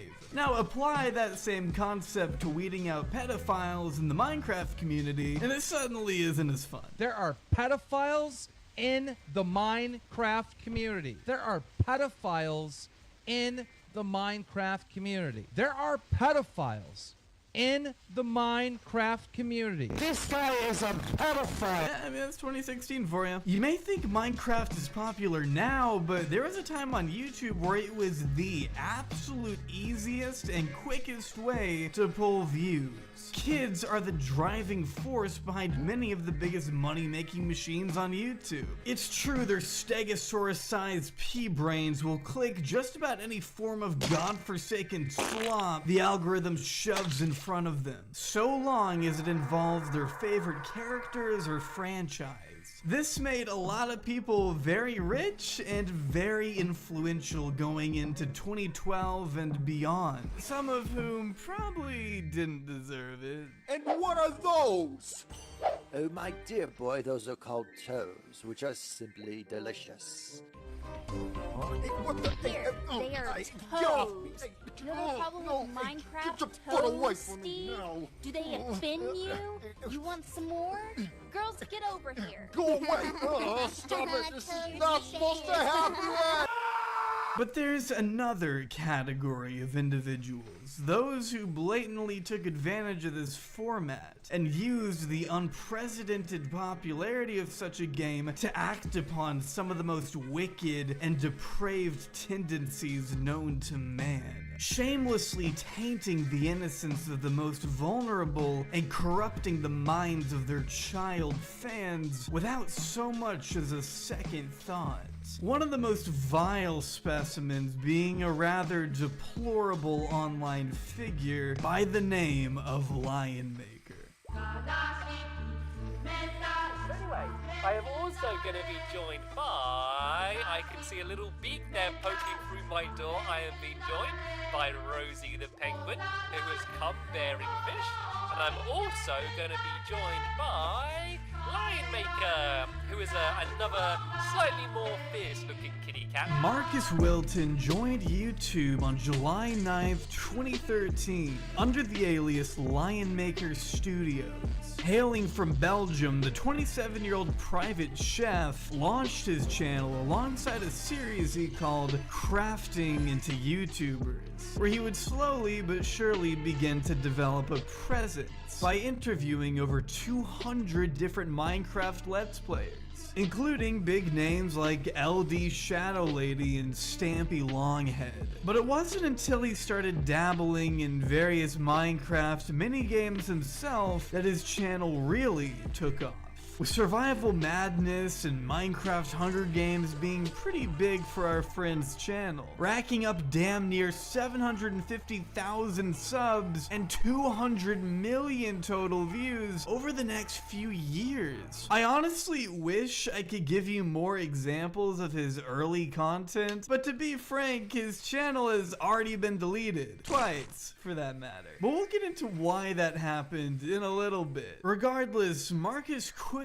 began to gain notoriety throughout 2014 as his collabs with larger, more notable figures in the Minecraft world would amass millions of views per video on a pretty consistent basis. Popular creators like MiniGod951 and Stampy were quick to give their friend Marcus airtime on their own channels, and thus his presence within the Minecraft landscape skyrocketed into a disgustingly overblown audience of a couple 100,000 fans, or as he infamously dubbed them, Cubs. Yeah, keep that in mind when you consider he was selling kids' underwear with his face plastered on the crotch. It's just pretty fucking sick. It's like he could feel his faces nuzzling up against some little kid's balls.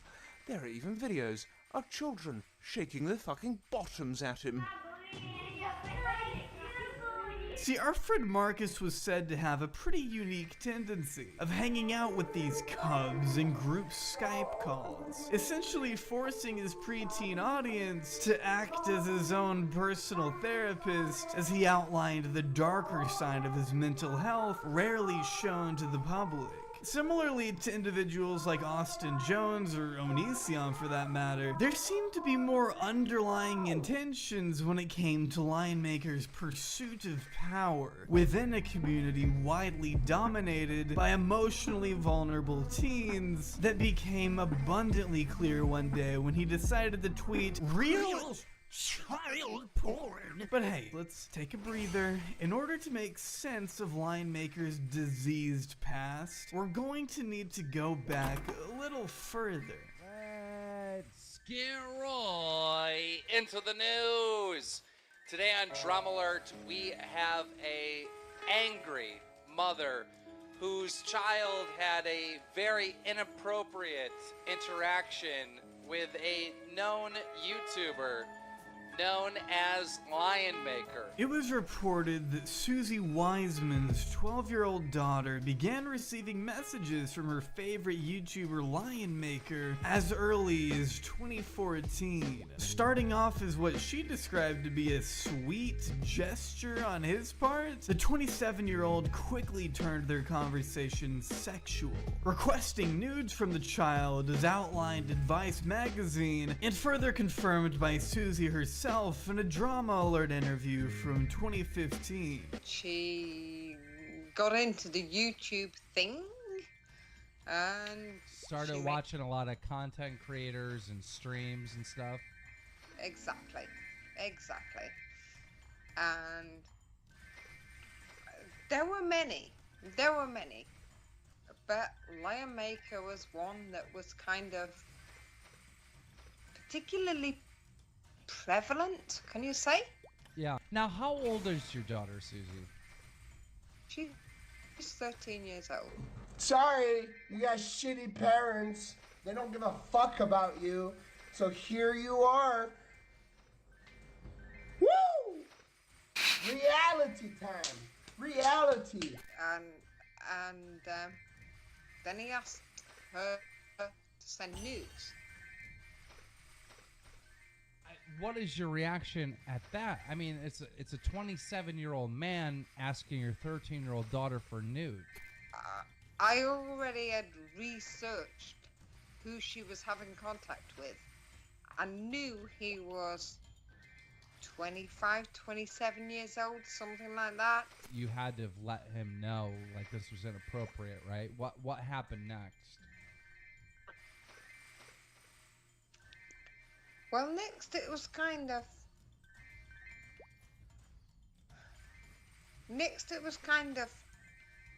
we believed it wasn't him and he was hacked. But then the proof came forward that he wasn't hacked. So I don't know how Lionmaker could have been so daft as to just blatantly ask a child for nudes and think that would somehow go over just fine. But right as he was caught and word began to spread around the community, his immediate defense was that he was just hacked. That was it. It wasn't him. Oh, he couldn't have sent the DM because he was in jail. Now, maybe that's where he should have been, but unfortunately for him, the jail in question was actually closed at the time the messages were sent. You know, if you're gonna have such a wildly implausible alibi, at least make sure it's still possible. Well, it was a little more than he wasn't there. It was like the precinct, can you call it? Yeah. Was shut. So he would have to have been in a more major precinct. I don't know how you would it in American, Right. but he would have to have been in some more... A different jail. Yeah. Contacting the police would prove to be a lost cause in this instance as well. She sounds like she has it would brain turn out damage. that one screenshot of Lionmaker's supposedly hacked account asking Susie's child for nudes would hardly be enough to convict him of a crime. An understandable but greatly unfortunate lapse in hindsight, considering the eerily similar accusations that soon followed. One involving our friend Lionmaker supposedly requesting nudes from a 16-year-old boy in exchange for $500. So on top of everything else, there's evidence to suggest he's a fucking pay pig, which I think we can all agree is the real crime here. I told him the same day it happened. He's like, oh hey, I'll send you some money on PayPal if you send me some nudes. I was like, what the fuck? $50. Lionmaker Studios. Yep. Refunded at June 12th. I used to go through serious depression, and he'd tell me that he had the same feelings. We would say gay things and joke around, but that was just acting like two really good bros, you know? Even when I wasn't joining in, he would constantly say inappropriate things. That he was going to barge into my house and rape me. I was creeped out, but I didn't think anything of it. Yeah, he didn't think anything of it because 16... Did we accidentally start this movie or video on half speed? This guy talks like he's just slow. Is this guy slow?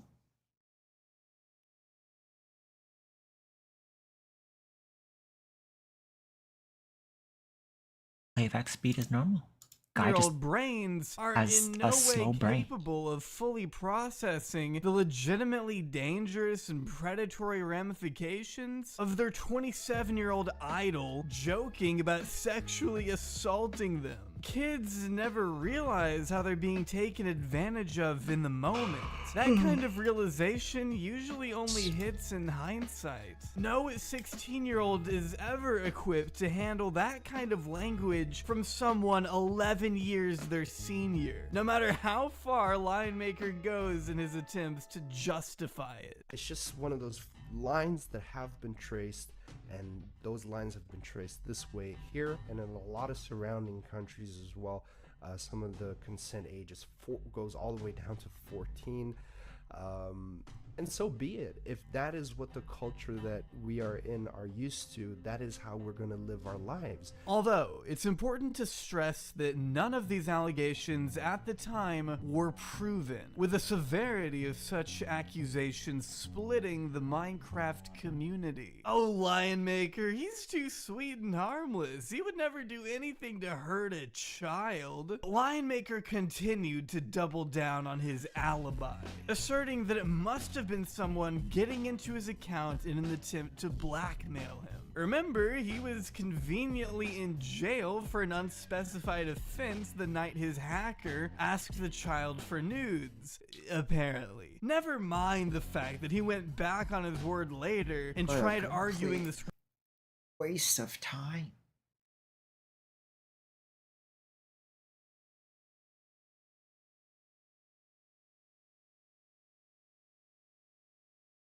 Humanity's history is rife with stories and legends of unimaginably terrible ways to die. From ancient torture methods to a slow death at the hands of nature, there are so many terrible fates that plague our stories. But in spite of all of that, I have never heard of a death as horrifyingly painful as the death of Hisashi Uchi. Hello everybody, today we are going to be talking about the 1999 Tokaimura nuclear incident and the tragic fate that befell one man because of it. This story is one that, again, if you're strange like me and listen to disturbing stories on YouTube, you might have heard of before. Images of Hisashi's injuries, some real and some fake, have circulated the internet as being the most radioactive man to ever live. But in research for this video, the details that stuck out to me were the graphic and almost unimaginable injuries that overtook his body. Some of the most brutal descriptions I have ever read in a medical case. So today, while also talking about the story of Hisashi, his family, the medical team that tried to save his life, and his bosses who were responsible for this accident, I also want to talk about several of the injuries that were sustained and why this case left a lasting impact on everyone who was attached to it. So I want to put a content warning now. If you are squeamish about descriptions of injuries and some pictures of injuries, do not watch this video. I didn't even know that some of these injuries were possible, much less over the period of time and intensity that they occurred. I have legitimately lost sleep reading books and interviews with people who were involved, and it has bothered me regarding the question of when is a life worth saving, or more specifically, when does it stop being worth saving? And it is a very tragic case, but one that I think deserves telling. So if that sounds interesting to you, or it's sad, it's not interesting, if that is something you want to hear about and go on this existential voyage with me, then stick around as we talk about the most painful death ever experienced of Hisashi Uchi. But before we get into all of that, stop! Smell yourself. Disgusting. Let's fix that. And fix that smell the right way thanks to today's sponsor, Scentbird. Scentbird changes everything you know about shopping for fragrances. Scentbird lets you try a new designer fragrance every month for just $17. Scentbird lets you try out fragrances and colognes that otherwise could cost up to $500 a bottle. But with Scentbird, you get a 30-day supply and you get to pick the fragrance yourself. And if you don't know what kind of fragrance you want, Scentbird even has a Q&A where you can answer questions and see what kind of fragrance is right for you. This month I received Dime number 1, Initio's Musk Therapy, and Ayuso Vert. My favorite out of these has got to be Yo. We are going to go ahead and get into it, but as always, thank you for watching.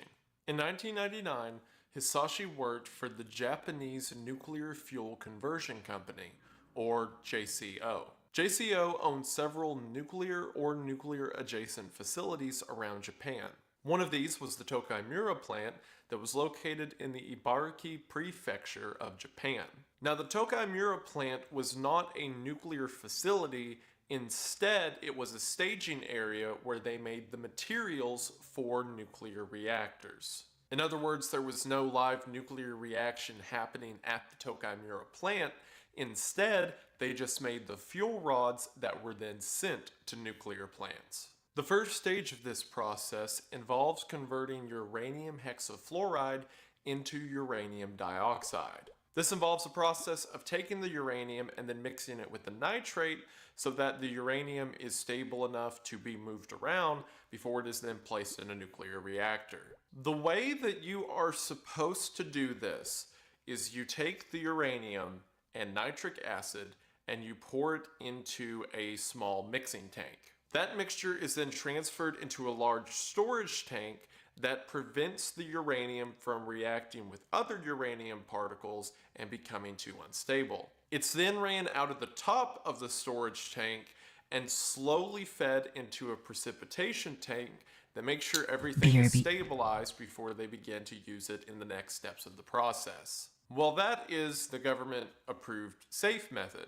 The way they were doing it at the Tokai Mura plant in 1999 was with a bucket. They would just take a stainless steel bucket, put uranium, nitric acid in there, mix it up, and then pour it directly into the precipitation tank. Now, this was apparently something that was happening around a lot of nuclear processing facilities at the time. You know, because it's cheaper than running all the heavy equipment and waiting. And despite the seemingly terrible idea of having people mix uranium in a bucket they're holding with their hands, no accidents had occurred up until this point. The reason being, even though they were handling uranium in a way you should never handle it, the concentration of uranium was never enough that it became dangerous. But if almost every uranium conversion company in Japan was being unsafe, then the Tokai plant was being super unsafe. See, they had a history of weird business accidents. In 1997, there was an explosion at the facility that exposed several workers and nearby residents to radioactive materials. It seems that the accident in 1997 involved them burning a bunch of trash inside of the building, inside of like a closed off area, and it just caused air and unburnt fuel to kind of evaporate, and it eventually blew up and caused a big pop. And you know, you don't want air getting rushed out of a radioactive material burning yard, I guess. So realize we're dealing with a company who thinks it's fine to burn trash in a uranium processing plant. This was the facility that Hisashi Uchi worked at.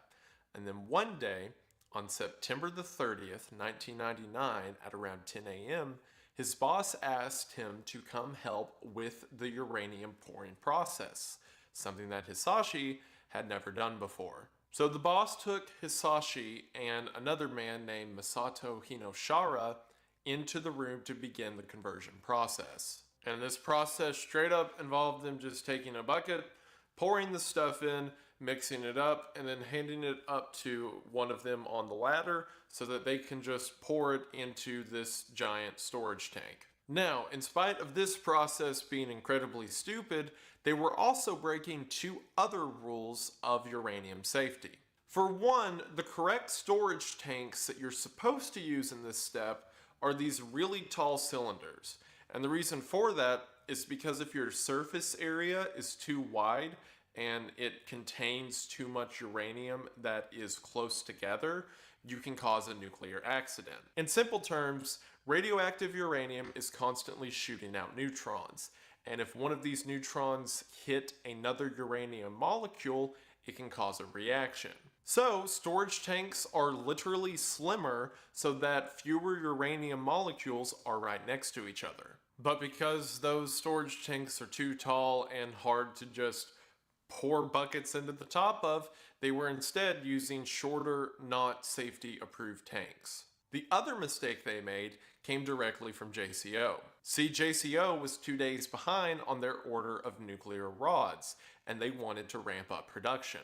So they had increased the concentration of uranium that the men were pouring into the tank.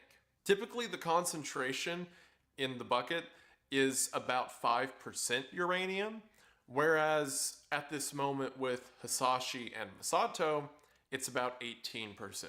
So after they get done mixing one of the last buckets, Masato is standing on top of the tank pouring the uranium solution in, and Hisashi comes to his boss who's holding the funnel above the tank and tells his boss to go take a seat, and Hisashi will take it from here. So with the three men in the room, one of them is on top of the tank pouring, one of them has his hands just above the tank holding the funnel, and the other one is sitting at a desk a few feet away from the tank itself. As the men are pouring the bucket into the storage tank that now contains 70 liters or nearly 20 gallons of uranium solution, disaster strikes. Suddenly, the men hear a loud clap and a glowing blue light begins to emanate from inside of the storage tank. This blue light is a phenomenon known as a Cherenkov light. Cherenkov lights occur whenever nuclear materials reach criticality. Criticality is the state of what I mentioned earlier. Whenever the molecules of uranium are so close together that they have a sustaining number of neutrons hitting them and then shooting off to hit other uranium molecules. That means that the nuclear reaction just reached a self-sustaining stage, where the number of neutrons lost by the molecules and the number of neutrons gained stays constant. This is how nuclear energy works. If you put the materials inside of a reactor and then they reach criticality, then they emit energy by just existing. However, the key factor being, this is what you want to happen inside of a nuclear reactor. And criticality and the Cherenkov light can be thought as the reactor turning on. What that means is that by haphazardly pouring uranium into a storage tank, they had now turned on an uncovered nuclear reactor in the middle of the Tokamura district. And the three men who were in that room had the rare misfortune of being some of the only people in human history to ever see a completely exposed nuclear reaction. As soon as this happened at 10:35 a.m., alarms all across the plant went off. Their boss, who was sitting at the table a few feet away, yelled, "Run for your lives," and everyone booked it for the door. Hisashi made it into a changing room that connected the room they were in to the rest of the facility. As soon as Hisashi made it into that room, he began throwing up and passed out. At the moment of criticality, the neutron beams that were being emitted in the reaction hit everyone in the room. These neutron beams rip through flesh, tissue, material, and radiate everything they come into contact with. Sievert is a measure of radiation exposure, and the amount of sieverts that it is deemed healthy to be exposed to per year is about 1/1000th of one sievert. Or in other words, about 1 millisievert a year. If you're a nuclear worker, sometimes you can fudge the numbers and go a little bit over, but never over like 20 millisieverts a year. So keep in mind, 1 is the safe amount for a year. At the moment of criticality, the boss who was sitting at the desk was exposed to about 3,000 millisieverts. Masato, who was pouring the bucket, was exposed to about 8,000 millisieverts. And Hisashi, who was standing next to the tank and had his hand hanging over it, was exposed to about 20,000. Now 7,000 to 8,000 millisieverts is considered a lethal dose, and initially they thought that Hisashi had been exposed to about 8,000, so maybe there was a chance to save him. But by looking at the chromosomal damage that happened to him, which we'll talk about in a minute, it seems the number was closer to 20,000. So Hisashi experienced 20,000 times the safe amount of radiation that you can take in a year in a few seconds, and somehow was still alive. The moment of criticality caused a huge panic. Within 350 meters of the plant, all houses were evacuated, and up to 10 kilometers away, they were telling people to seek shelter. In the meantime, the workers, including Hisashi, Masato, and their boss, were all evacuated from the facility. And after about 20 hours, they managed to stop the criticality. Because of the amount of uranium that was in the storage tank, it was still a very low amount compared to, a nuclear reactor, so there weren't any permanent effects to the region. However, the same couldn't be said for those 3 men. That same day, a doctor by the name of Meikawa was called regarding the incident. Meikawa was one of Japan's leading experts when it came to radiation sickness and radiation treatment. After learning that the incident at the plant was a criticality incident, Meikawa was amazed that anyone survived at all. So, Meikawa began to put together a team to assess the condition of the 3 victims. The boss had again been exposed to about 3,000 millisieverts, which isn't uncommon in nuclear material accidents, and we'll talk about what happened to him later. Masato was also assessed, but since he didn't receive as much radiation as Hisashi, his case was less critical, and again we'll talk about what happened to him later. Meikawa's primary concern was Hisashi, who initially, remember, they thought received about 8,000 millisieverts, which is a lethal dose, so he required the most immediate care, although it would later turn out to be more than double that. The first signs that something was really bad with Hisashi, other than the throwing up, which is pretty typical of radiation exposure, was his lymphocyte count. Lymphocytes are an important part of your immune system and a part of your white blood cell content. In a healthy person, the concentration of lymphocytes in your white blood cells is 25 to 48% depending. Whenever they got the results back of Hisashi that were taken 9 hours after exposure, his was down to 1.9%. So his immune system was tanking fast. Meikawa visits Hisashi in the hospital, and to Meikawa's surprise, Hisashi looks fine. The only symptoms he had was a red face and bloodshot eyes. And the only pain that he said he was currently experiencing was a pain just under his right ear and a pain in his right hand. If you'll remember, his right hand was the closest part of his body to the nuclear reaction. Now, while this may sound shocking, this is actually to be expected. Radiation sickness occurs in 4 stages. The first stage, known as the prodrome stage, is the initial literal gut reaction to radiation exposure.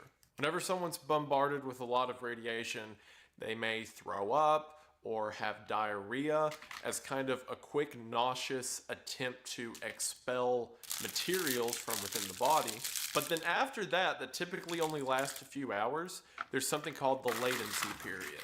In the second stage, the body is being destroyed by the radiation and the symptoms of it aren't made known yet. While there may be some pain and discomfort, the patient is normally fine during this period of time. However, following the latency period is the manifestation stage. That's when the damage the radiation caused begins to be made known, as the person can develop anything from an immune system shutdown to skin burning and several other symptoms we're about to see. And then after that, the 4th stage is either recovery or death. So during this period of time, the radiation is destroying Hisashi's body.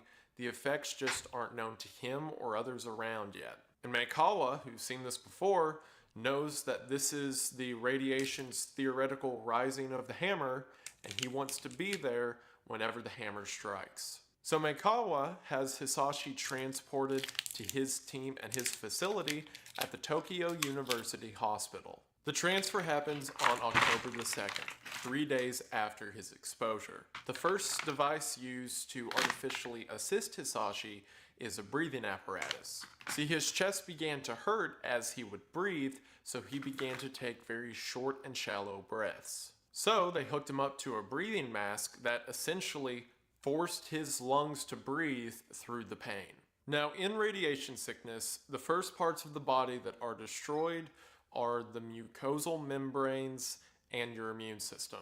So any part of your body that secretes something like the lining of your intestine or salivary glands in your mouth or mucus glands in your nose, those are almost always fried, meaning that processes like digestion become a lot more difficult. And radiation has a particularly strong effect on your bone marrow, meaning that your entire immune system production is either stopped entirely or delayed for some time. That means that with patients who are suffering from radiation sickness, it is very hard to keep nutrients in their body, and it's also very hard to make sure they don't get sick. Because an otherwise harmless infection can quickly become lethal when their body has no way to fight it off. So because of this, the 2 private rooms at the Tokyo University Hospital were effectively turned into a quarantine zone. Now typically with radiation patients, it is a risk of people around the patient becoming irradiated. That's because most often, radiation exposure comes from radioactive materials. Like, for example, if there is a fire and the smoke's irradiated and that gets on people, or they come into contact with irradiated water, or something radioactive explodes and they touch the debris from the explosion, then that person is not only exposed to radiation, but there is enough of the material on or in their body that they can expose people around them to radiation. However, if there's any upside to this case, it's this. That wasn't the case with Hisashi, because if you'll remember, he never came into contact with the materials. It was just the fact that a small nuclear reactor was uncapped right next to him that caused him to be irradiated. So while people who came to treat Hisashi would have to fully deck out and take precautions so that they don't get radiation sickness, because this scenario is so unique and a criticality incident, the doctors and nurses didn't have to worry about exposure. What they did have to worry about was exposing Hisashi to anything. Remember, his immune system shot, so they could have a bacteria or virus on them that is harmless to them, but if they get near Hisashi, it could kill him. So the 2 private rooms at the hospital were converted into a sterile field, where one room was used for staging and cleaning and sterile materials, and the next room that was fitted with curtains on all sides held Hisashi. All of the nurses and doctors said that Hisashi was a pleasure to be around. They said that as they would hand him food or rearrange his pillow or sheets, that he would constantly say thank you, and how he's so honored to have such kind and smart people caring after him. One of the nurses even said that whenever she would come to give Hisashi a bath in his bed, because he can't get up to take a shower, that every time she'd undress him, he would blush and say that he was so embarrassed and that they should just have his wife come do it. They would talk to him about his personal life, how he loved to go fishing and loved the outdoors. And despite the severity of his exposure, everyone was amazed that his body, even after several days, seemed to be in good condition. Other than things like he needed the respirator to assist with his breathing, there seemed to be no external effect on his body yet. That right hand that was so close to the accident, the nurses said that it just seemed it was sunburnt. And despite his exposure, all of the nurses were so hopeful of his condition and wanted him to live that on the charts during this time, they wrote that their goal was to get him out of the hospital. Also during this time, Meikawa was assembling a team of the highest physicians from 13 different departments. People who were experts at cell therapy, blood transfusions, gastroenterology, dermatology, just to name a few. Most of them took this job not only to help a patient, but because in all of human history, no one had ever been exposed to that amount of radiation and lived. And everyone on the team was aware that despite being the forerunners in their field, they're stepping into completely uncharted territory. So this team developed a system. Every day they would go in at 7 a.m. to assess Hisashi's condition. From there at 8 a.m. they would have a meeting where they would discuss treatments and what to do for the rest of the day. There would then be a second meeting at 6 p.m. where they would review how the treatments from that day performed and what they should do for the night and day to come. These meetings occurred twice a day in a conference room at the Tokyo University Hospital for every single day that Hisashi was there. These meetings would contain dozens of people, specialists in their field to nurses who were providing care, and sometimes would last as long as 2 hours. Most of the staff who were working the case effectively lived in the hospital while Hisashi was there. And while the experts knew that the worst was yet to come, hopes were high. They had the best minds in Japan gathered around this guy. And even though everyone knows that radiation has a latency period and that it's going to get bad any day now, there is no better place to get sick than in a professional hospital with dozens of the best minds in the world ready to treat you. During this time, Hisashi's family began to live in the hospital as well. Hisashi's wife, son, who was in the 3rd grade, parents, sister, and brother-in-law practically lived in the waiting room on the 1st floor of the hospital. All of them began to develop relationships with the doctors and nurses, and they would come and see Hisashi every single time that visitation hours were allowed. However, according to nurses, Hisashi's son only saw him once, and it's believed by many that the mother didn't want the son to see his father as his condition worsened. One of the nurses also mentioned that during this first week, Hisashi was sitting in his bed and then asked, "Hey, people who are exposed to radiation, we're likely to develop leukemia, right?" And the nurse was kind of taken back by this and told him that he shouldn't worry about it. And the tragedy set in that he doesn't realize what's about to happen. Because leukemia, a disease that can develop over time and could take months or years to be fatal, is nothing compared to what's about to happen to him very soon. The first signs of how bad this was going to be happened on October the 5th. The doctors took a sample of Hisashi's bone marrow to see how bad his immune system had been shot. And when they looked at the micrograph, most of them couldn't believe what they were seeing. So, for context, chromosomes are the part of your body that is effectively the blueprint for how your body is built. Your chromosomes exist in every cell, and without them, your body can't build anything. You can kind of think of it as both the foundation and map for how new cells are reproduced. So if your chromosomes are damaged, then that means any new cells reproduced by that cell are going to be damaged or malformed as well. When they looked at the micrograph for what Hisashi's bone marrow looked like, this is a healthy person's chromosome mapping, and this is what Hisashi's looked like. This isn't damage to your immune system. This is an erasing of your immune system. The experts couldn't even look at this and tell which of the chromosomes were damaged or destroyed, because then there may be some way to treat it. It was just seen that all of them had been wiped out.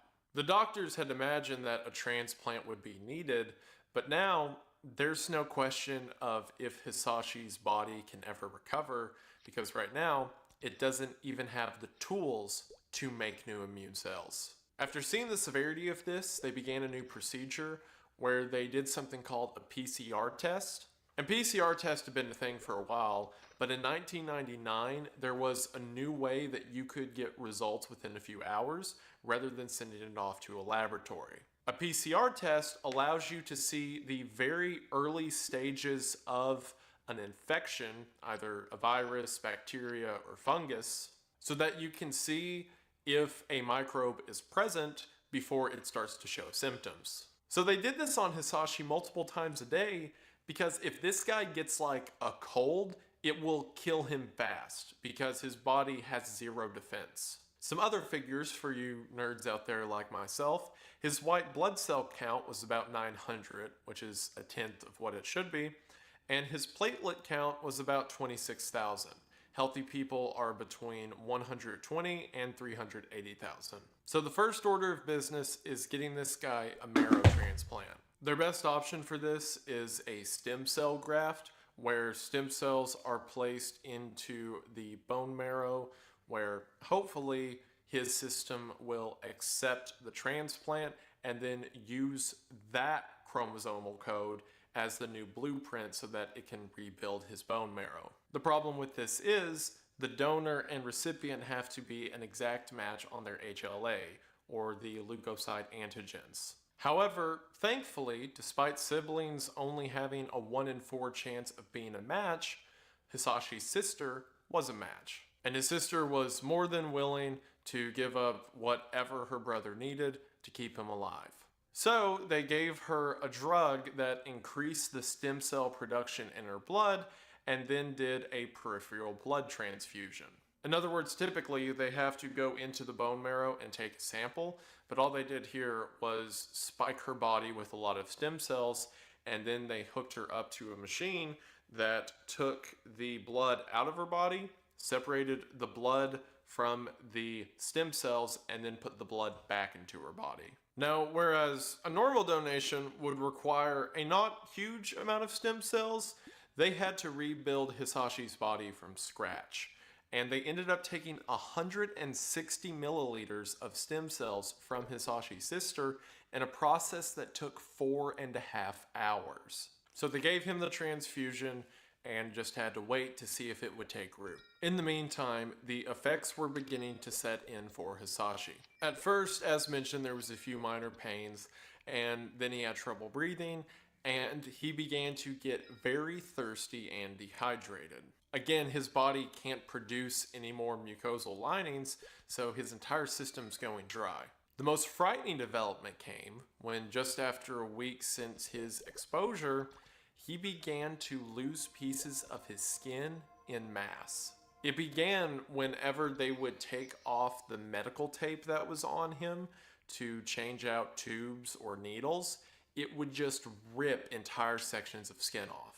At the same time, the nurses who were washing his feet had to stop because anytime they'd scrub his feet, the skin would just peel off. Remember that whole system I described with the bone marrow, where typically the cells that need to be regenerated can't be regenerated anymore? Well, the same applied to Hisashi's skin. Skin, for those that don't know, is constantly growing from the lowest layer of the skin, or the subcutaneous layer, up to the epidermis. In about 2 weeks, the top layer of your skin goes through a complete cycle, and the dead cells simply fall off. But if your body can't produce new cells, then your entire layer of skin just kind of detaches from the rest of you, and you just exist in it like it's some sort of suit.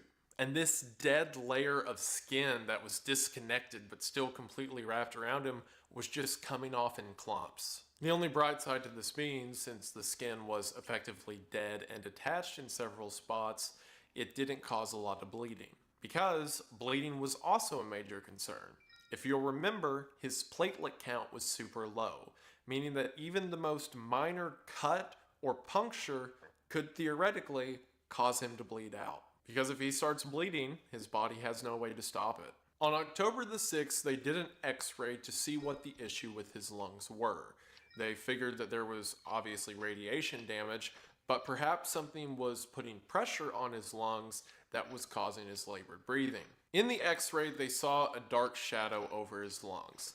This could be anything from a fluid buildup, or perhaps blood seeping into the lung cavity. However, where the normal treatment for this would just be puncturing a hole in the lung and then drawing the fluid out, if you'll remember, they're afraid to make him start bleeding because they're afraid they can't stop it. So the only thing they can do is just crank up the machine to make him breathe through the pressure. So the machine went from helping him breathe and just, providing oxygen, to actively shoving the air into his mouth, causing his chest to expand, and then sucking it back out. Meaning that anytime Hisashi tried to breathe normally, he was fighting against the positive and negative pressure of the machine. Not to mention that the intensity of the burning he was feeling both inside of his body and from the layer of skin that was beginning to slop off was now even more intense. So when they cranked this machine up, it was excruciating. It was every part of his body that was a part of respiration burning and yelling at him to stop, and the machine breathing for him anyway. As they did it, Hisashi cried and screamed through the machine, telling them to stop, to turn it off. He yelled for his wife and for his mom. And during the treatment, he pushed the nurses back, ripped off the mask, and yelled, "I'm not a guinea pig." This took everyone in the room back, but after someone mentioned Hisashi's family, he realized that, although painful, he needs to endure it for them. So he allowed the mask to be put back on and suffered through it. Also, during this time, you're probably asking, why aren't they giving him pain medication? And the answer is that they are, but it's probably not doing a lot. See, for one, they had to figure out the amount of medication they could give him that didn't have any side effects with any of the other dozens of drugs that were running through his system. And also, it turns out from later stages of what happened to him, his blood flow was effectively shot, and a lot of stuff that was delivered intravenously had trouble going anywhere. So even if he was burning and hurting in his chest and face whenever the machine was breathing for him, giving him a shot in the arm to numb it probably didn't help a ton. Which, speaking of drugs, there were so many weird advancements, or I guess advancements made in pharmaceuticals just because of this case. Like, there's a drug called pentoxifylline, which was recently banned in Japan, that normally existed in oral form because I believe it had heart or liver problems or something like that. But it was the only drug that didn't, cause side effects with other drugs that were in his system. So they tried to get approval from the Japanese government to use it, and then after like a week they did. But then, as mentioned, a lot of his mucosal lining's falling apart, so he can't ingest it. So it eventually ends up with them finding a dealer in Thailand who can get them the raw ingredients for a venous version that can be injected. So a doctor drives to an airport at 6 in the morning where this delivery of a vial of this medicine is handed to him from Thailand, and he drives it back to the hospital. Multiple times they had to get the raw ingredients of drugs and synthesize them in new ways on site so that they could deliver them in different methods. Also around this time, doctors from all over the world were coming to assist in this case. Doctors and researchers who had worked at Chernobyl, members of American, Russian, and German delegations. Around the same time that these people started showing up, about October the 10th, Hisashi gave his final messages with his own words to his wife and family. Something that the nurses mentioned is that never in Hisashi's presence did his wife ever cry. The mother and father would come in and cry, the sister would cry in front of him, but every single time that Hisashi's wife walked into that room, she was smiling, she was talking about memories of how they met each other, she was talking about how strong and handsome he is. Not once around him did she ever shed a tear, because his wife knew that if she breaks down, then what else would Hisashi have to go off of? And she wanted to be that picture for him of something to keep living for. So on October the 10th, Hisashi gave his final messages to his wife of how much he loved her before he was placed on a breathing tube. The machine that was pumping oxygen over his mouth couldn't last for long. It was putting a strain on his throat and obviously the pain in his body. So they decided to hook him up to a breathing tube. October the 10th was the last time Hisashi ever spoke, which means that his final words was most likely an "I love you" to his wife. They could still communicate with him after this. He was still conscious and he could look at people. He would answer yes or no questions with a nod or a shake. He would grasp people's hands and point at things. So his consciousness was still good for now, and everyone was still hopeful that he'll eventually come off the breathing tube. Again, with radiation sickness, after the symptoms begin to form, you just have to treat the symptoms and ride it out to hopefully get to the other side, once the body has regenerated enough that it can fight back. Also during this time, Mikawa, the head doctor, had the furniture in the waiting room replaced with bright and happy colors because Hisashi's family was basically living in that waiting room. So he had new beds put in so that they could sleep there. He had board games added and just stuff to make their stay a little bit better. The family was also very supportive of the doctors and nurses. Anytime Meikawa would do something like that, they would thank him for it. And every single night, Meikawa would come down to that waiting room and give the family a very detailed description of what had happened that day. The family was very attentive. They were very thankful for the doctor's care. And something that the nurses said is that one of the only things that they would do while they were in that waiting room is they would fold little paper cranes. And like, you know, the grandfather and the son would, or I should say Hisashi's father and son, would just sit at a table in the waiting room and just fold paper cranes all day. And the nurses began to enjoy, you know, walking down to the first floor of the hospital and just seeing little paper cranes set up everywhere. And for some slight good news at the time, remember that white blood cell count? Well, it had gone all the way from 900 down to 100. But after the transfusion with his sister, it worked its way back up to 8,000 at one point. And that lymphocyte count that was all the way down at 1.9% got up to 20%. So it seems like the transfusion took, and now his body is building a new immune system. This gave a lot of people hope that in these perfect conditions, the most radioactive man who ever survived could live through the radiation sickness. And since Hisashi couldn't speak at this time, they brought stereos, sanitized of course, into the room with Hisashi, and his family would bring music that he liked, and they would just play it on a loop for him as he lay in the hospital bed.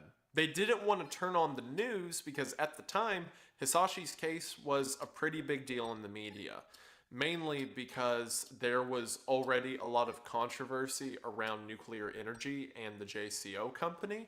So he was being very publicized as like a victim of the company, and they didn't want the news to be on the radio and Hisashi hear a reporter say like, and that man in the hospital who's definitely gonna die because they murdered him so hard.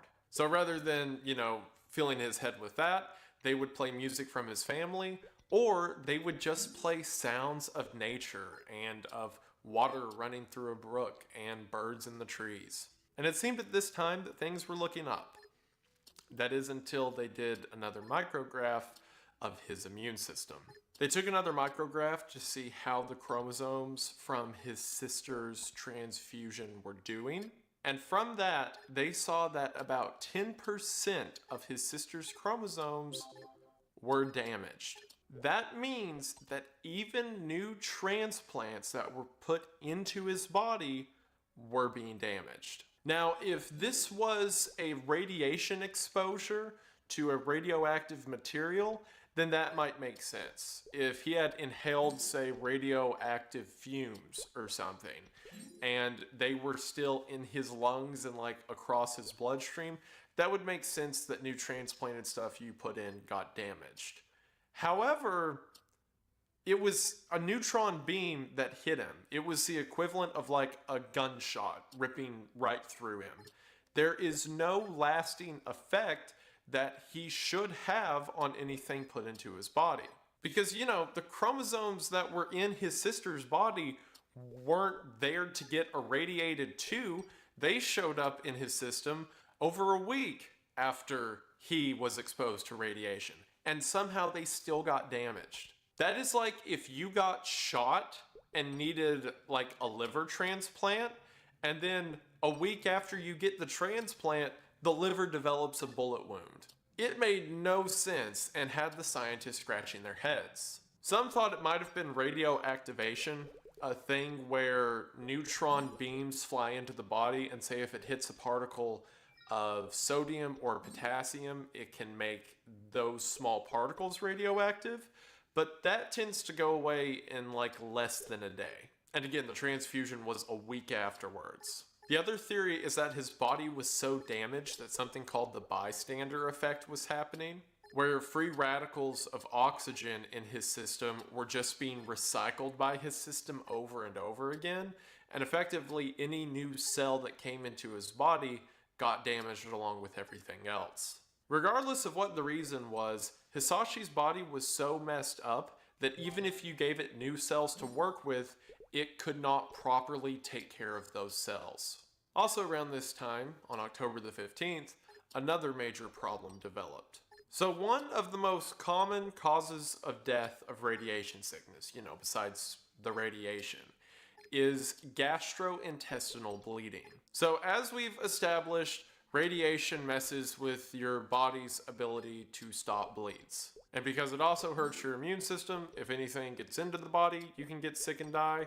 And if anything starts to go out of the body, it's hard to stop it from going out of the body. So what happens a lot with people who experience radiation sickness is they'll start bleeding somewhere in their GI tract, and the only symptom that you can see of it is they start passing blood in their stool. And because you can't cut them open to do a surgery, because you can't have them bleeding, then they just die from that. So one of the big concerns that Mikawa had is that if Hisashi starts bleeding in his gut, they won't be able to fix it. So a gastroenterologist does an endoscope on October the 15th. The gastroenterologist later said that this was one of the most terrifying procedures of his life because any nick or scratch that he made while he was inserting the camera could be fatal. The sight they saw in Hisashi's intestines were not great. They weren't awful either, or at least not as awful as the doctors thought they might be. They were still present. All of his intestines were very tense. They said it was most likely because of the level of pain that he had been experiencing. But where there was supposed to be alveoli that are in these little folds throughout the lower intestine, they were all just smooth. However, the mucosal membrane of the lower intestine was still there. Remember, mucosal membranes are the first thing to go. However, the part of his intestine that absorbs nutrients and secretes slime is still present. This made Mikawa hopeful, because if they can get his intestines working, then they can get all sorts of nutrients into his body. It's one thing to hook up an IV and deliver nutrients to someone straight into their bloodstream. It is another to have their body working to such a degree that it can process nutrients itself. And if they need to jumpstart his body, they're going to have to get his intestines working. So using a feeding tube that was ran through his nose as a test, they passed 100 grams of protein into his stomach. And then a few hours later, all 100 grams of those nutrients passed straight out of his body, completely unabsorbed. Not a single element of his GI tract was bringing in nutrients, meaning that for now, his entire digestive system is over. The only hope being that, again, if they can get his blood, breathing, and immune system back in order, that his body can eventually repair the damaged cells with new ones. Also, and back to, I guess, the title or thesis of this video, you could say, I cannot properly state how much pain Hisashi was going through at this time. Like, burning doesn't even come close. The feeling of every organ inside of your body losing its skin, slowly being eroded and pulled off to the point where everything quits working, and the skin outside of your body sloughing off in these giant chunks, and you can still feel every inch of it, is excruciating in a way I don't think has ever been recreated. Perhaps by other radiation victims, but again, none of them have had to endure it as long as Hisashi has. Even breathing would feel like it was ripping apart your lungs and the muscles inside of your chest. Hopefully the painkillers were working, but at this point he couldn't speak to confirm it, and every time the nurses would touch any part of his body, he would tense further and begin to retract limbs as much as he could. It seemed that every waking second was agony. Also during this time, if you remember, that pressure and fluid on his lungs is still there, but they can't cut into his lungs to get rid of it. So they place him on this specialized bed that effectively locks your limbs into place and begin to rotate him side to side so that he doesn't get bed sores and so that the fluid in his lungs doesn't develop into pneumonia. After seeing this one day, his wife and sister remarked and said, "Oh honey, they've turned you into a robot." He stayed in this state of misery, pretty much continuing treatment as normal, until October the 26th, whenever he began to have diarrhea. Now, if you remember, they're not putting anything through his gut, so his body is just excreting fluids through diarrhea. Now, there were two options with the diarrhea. It might have been a symptom. See, I told you this video was going to be gross. It might have been just a symptom of radiation sickness, because that's something that happens with people of radiation exposure. But they were also afraid it might be something known as graft versus host disease, or GVHD. Graft versus host disease is kind of the opposite of your body rejecting a transplant. See, if you get something like a liver transplanted into your body, there's a chance your body can reject it and your cells begin attacking it. But if you'll remember, Hisashi doesn't really have any organs that can fight back or any immune system to attack his sister's cells that were put into his body. So the fear was that what if instead of his body rejecting the transplant, what if the transplant rejects his body and his sister's healthy cells begin to attack him? Then they've made a much bigger problem. So whenever October the 26th rolled around and he began having diarrhea, they wanted to check to make sure that this wasn't graft versus host disease. So they did another endoscopy into his intestine, and remember how 10 days earlier they said that the mucus lining was still there and they thought, oh, maybe he can digest stuff. Well, on October the 26th, nothing was there. All that was left was the smooth muscle of the intestines, with the mucus layer either completely gone or white and dead hanging down in some parts of the intestine.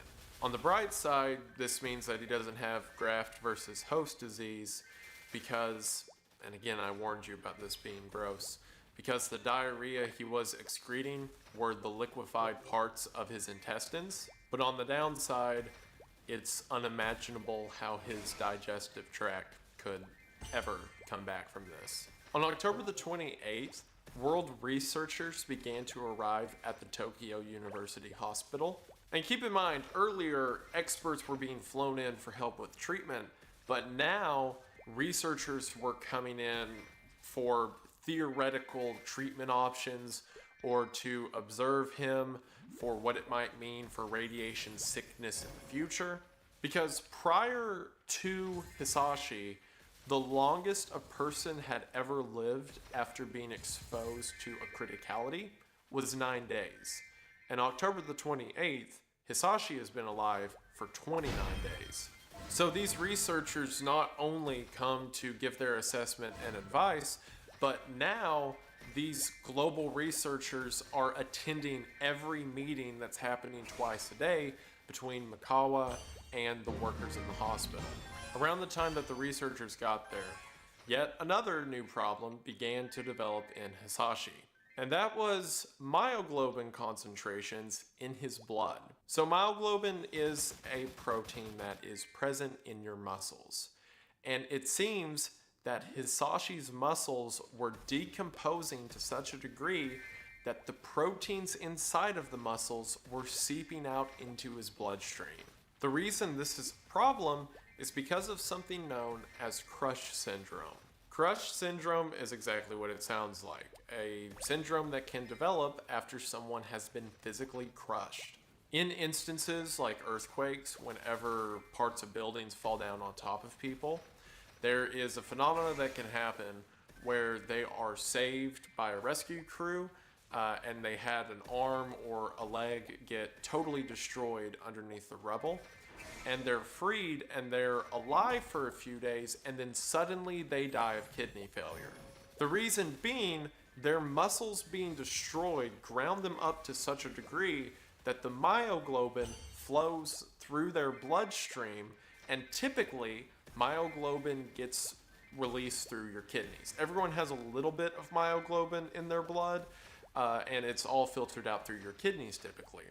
But if you have a huge amount rush to your kidneys at once, it jams up your kidneys and you die of kidney failure. The normal amount of myoglobin that a human has in their blood, or at least the top end of the healthy amount that a human can have in their blood, is about 60 nanograms per milliliter. At this moment, Hisashi had 1,800. So it seems that the right hand and arm that were close to the reaction whenever it happened were decomposing and radiated to such a degree that his muscles were liquefying, and now the proteins of his muscles that are in his blood are risking shutting down his kidney.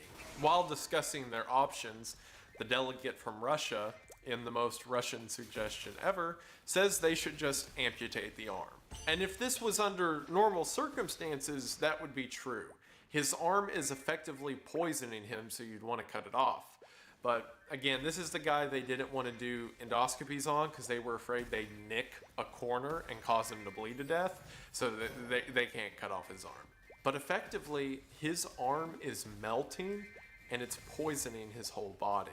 And it seems that so much of his inner tissue was beginning to dissolve and his body was trying to pass it through his system that he was getting about 3 liters of diarrhea a day, all from the inner parts of his body just sloughing off. On top of this, regions on his body where skin had been removed, like where the tape was and on his feet, just became these blistered masses. These blisters would then pop and just begin leaking fluid from his system.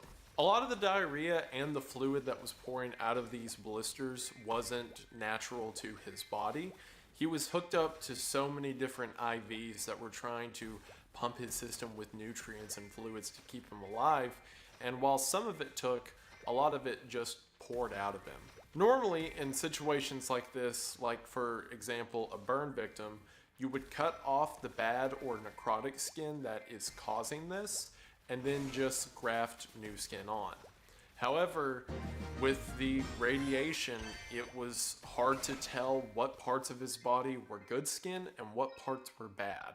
And once again, you can't just like fillet the guy because then he'll bleed out. So they began to fully wrap his body with dressings and gauze. Effectively, this gauze acted like a new layer of skin because he had lost so much at this point that his body just slowly and constantly let out fluids and blood. So the gauze act as a temporary barrier. He was wrapped in so much gauze that the only parts of his body that were exposed were his eyes and the tips of his feet. His wife remarked after seeing him like this, "There's nowhere we can touch him now." Also, keep in mind that he constantly bled and seeped through these bandages, so they had to be replaced daily. It took a team of 10 people 3 hours every day to change his bandages. Another thing that the skin does that you don't really think about until you need it is regulate your body temperature. Skin works as an insulating layer that keeps all of your heat inside. But now that Hisashi has lost most of his skin, he can't regulate his body temp. So whenever they took off these bandages, there was a real threat that he would become hypothermic because all the heat would leave him. So they kept the room he was in at 86 degrees Fahrenheit, meaning this team of 10 people had to work through sweat and heat exhaustion for 3 hours straight to quickly change the bandages across his body. They also had to be super careful with how they wrapped the bandages, because anywhere too tight could destroy the muscle or what little skin was still there. They would also weigh the bandages after they took it off of him, because they put clean gauze on, he soaks into it overnight, and And whenever they take it off the next day, the amount of fluid that's in the bandage indicates how much fluid he's lost. So at this time, he was losing about a liter of fluid a day through his skin. Also at this point, the lining around his eyes began to deteriorate and he started bleeding from his eyes, as well as all of his fingernails and toenails fell off. Typically, if say this was a type of burn that wasn't radioactive, they could perform a skin graft. However, they can't perform the skin graft because of the chromosome damage that his good skin does have, and the whole bleed out thing. Also, he did have good skin.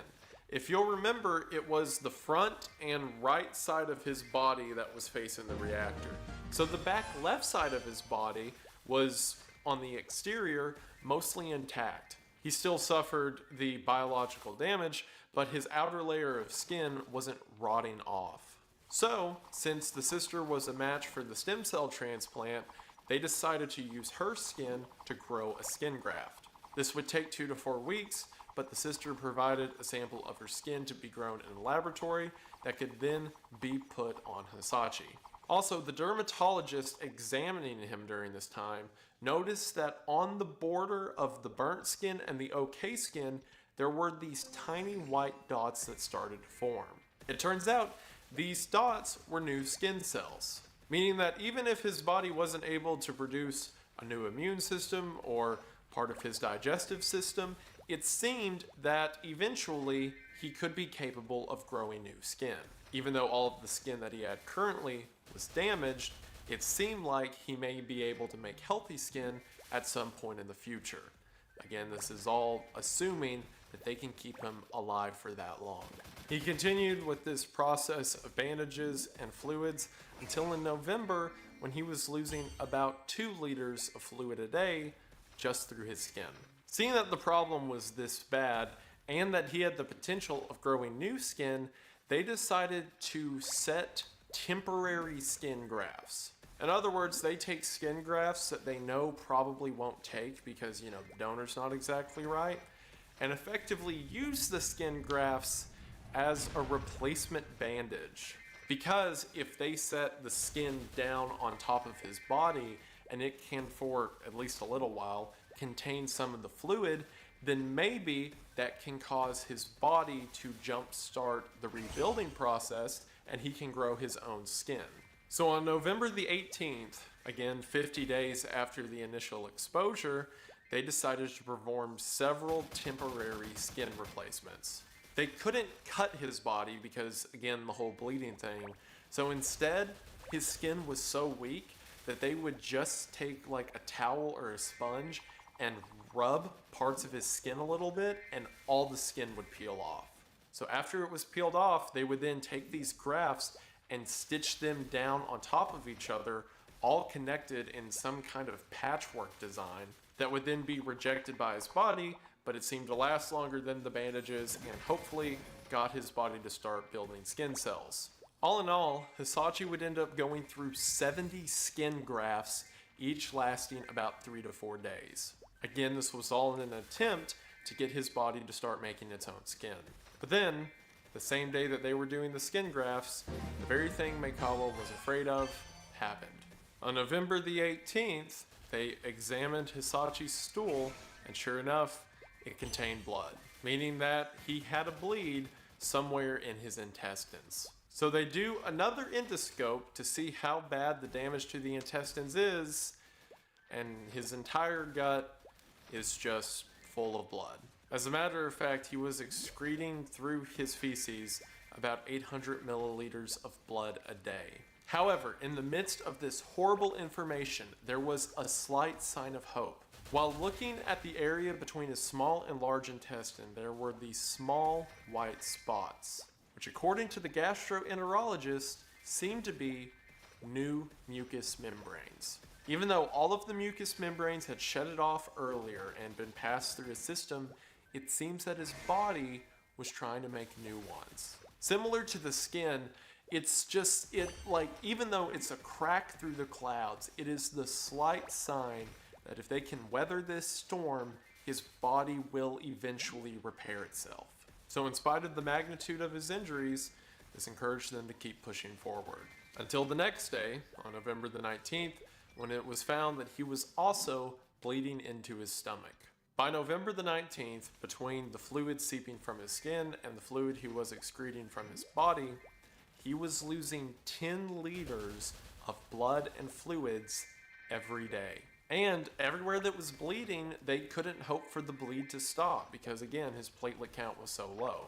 What little repair was done by his sister's transfusion had been undone by the damage in his body. So the only thing they could do is keep pumping him full of more blood.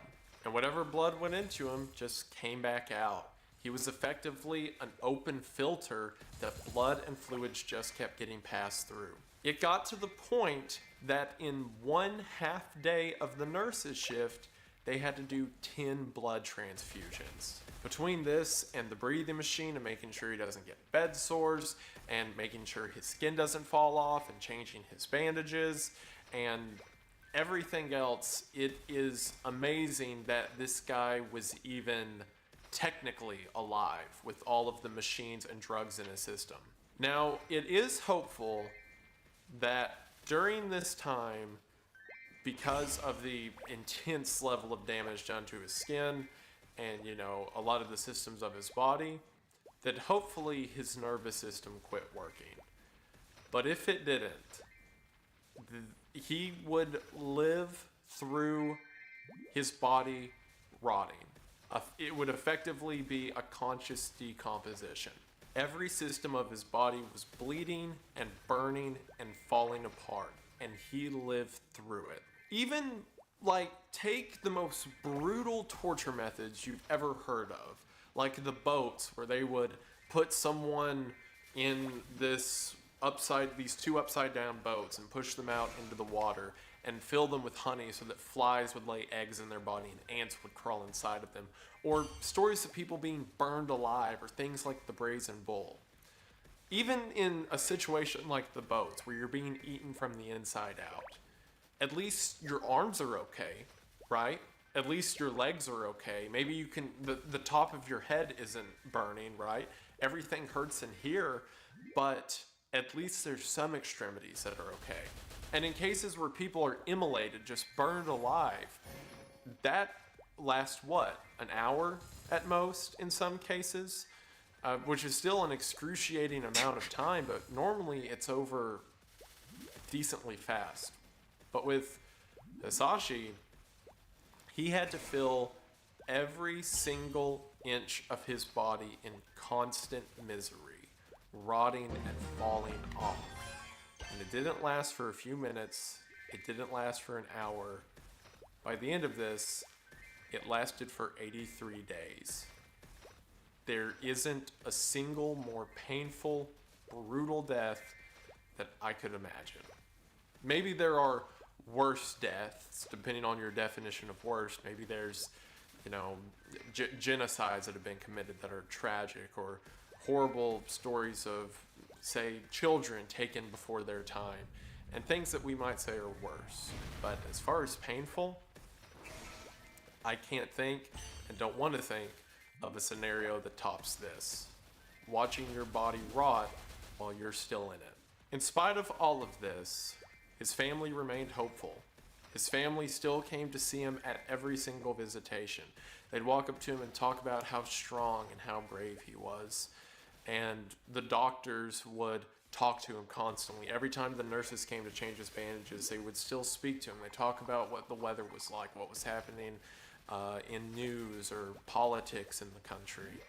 They always maintained that he was the same person now that he was when he was talking about fishing and how much he loved his wife the first week he arrived. The question that a lot of nurses and a lot of doctors were asking at the time is this right? How long do we keep this man alive? And I want to dispel a rumor right now. Whenever you read about this case, a lot of the narrative around it is that oh, these crazy scientists were keeping him alive against his will, and he kept begging to die, but they kept doing more tests and wanted to perform more experiments.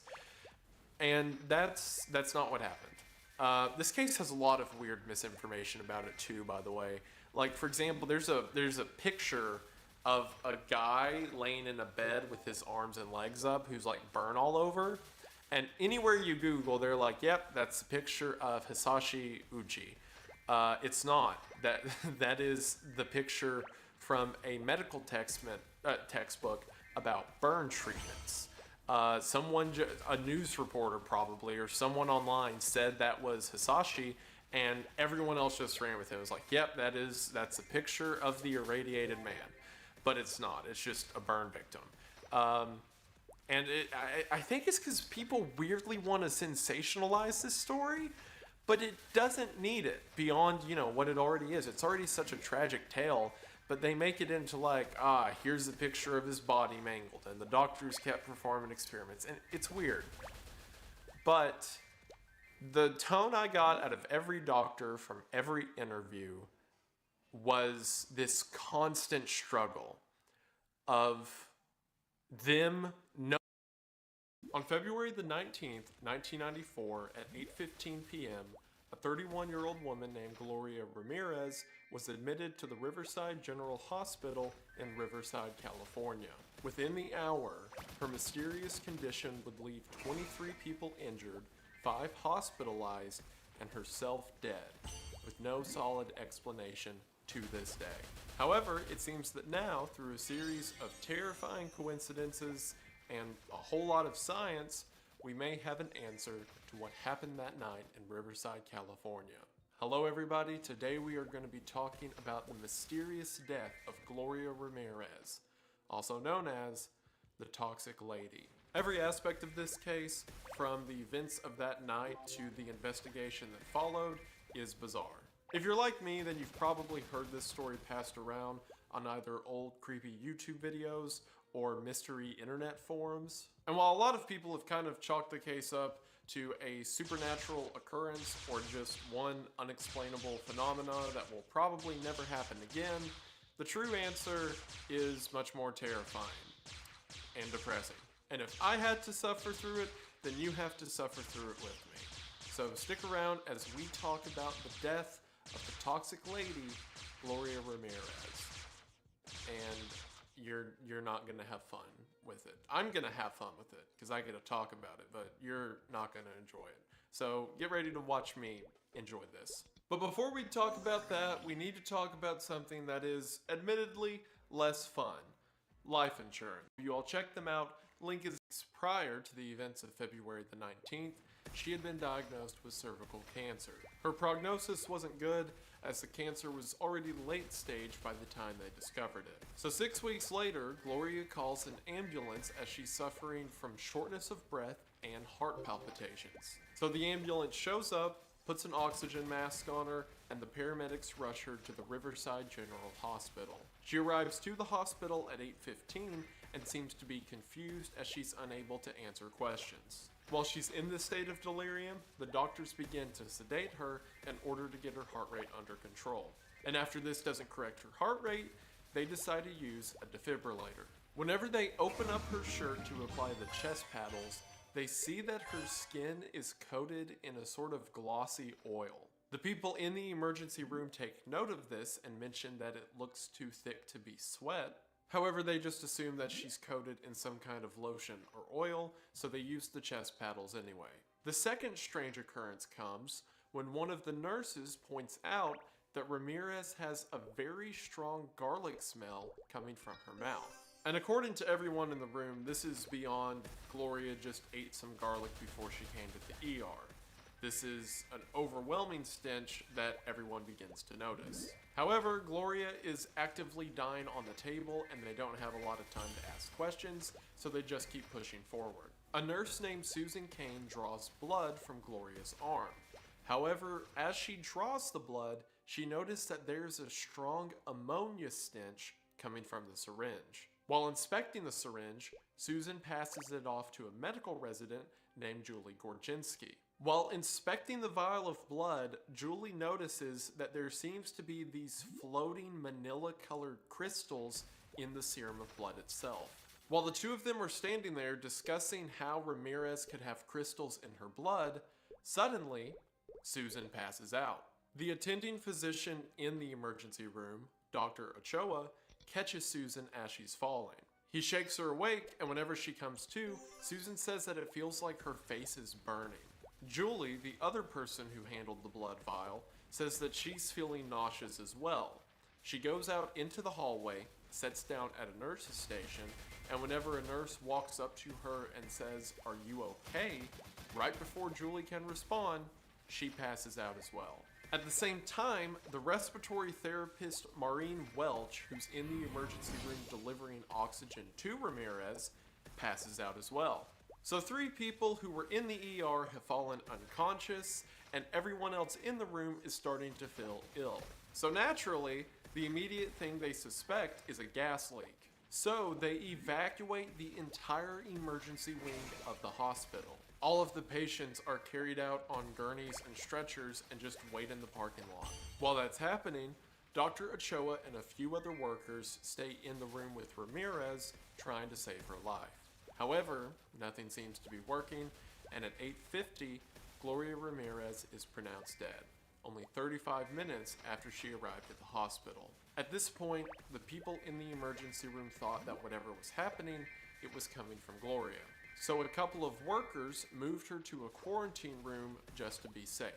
Right after Gloria's body was moved into quarantine, one of the workers who had moved Gloria, a woman named Sally Balderas, began vomiting and said that it felt like her skin was burning. To make sure that the hospital was safe, a team of people in full hazmat suits investigated the emergency wing. They found that there was no gas, chemical, or biological leak in the hospital. So whatever was happening must have been coming from Gloria. To contain whatever this was, Gloria's body was placed in a sealed aluminum casket. After this, the emergency rooms were able to be used again. However, 23 people reported feeling nauseous or ill, and 5 hospital workers were hospitalized. Among those were Susan Kane, who spent 10 days in the hospital, and Julie Gorginski, who spent 2 weeks in the hospital. So immediately the question became, what happened to Gloria Ramirez? And it became a national mystery, as you can imagine, as to what caused this bizarre spontaneous sickness. Well, after 1 week, an autopsy was conducted. The reason they waited a week was so that if she had some kind of biological agent or super virus inside of her, that it had enough time that it wouldn't be re-released whenever they actually performed the autopsy. They performed the autopsy in full hazmat gear as well, just to be double safe. And the craziest thing that they found in the autopsy is that she was completely clean. Or at least she was clean from any chemical or radioactive elements that would have caused what happened in that emergency room. The only things they found in her system were Tylenol, lidocaine, codeine, and Tygan. Tygan is an anti-nausea medication. These are all things that would be standard for a suffering cancer patient to have in their body. Also, that medication of Tygan is important because Tygan breaks down into amines in the bloodstream, which would explain the smell of ammonia on the blood vial. It doesn't explain the little crystals floating in the blood, but we'll get to that. In this initial autopsy, they were mainly looking for a cause of death, and it was determined that Gloria died due to heart complications that arose due to kidney failure. It seemed that the cancer, as well as the medication she was on, caused her to get kidney failure, and she was also going through the early stages of liver failure. These things caused a backup of toxicants in her system, which eventually led to heart problems and her eventual death. However, kidney failure doesn't explain why 23 people who were in the building also got sick.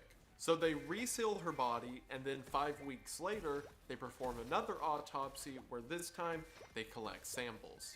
Also in tandem with this, the Department of Health does an investigation at the hospital. And once again, they can't find anything that they're testing for, so the Department of Health determines that Gloria again died of kidney failure, and everything else that happened in the hospital was mass psychogenic illness, or in other words, mass hysteria. The reasoning for this, again, they couldn't find any direct kind of agent in Gloria's system that would have caused all of this.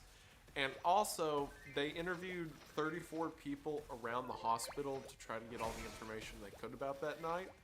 And it seems the people who were the most ill were women and people who didn't eat anything for dinner that day. So people who had skipped a meal. So the idea being that, oh, well, since it just seems people were a little bit hungry, I guess they got a little bit nauseous or whatever, and the people who got really ill were women. So, you know, women be crazy, I guess. And you may hear that and think the investigators were a couple of guys who were downplaying what these women said they experienced, but both of the investigators were women as well, so make of that what you will. Because while several of the men, like Dr. Ochoa, who was in the room the whole time, said that they felt ill, the only ones that passed out and had severe reactions, like feeling like their skin were burning, were female workers. So the Department of Health said everyone in this hospital is crazy and left it at that. The people at the hospital, as you could imagine, were not happy with this conclusion. One of the people who strongly disagreed with this conclusion was Julie Korchinski. If you'll remember, she was the second person to pass out on the night Gloria died. She spent 2 weeks in the hospital and developed hepatitis and avascular necrosis in her knees. So the hospital asked other people to take a look at the data, and eventually they reached out to the Lawrence Livermore laboratories. At Lawrence Livermore, they took the samples that were taken from Gloria's second autopsy, and instead of just running it through to see if they could find any toxicants, they decided to just run it for everything and see what was in her blood and tissues. The only thing they found, aside from some traces of other pain relief medication, was a chemical known as dimethylsulfone. Now, dimethylsulfone, or DMSO2, is a naturally occurring chemical that can be found in trace amounts throughout the body.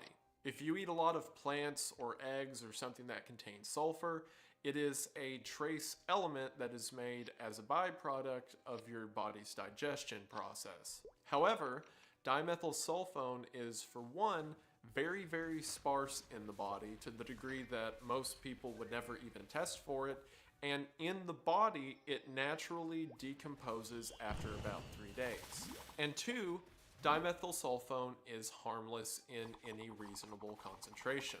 As a matter of fact, methylsulfone, which is also known as methylsulfonylmethane, or MSM, is a popular alternative medicine. So trace amounts in the blood wouldn't be enough to kill you. However, what was strange about this amount of methylsulfone in Gloria's system is that it was not a trace amount. From the samples that were taken 6 weeks after Gloria's death, she had 3 times the normal amount of methylsulfone in her system. And while that may not sound like a lot, remember, methylsulfone degrades after about 3 days. So if this was after 6 weeks, then at the time of death, she would have had dozens, if not 100 times the normal amount in her system. So Pat Grant, the scientist who was researching this case, decided to do some more digging. And he discovered a link to something known as dimethyl sulfoxide, or DMSO. Now, dimethyl sulfoxide and dimethyl sulfone are very similar to each other. They're just one oxygen atom apart. And DMSO has a whole history when it comes to medical treatments. Back in the 50s and 60s, DMSO was thought to be a sort of cure-all. People would take it as a pain reliever for sprains or breaks, they would take it for headaches, they would apply it in a sort of ointment if they had any kind of swelling or cramps. However, in 1965, doctors found that prolonged use of DMSO can cause damage to the lens of your eye. So the FDA began to blacklist it as a direct medication. Now, DMSO is still used in a lot of medication today. It is a much diluted form from what it was back in the 60s, but it's used as a sort of applicator in a lot of topical ointments that you use for like muscle pain or cramps. And you can even get straight up DMSO cream that is, again, diluted from what it was in the 60s, that is used as an alternative medicine for things like muscle pain. It's also used in veterinary medicine to treat horses with some kind of inflammation or swelling. So DMSO was kind of kept as a niche concept in medicine, at least when used by itself, up until the 1980s, when some scientists began to propose that DMSO could be a form of cancer treatment. As a matter of fact, 60 Minutes even ran an episode about it. So you have this chemical, dimethylsulfoxone, that a lot of people believe might be a kind of cure-all or treatment for cancer that is used in some part in, you know, standard pharmaceuticals when it comes to like topical creams and stuff like that. But that wasn't enough for some people. So there is another way to get DMSO. DMSO, whenever it is highly concentrated, is a very powerful degreaser. You can buy it in a gel form at hardware stores, and it gets used as everything from oven cleaner to paint remover. It is way more concentrated than even the pills that people were taking back in the 60s of DMSO, much less the way it's used in medicine today. But it was this little trick of the trade back in the 80s that if you were like a college athlete and you got sore muscles a lot, you could go to the hardware store, get some DMSO gel, rub it on the muscle, and then the next day, the pain would be gone. I cannot properly state the amount of chemicals you're shoving into your body when you are doing that. And for the sake of this YouTube video, let me be clear, do not rub oven cleaner on your body. So Pat Grant's researching all of this, and he finds that with the DMSO gel, it has the strong smell of garlic, which if you'll remember, is the same thing the people in the emergency room reported came out of the mouth of Gloria Ramirez, and that in its gel form, it looks like a bright oily lotion, which if you'll remember, is the same thing they saw on Gloria's chest whenever they went to give her the defib. So it seems that Gloria maybe wanted to try DMSO as a home remedy for cancer, which again, a lot of people at the time believed that it might be, and that would explain the oil on her body and the smell coming from her mouth. However, it wasn't dimethyl sulfoxide that was found in her body, it was dimethylsulfone. So that would mean the DMSO in her body needed to be spiked with a lot of oxygen to become dimethylsulfone.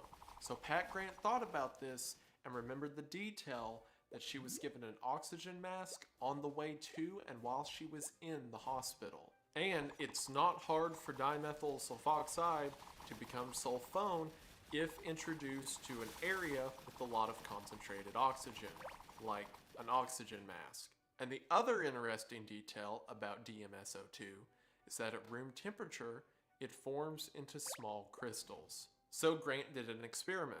He took a blood sample, mixed it with DMSO2, and sure enough, small manila crystals began to form in the serum, meaning that could be the explanation to the crystals that Julie saw in the blood that night. Because while it was in Gloria's body, it was too hot to form these solid crystals, but as soon as it was removed and brought into the temperature of the emergency room, it cooled down and began to form the solid shards. Now, there's one big hiccup in all of this. Like, sure, we've got to the point that DMSO could have been what she put on, and that was converted into DMSO2, which would explain the smell of garlic, the oil on her body, and the crystals in the blood. And remember, the smell of the blood was explained with the nausea medication that we already established she was on.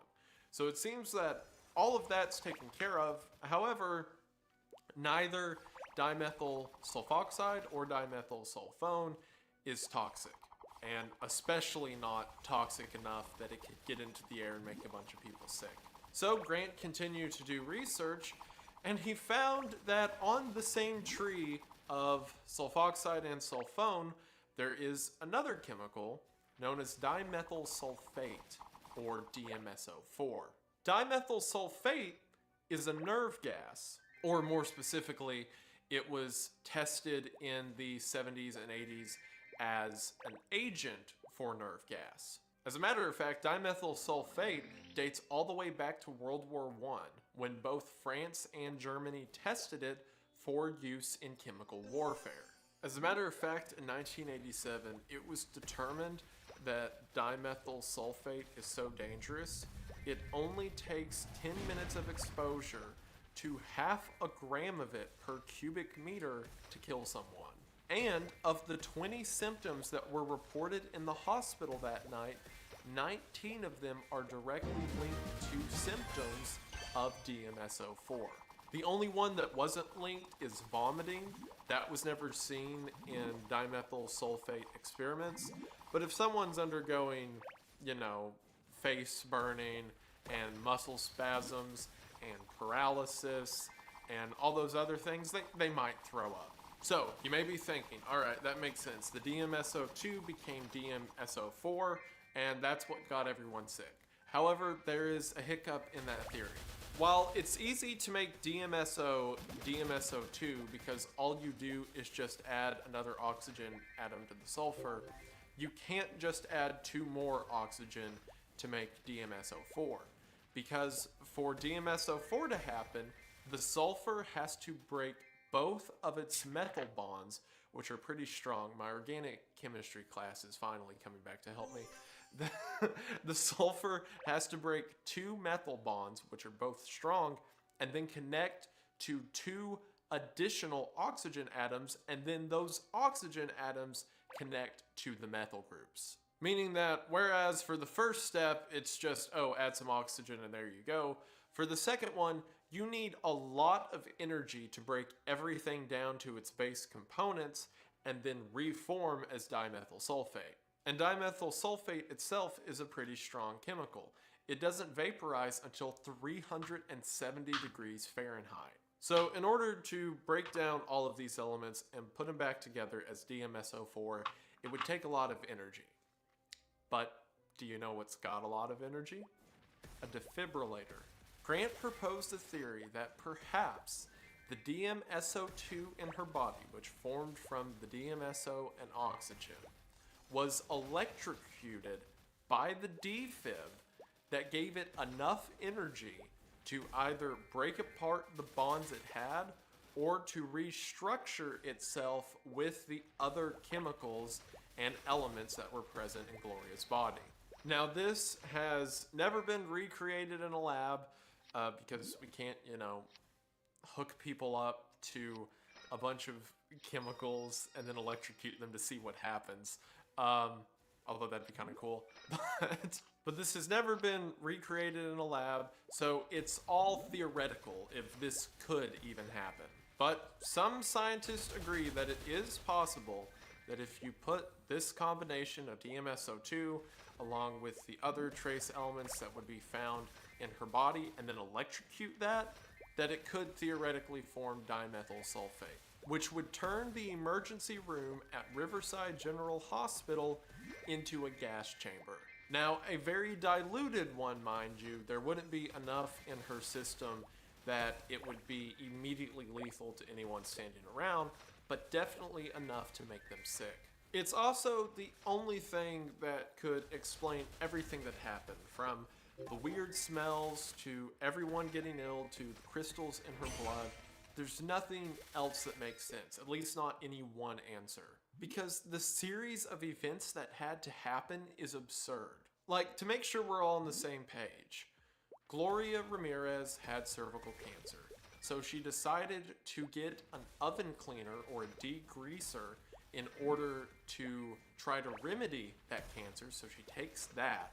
She then has heart palpitations, likely brought on by the kidney failure, which, mind you, the reason that level of DMSO might have been lethal or in concentration enough to cause the effect it eventually did is because she wasn't able to urinate it out of her system because of the kidney failure, which might have been exasperated and probably was because of the DMSO. So, because she takes this alternative medicine and also has kidney failure, it creates a combination that whenever she gets into the ambulance, the oxygen that's pumped into her lungs combines with that to make DMSO2. Again, fine for now, but then that compilation of DMSO2 that's staying in her system gets electrocuted with chest paddles, which in that moment turns Gloria into a toxic gas factory. One of the most bizarre one-off moments in medical history that almost killed a lot of people and perhaps definitely killed Ramirez. Which, if that's true, then no wonder they were unable to revive her, because the inside of her body was producing a nerve agent. And yes, again, while without another chemical being added, it takes 370 degrees to get the stuff to vaporize, a small amount of it will vaporize naturally. Perhaps small enough to just make the people in the building sick instead of killing everyone. Now, it should also be mentioned that the family of Gloria has vehemently denied that she ever used DMSO. And I hate to go against, what a family says about a lost loved one, but I don't see any other way this case could be explained. There's a lot of conspiracy theories about the case too, which are completely unfounded, but I have to mention them because it's me. A few of the weird details are the syringe that contained the actual crystals of supposedly DMSO2 disappeared. No one was able to find that syringe after the incident. And while that isn't unheard of, a lot of people used it as fuel for the fire. Another detail is the coroner, who was originally investigating all of this, took his own life about a month after Gloria died, so people think he was silenced. And the other weird detail is Gloria's third autopsy. So Gloria had the first autopsy that was a week after her death. She had the second one where they took samples 6 weeks after her death. And then the family, who didn't believe the hospital or the laboratory saying it was the whole DMSO thing, had a coroner do a private autopsy 10 weeks after Gloria's death. During that third autopsy, Gloria's heart was missing, and a lot of her internal organs had fecal matter on them. And a lot of people point to these things about the coroner, about the autopsy being weird, and the syringe missing to say there was some kind of cover-up. There was a theory that got passed around the News Times LA that the hospital was smuggling methamphetamine, and that what actually happened is someone accidentally hooked up one of these smuggling IV bags full of meth to Gloria, and everyone in the hospital got hit with a vaporized meth. For one, that would have been found in the autopsy report, and no. Like, trust me, if there's anyone out here who wants to point fingers at an establishment and say that there's some grand conspiracy that people are unaliving themselves over, it's me. But we have to have some kind of merit to work with, guys, or else we're just gonna get made fun of. I mean, more than we already are. The syringe was either thrown away or lost in the confusion of the hospital being evacuated and then cleared. The whole coroner death doesn't look like it was related at all to Gloria. That guy had a lot on his plate with a lot of different investigations that he was doing. And if you'll remember, whenever they did the second autopsy with Gloria, they took a lot of samples. And since her cause of death was heart failure, it's reasonable that they would have removed her heart for future study. And also, the third coroner mentioned that a lot of her internals were too badly decomposed to really analyze anything. So it's not out of the question if some organs were removed and others cut, that some fecal matter could have seeped out into the rest of the body. Again, Gloria's family maintains that she never used DMSO, and Gloria's sister has gone on record saying that it is the hospital's fault for Gloria's death and the poor sanitary conditions at that hospital. Although in following investigations, this was never supported. And while it can never be proved with 100% efficiency because the samples are too old to be analyzed now, and we didn't have any testimony or reports then that were looking for something like DMSO, it seems to me that this is the most likely option, as outlandish as it is. And with this case, I noticed a lot of people who talk about it well, there's two approaches to it. There's the approach that I grew up with on YouTube that a lot of you are probably familiar with, where this is treated like a supernatural occurrence, like the mysterious toxic lady who went into a hospital and then everyone around her got sick and maybe she was possessed or like had some kind of demon plague or whatever. And the other approach I've seen is with people who are following the whole DMSO theory, that she effectively used a hardware store paint remover in order to treat her cancer, and that is what kicked off the series of events that led to the mysterious toxic lady death. A lot of those people have a tone of, oh, imagine being so stupid that you end up nearly killing a whole hospital room full of people. Or they at least kind of had this tone that Gloria was dumb enough to use DMSO to try to treat her cancer. And I think the thing to keep in mind with all of that is that Gloria Ramirez was diagnosed with cancer 6 weeks before she was dead. She was a wife and a mother of two who, it seems from the records, never began chemotherapy. More than likely because her, again, prognosis wasn't good and her chances on chemo weren't good, or maybe she just couldn't afford it, or the insurance wouldn't back it because there wasn't a point, who knows. But she was a mother who was about to die, and it seemed that normal medicine wasn't going to do anything, so of course she's going to try something weird or out of the box. And as far as the idea that she's somehow responsible, or I should say willingly responsible for what happened in the hospital room, it is still debated in laboratories to this day if that series of events was even possible. There is no way she could have known at the time that putting that on her skin would cause a series of events that gets a hospital room full of people sick. Just like how whenever the doctor hit her with the defib, like, there was no way for him to know that he was exciting elements to cause a chain reaction that converted an alternative medicine into a weaponized gas. The story of Gloria Ramirez is a tragedy, and it's incredibly fascinating that something like that can occur in the world that we seemingly know everything about. And it's cases like this that opened up our mind and understanding of the world around us, and hopefully lead to new discoveries in the future. Off of this case alone, there's still people experimenting what DMSO can do to try to better understand ways that we can accidentally form dangerous chemicals in healthcare or industrial settings. And also still experiments of DMSO and its use as a treatment for diseases or pain. That the Gloria Ramirez case is used as an important footnote. So hopefully, in spite of being a tragedy of the past, the story of the toxic lady can reshape our understanding of the future. And I, of course, also just wanted to talk to you guys about the crazy series of events that led a normal heart palpitation into a nerve gas. Because that's insane. I have to talk about that. And hopefully you enjoyed hearing it at least half as much as I enjoyed talking about it. And that's really cool.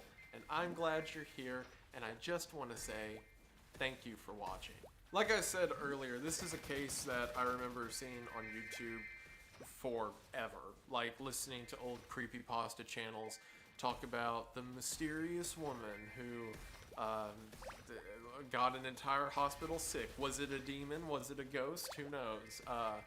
And then I was thinking about that case because I remember it being called the Toxic Lady.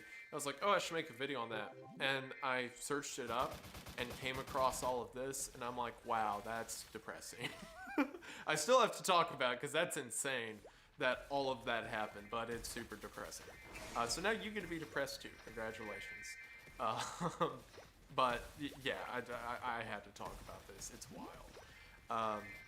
But yeah, the Toxic Lady is a story that I wouldn't say it's ruined, because I never, as a kid, I was never like, oh, maybe it was a demon or whatever. Like, I always knew it was some kind of, you know, freak, either virus or infection or what have you. But it's more terrifying in a way, because it went from just being like, oh, maybe she had this one disease, into like, oh, she just put on a thing that you can buy at the store. And over just like everything that happened, it created a nerve gas. That's cool. But not cool in an actual cool way. Cool like I dread for my safety. But you know, that's how it goes on this channel. But yeah, I'm rambling. I think it's really neat. Hopefully you thought it was really neat. And yeah, I'm very tired, as I am normally when I record these. I've been going for a few hours.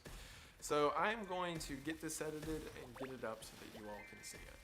But again, thank you guys for watching. Hopefully you've enjoyed the videos lately. I had a slow start in January getting back in the groove of YouTube, but now we're back at it. Hopefully you guys have liked what I've been doing lately, and I'm going to keep at it.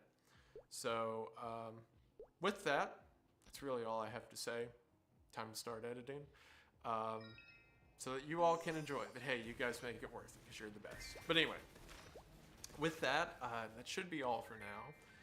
But I just want to say thank you for watching.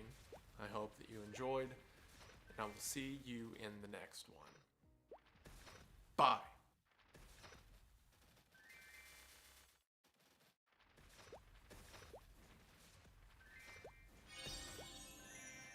It's day 9 of Joseph Mann's expedition into the extreme wilderness of Antarctica. He's been following the tracks of a mysterious creature, a massive, anomalous beast that has been spotted in the snowy wastes. As he follows the tracks, he sees something. It's his own tent, but he had been walking for days after leaving this camp. How was he back here after only a few hours? Time and distance were starting to feel off, like they were stretched out and folded over into knots. Maybe he was confused about the tracks. Maybe he hadn't been chasing after something, but following the tracks of something that had been chasing him. Maybe he was wrong about everything. Hi, I'm Dr. Bob, and this is SCP-2764, also known as the Eldritch Antarctic.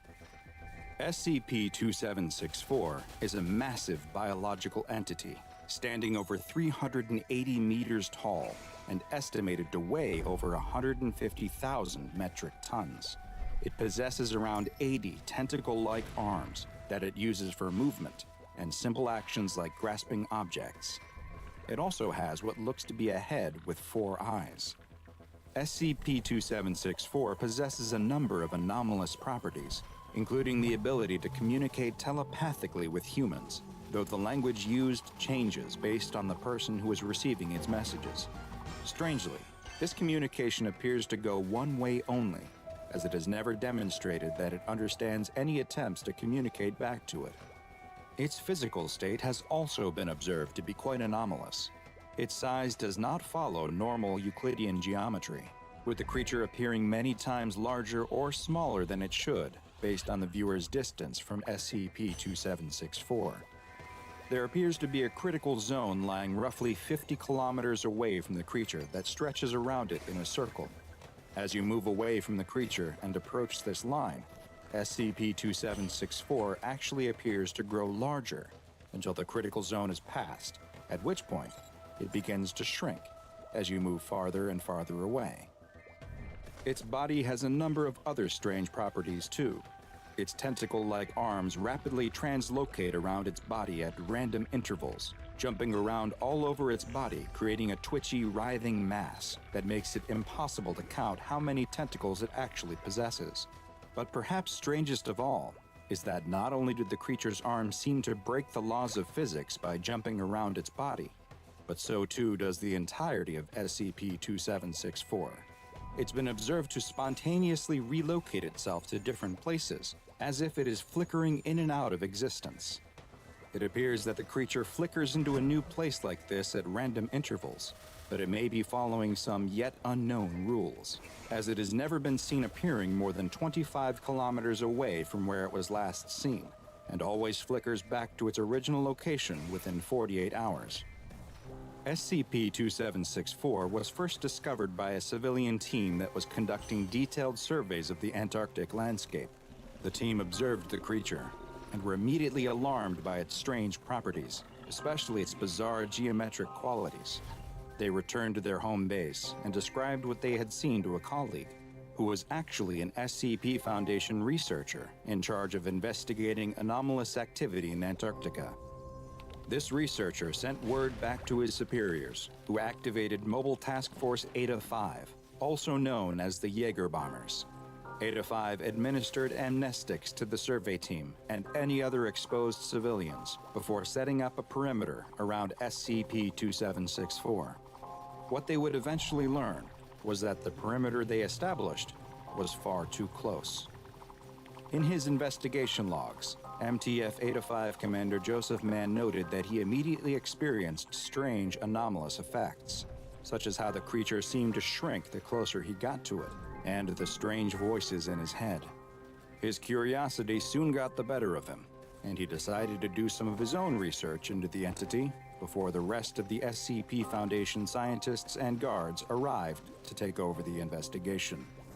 Mann gathered a couple volunteers who were also curious about the nature of the anomaly and set out on an expedition to gather more information. Just as they had experienced before, the more they walked towards the creature, the more it appeared to shrink in size. They also made note of strange prints in the snow. At first, they looked to be human prints, but then seemed to change into something that looked as if a squid had pulled itself onto the land and was dragging itself through the snow. After several days, the whole team was hearing voices. They also realized they had left their tissue analyzer back at a previous camp and would have to backtrack to retrieve it. As they moved away from the creature, they expected it to now increase in size, but it didn't. It stayed the same. Either something had changed about the anomaly, or SCP-2764 was moving towards them. After recovering the tissue analyzer, they continued on towards the creature again. Commander Mann began to understand the voices he was hearing and could even make out certain words like snow and back. Their perception of time was affected too. Hours seemed to stretch out or pass by in the blink of an eye. The voice he was hearing started to become more direct, and the message was clear: turn back. Mann was compelled to press on, though, even with the extremes of the Antarctic cold beginning to weigh on him. But then, SCP-2764 suddenly vanished, flickering out of existence, and the team was left with no choice but to follow the strange tentacle-like tracks in the snow, hoping they would lead to the creature. The tracks led them back to their old tent, the same one they had left the tissue analyzer at before, which should have been impossible based on the time and distance they had walked. Just then, Commander Mann realized that he had been wrong. They were the ones who had been pursued. They hadn't been following the tracks forward, but backwards to where they had been. Even worse, he realized that his team had disappeared. He was completely alone. Commander Mann continued to trudge through the snow, walking without direction, when he spotted SCP-2764 again. It was circling him, trying to maintain its distance, but he raced towards the creature and sliced off a piece of its flesh for analysis. Something strange happened when he placed it in the analyzer, though. The machine displayed a 0, which was the reading for human tissue. This strange result required further analysis from the Foundation researchers, who should now have arrived to take over the investigation. So Mann began to make his way back in the direction of home. He spotted what looked to be members of his team off in the distance, and assumed that they must be on a mission to rescue him. Try as he might, though, the spatial anomalies prevented him from ever getting closer. It felt like it would take him an entire day just to walk a few feet. He assumed it must be the same for his rescuers, as he watched them off in the distance, seeming to never get closer. At one point, he could even see as they stopped and turned back, appearing to return to an old campsite. He couldn't understand what they were doing, but then they disappeared entirely, only to reappear much closer to him. Commander Mann, now sure that there was something terribly wrong happening, tried to approach the now single rescuer he could see to tell him to turn back, but before he could, the man rushed at him with a knife and cut a piece of his flesh from his back. It's at that point that Commander Mann finally started to understand. He hadn't been watching a rescue team come for him. He'd been watching himself. He had been walking towards the creature, and yet, at the same time, he had also always been the creature. Commander Mann was trapped in a time loop where he was doomed to transform into the monstrous SCP-2764 and then watch himself meet the same fate over and over again, forever. The voices he had been hearing telling him to turn back were his own, words of warning that he was doomed to always ignore. SCP-2764 has been classified as Keter and is currently located in a classified area of Antarctica. A 150-kilometer radius has been established around the object, which is to be monitored at all times by Mobile Task Force Eta 5. Any civilians that come within the 150-kilometer radius, either by accident or due to SCP-2764 flickering to a populated area, are to be administered Class A amnestics, and any civilians that may have knowledge of the event are to be administered Class B amnestics. Should any civilian or Foundation employees come within 30 kilometers of SCP-2764, they are to be detained and immediately questioned. Following their psychological examination, and depending on the results of the evaluation, they will either be administered Class A amnestics or terminated. It is the mid-19th century, in a village not far from St. Petersburg, Russia, where a sideshow carnival has been set up. There are a number of tents displaying various attractions, a man juggling fire in front of one. In another, a large bear balances on top of a ball. A detective from the St. Petersburg police force has been led here in the course of his investigation into the disappearance of a local chess prodigy's twin daughters. He had heard a rumor that the girls may be here, and he could easily imagine a kidnapping victim forced to perform as part of this seedy traveling circus. After passing by a contortionist and a man throwing knives at a woman strapped to a board, he found what he had been looking for. A large tent with a hand-painted sign reading, "The Samurai, see the unbeatable chess automaton." The detective had heard about these kinds of shows, and had even seen one himself. They would claim that their mechanical contraption could somehow play chess and beat even the best grandmasters without any human assistance. But the detective knew their secret. Inside was a person, cleverly hidden in such a way that you'd have no idea from the outside. But there was always someone in there, pulling on strings or levers to manipulate the machinery as the crowd looked on amazed at the feats technology was capable of. And who better to hide inside one of these charlatan boxes than a small girl who had already shown an incredible aptitude for chess? Two girls were even better than one. They could work together or take turns playing in shifts. The detective had the feeling in his gut that had yet to be wrong. The girls were in that machine. The detective enters the tent housing the automaton, but is stopped at the entrance and told that he has to pay if he wants to see. The smoky, lamplit tent is crowded with men all huddled around something in the center. A burst of cheers come from the throng, and again the man demands payment for entrance, poking the detective in the chest, telling him he has to pay or get out. The detective asks if he's the owner of the machine, but the man says he's just the exhibitor. He again stresses that the man has to pay or he'll be forced to leave, again punctuating his point with a stern poke to the chest. As the man pokes the detective again, though, the detective grabs his hand and twists his arm behind his back. He asks again who the owner of the machine is, but the exhibitor, through gritted teeth, tells him he really doesn't know. He only communicates through letters and doesn't know the owner's real name, or even what he looks like. The detective shoves the man aside and heads deeper into the tent. He enters the crowd of men, pushing them aside, and finally sees what everyone has been so amazed by. There in the middle of the room is a chessboard on top of a steel table connected to a small steam engine. Sitting next to the table is a stationary suit of samurai armor, and across from that is a Russian man who appears to be deep in thought. He is playing chess, and his game against the samurai does not look to be going well. The detective sees the man make his move, and then, almost instantaneously, a piece moves by itself across the board in response. The man buries his head in his hands. Checkmate. The crowd erupts in cheers as the detective makes his way to the table. The exhibitor is rushing towards him, trying to stop the detective as he inspects the samurai suit. The suit falls to the ground. It's empty. The exhibitor is pulling on the detective, pleading with him to leave. The detective knows the girls are in here, though. If not in the suit of armor, then under the table itself. The detective grabs the chessboard and pulls. To his surprise, it comes off easily.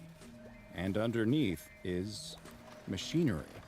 A complicated series of tubes, magnets, and gears whir and hum with electric current. The detective can hardly comprehend what he's looking at until he spots it. There in the middle of the machinery are 2 glass jars, connected to the rest of the device by wires. There's a pink blob of organic material in each jar, brain matter, and they are labeled with the missing girls' names. This is SCP-1875, also known as the Antique Chess Computer. SCP-1875 is a chess automaton from the Victorian period that is made up of 4 main components. The first of which, SCP-1875-1, is a steel table measuring 72 centimeters by 72 centimeters by 64 centimeters, with a standard 8x8 chessboard painted on top. Inside the steel box is a sophisticated piece of machinery that combines mechanical and biological elements. The movement of the pieces comes by way of magnets, with the moves themselves appearing to be decided by an analytical engine. Integrated into the analytical engine is brain tissue from the twin 14-year-old daughters of a Russian chess prodigy who went missing during the 19th century and were never found. The pieces, which have been designated SCP-1875-2, form a standard 32-piece chess set and are carved in an Oriental style. The pieces have magnetic bases, and the tops have been identified as being carved human bone and genetically matching the brain tissue in the machine. SCP-18753 is a small steam engine with variable speeds that is connected to the machine via a drive shaft. SCP-18754 is a suit of 18th century Gusoku-style samurai armor. The armor appears to have no actual connection to the machine, mechanical or otherwise, and it now seems as though the armor was merely a prop, though multiple Foundation researchers have reported feeling a sense of unease and anxiety after making eye contact with the suit's mask. SCP-1875 continues to be fully operational and even has adjustable difficulty levels depending on which speed the steam engine is set to. To test the chess-playing abilities of the machine, a D-Class personnel was seated at the machine across from the samurai, and moves that were decided by chess software were broadcast into the room. Games were played on each of the machine's 5 settings, and the chess software was used to measure SCP-1875's estimated rating on the ELO system, which is a method used to calculate the relative skill of players, with a higher number being better. At the first setting, the machine exhibited a chess-playing ability that would be rated in the 800 to 1000 range, which would be the equivalent of someone who knew how to move the pieces correctly, but otherwise was laughably bad. The second setting produced a result closer to 1200, which would put it firmly in the novice category. The third setting improved the automaton's ability to anywhere between a 1200 and 2500 rating, which meant that it could perform like an amateur all the way up to a master level. The fourth setting, though, was where the machine became truly incredible and operated above a 2500 ELO rating. At that level, it would play like a chess grandmaster, and sometimes operated at a level higher than any human has ever been recorded. The fifth and final setting was baffling, though. The machine would play erratically, sometimes at a level even higher than that measured on the fourth setting, but then in the next game would make nonsensical decisions or look like it was trying to lose, sometimes even making moves that were illegal. Multiple games were played at this setting, and the amount of illogical moves only increased. The pieces began to move faster and faster, and eventually they began to ram together until several were chipped. The testing was quickly halted after this, and further tests were suspended until a way to test without potentially damaging the pieces was found. Following this bizarre result, something even stranger happened. 5 minutes after the test, an email was received by all members of the SCP-1875 email distribution list. The message, which appeared to come from a research analyst involved with 1875 research, consisted only of a single image, which has been classified as it is suspected of having dangerous memetic properties.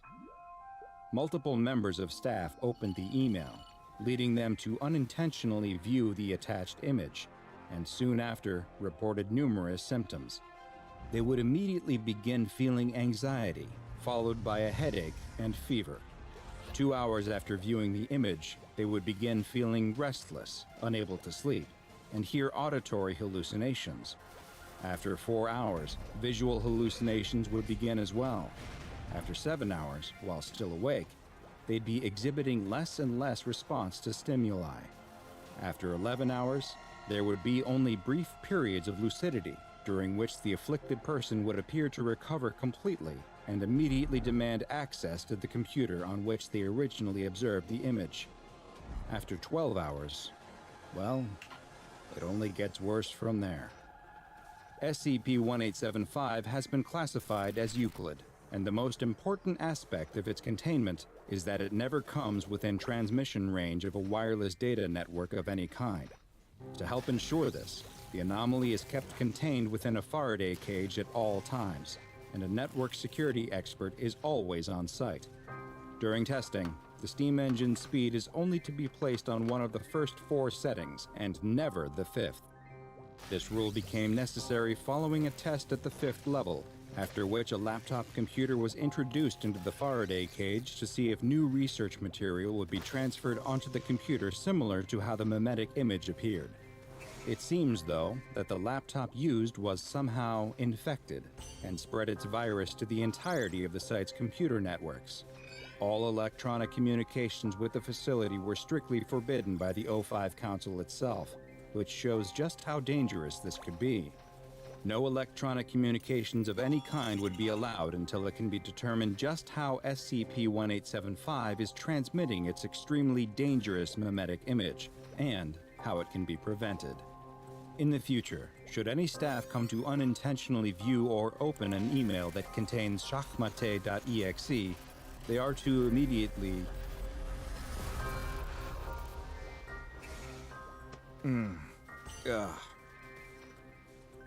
What happened? No, I'm fine. Are we still recording? Yeah, no, I can take it from, Now go and watch another entry from the files of Dr. Bob, and make sure you subscribe and turn on notifications so you don't miss a single anomaly as we delve further and further into the SCP Foundation's classified archives. I think, I'm going to go lie down. Candace Hayes, we have thy confession. A witch as brazen as you shall be burned at the stake. The crowd gathered in the small room bursts into a cheer as the judge hands down the sentence. The accused woman doesn't react, though. She looks neither scared nor afraid, but simply resigned to her fate.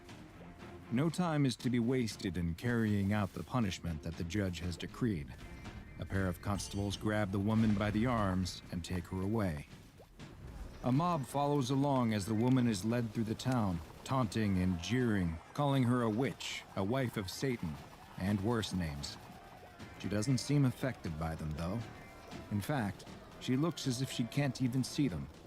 Her attention is focused solely on one mysterious woman who walks along with the crowd, and yet somehow seems disconnected, as if she isn't truly there either. The two women maintain eye contact as the constables keep pushing the condemned woman along. They lead the woman outside of town to a tall hill.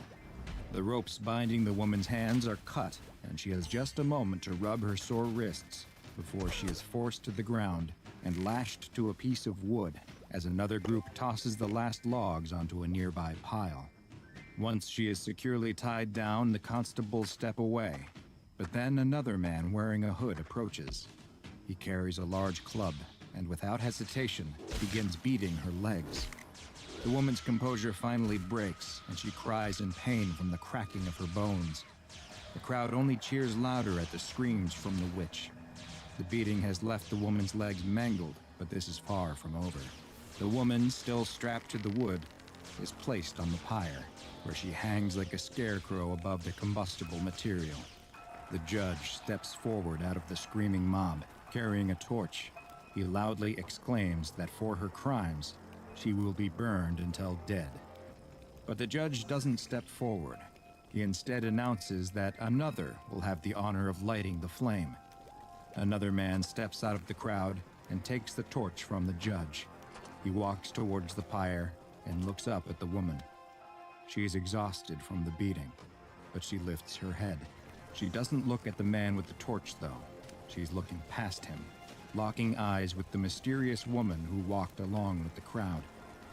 The man looks angry, slighted that she won't even meet his eyes in this final moment, and without another moment's hesitation, he tosses the torch onto the pyre. The wood lights instantly, the tinder combusting and turning into a huge roaring fire. The crowd also erupts into even louder cries of celebration as the woman screams from inside the blaze.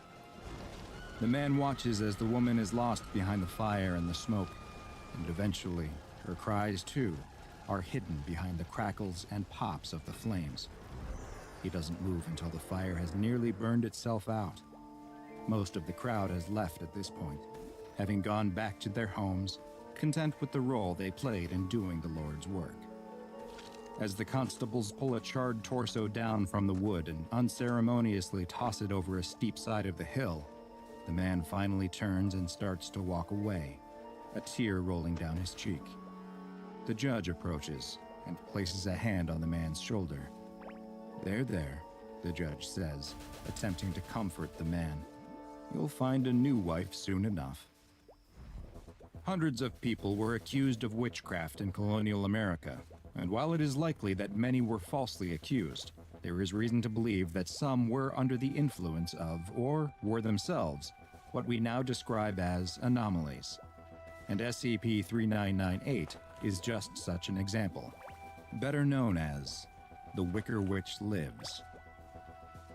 SCP-3998 is a human cadaver which dates from the late 17th century that is covered in 4th-degree burns and is missing its legs. There is also evidence of extensive blunt force trauma, but it is not known if the beating or the burning was the ultimate cause of death. At some point, the remains were collected and fastened into a scarecrow that is held together with wicker, nails, and wire. While a scarecrow fashioned from a cadaver is rather unconventional, what brought SCP-3998 to the SCP Foundation's attention were its other anomalous attributes.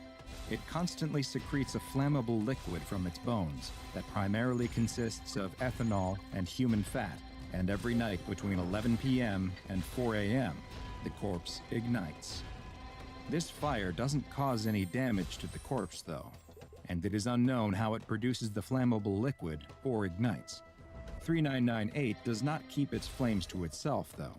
It appears that the SCP targets those who have either killed or physically abused a romantic partner, causing them to catch fire as large quantities of boiling ethanol appear in their stomach.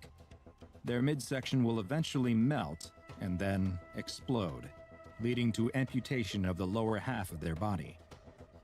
The fire burns both incredibly hot and unnaturally fast, and is unable to be put out until SCP-3998 is extinguished. A number of historical documents related to the case have been discovered and made available to Foundation researchers that shed light on SCP-3998, including excerpts from a 17th century diary belonging to a woman who lived near where the cadaver was discovered. In the entries, the woman describes attending the wedding of her neighbors, Aidan and Candace Hayes, though Candace did not seem especially happy with the arrangement. Candace is characterized as someone who likes to keep to herself, and who does not conform to the era's idea of a good wife. As a result, it appears that she became the victim of abuse at the hand of her husband. The diarist hypothesizes that Candace has brought this fate upon herself due to her behavior, which may stem from her being under the hold of the devil. In other words, the neighbor believes that Candace is a witch. Others must have had the same suspicion, because we also have records of Candace's interview with a Judge William Stoughton, who questioned her about the accusations of consorting with evil spirits. Candace readily admitted to this, though she disagreed that it was in any way evil. She told the judge that the rituals and magics she practiced were not inherently good or bad, and that anyone was capable of using the same tools. She went on to explain that she hated her husband, that she had been forced to marry him, and that he had been nothing but cruel and violent towards her. Candace also mentioned a name, Clovis, that the judge assumed to be the demon that she had made her cursed pact with. Candace appeared to offer no defense or excuses for her actions, and the judge sentenced her to die by burning at the stake, with her husband, Aiden, being the one to light the fire. The story of this witch trial was typical of the time, and that likely would have been the end of what we know about SCP-3998. But another historical document was located that has truly given a new perspective to this anomaly. A sealed letter found in the cellar of a home that is addressed to Candace, though it appears to have been written after her death. The letter is from her secret lover, and describes how they collected Candace's burnt bones from the bottom of the hill before binding them together with wicker and wire. The letter then describes how Candace's husband has recently restocked his own home with gin, which is well known to be extremely flammable. The letter ends with an affirmation of the writer's eternal love for Candace and is signed, Clovis. But perhaps the best information we have about the origin of SCP-3998 comes from an obscure local tale that was passed down orally for years and eventually documented on an urban legend website. The legend tells of a woman who promised her soul to a she-devil who taught her magic, but also offered companionship. When her husband found out, he contacted the local authorities and had the woman arrested. She was tried, her legs were broken, and she was hung up like a scarecrow before being burned alive. Her body was dumped off the side of a mountain, but the she-devil collected her bones and gave her life again. The need for revenge burned in the woman's heart, so in the middle of the night, she doused herself in her husband's gin, set herself on fire once more, and fell upon him as he slept, burning him alive so he could suffer the way that she did. SCP-3998 is currently held in a secure holding locker in Site-34 that is fireproofed and vacuum sealed to prevent it from igniting. Every morning at 9 a.m., 3998 and its locker are cleaned to remove the secretions of flammable liquid. D-Class personnel who have been convicted of domestic abuse crimes are to always be kept at the site to ensure that they are the targets of SCP-3998, which, when it's not allowed to ignite, will result in them only feeling mild discomfort in their head and chest rather than spontaneous combustion. Due to its relatively easy method of containment, SCP-3998 has been classified as safe. However, recent developments have caused the Foundation to rethink this classification. Despite 3998 being securely contained, the number of arson-related homicides in the state of Massachusetts have actually increased following containment, with many showing the same damage to their body as would be expected in a victim of SCP-3998. And while it may be that these are the result of a yet uncaught serial killer who simply happens to employ similar methods of killing their victims, a recent re-examination of the SCP-3998 corpse has revealed more troubling details. The body of SCP-3998 does not belong to Candace Hayes, and in fact appears to be a male who was in his 30s at the time of his death. Following these new revelations, reclassification of SCP-3998 to Euclid is pending. Whether SCP-3998 is the body of Candace's husband Aiden, forced to endure an eternal punishment of burning again each and every night, or if it's some other unfortunate victim of a violent and painful death, is unknown, as is the ultimate fate of Candace and Clovis. But with the deaths that would appear to be attributable to SCP-3998 showing no signs of stopping despite containment, it can only be assumed that the Wicker Witch lives. It's late on a Saturday night in New York City, 11:55 p.m. to be exact. A man is running towards the subway station on 59th Street. He's just gotten off from work at the restaurant where he waits tables, and he's in a hurry to get home and spend some time with his girlfriend. As he approaches the station, he notices something strange. Someone has placed a wooden barrier in front of the entrance. The man has never seen something like this before, but he hasn't lived in Brooklyn very long. Everything about the station looks normal behind the barrier, and he's in a hurry. He doesn't want to have to go several blocks to the next station, so he hops the barrier. What's the worst that could happen? As the man walks onto the train platform, he starts to second Midnight, gonna go guess his sleep. I've been up decision. for like 2 days. The platform is empty. And come to think of it, he hasn't seen anyone in the station at all. Maybe he did make a mistake. Maybe the station really is closed for repairs. He turns around to leave, but just as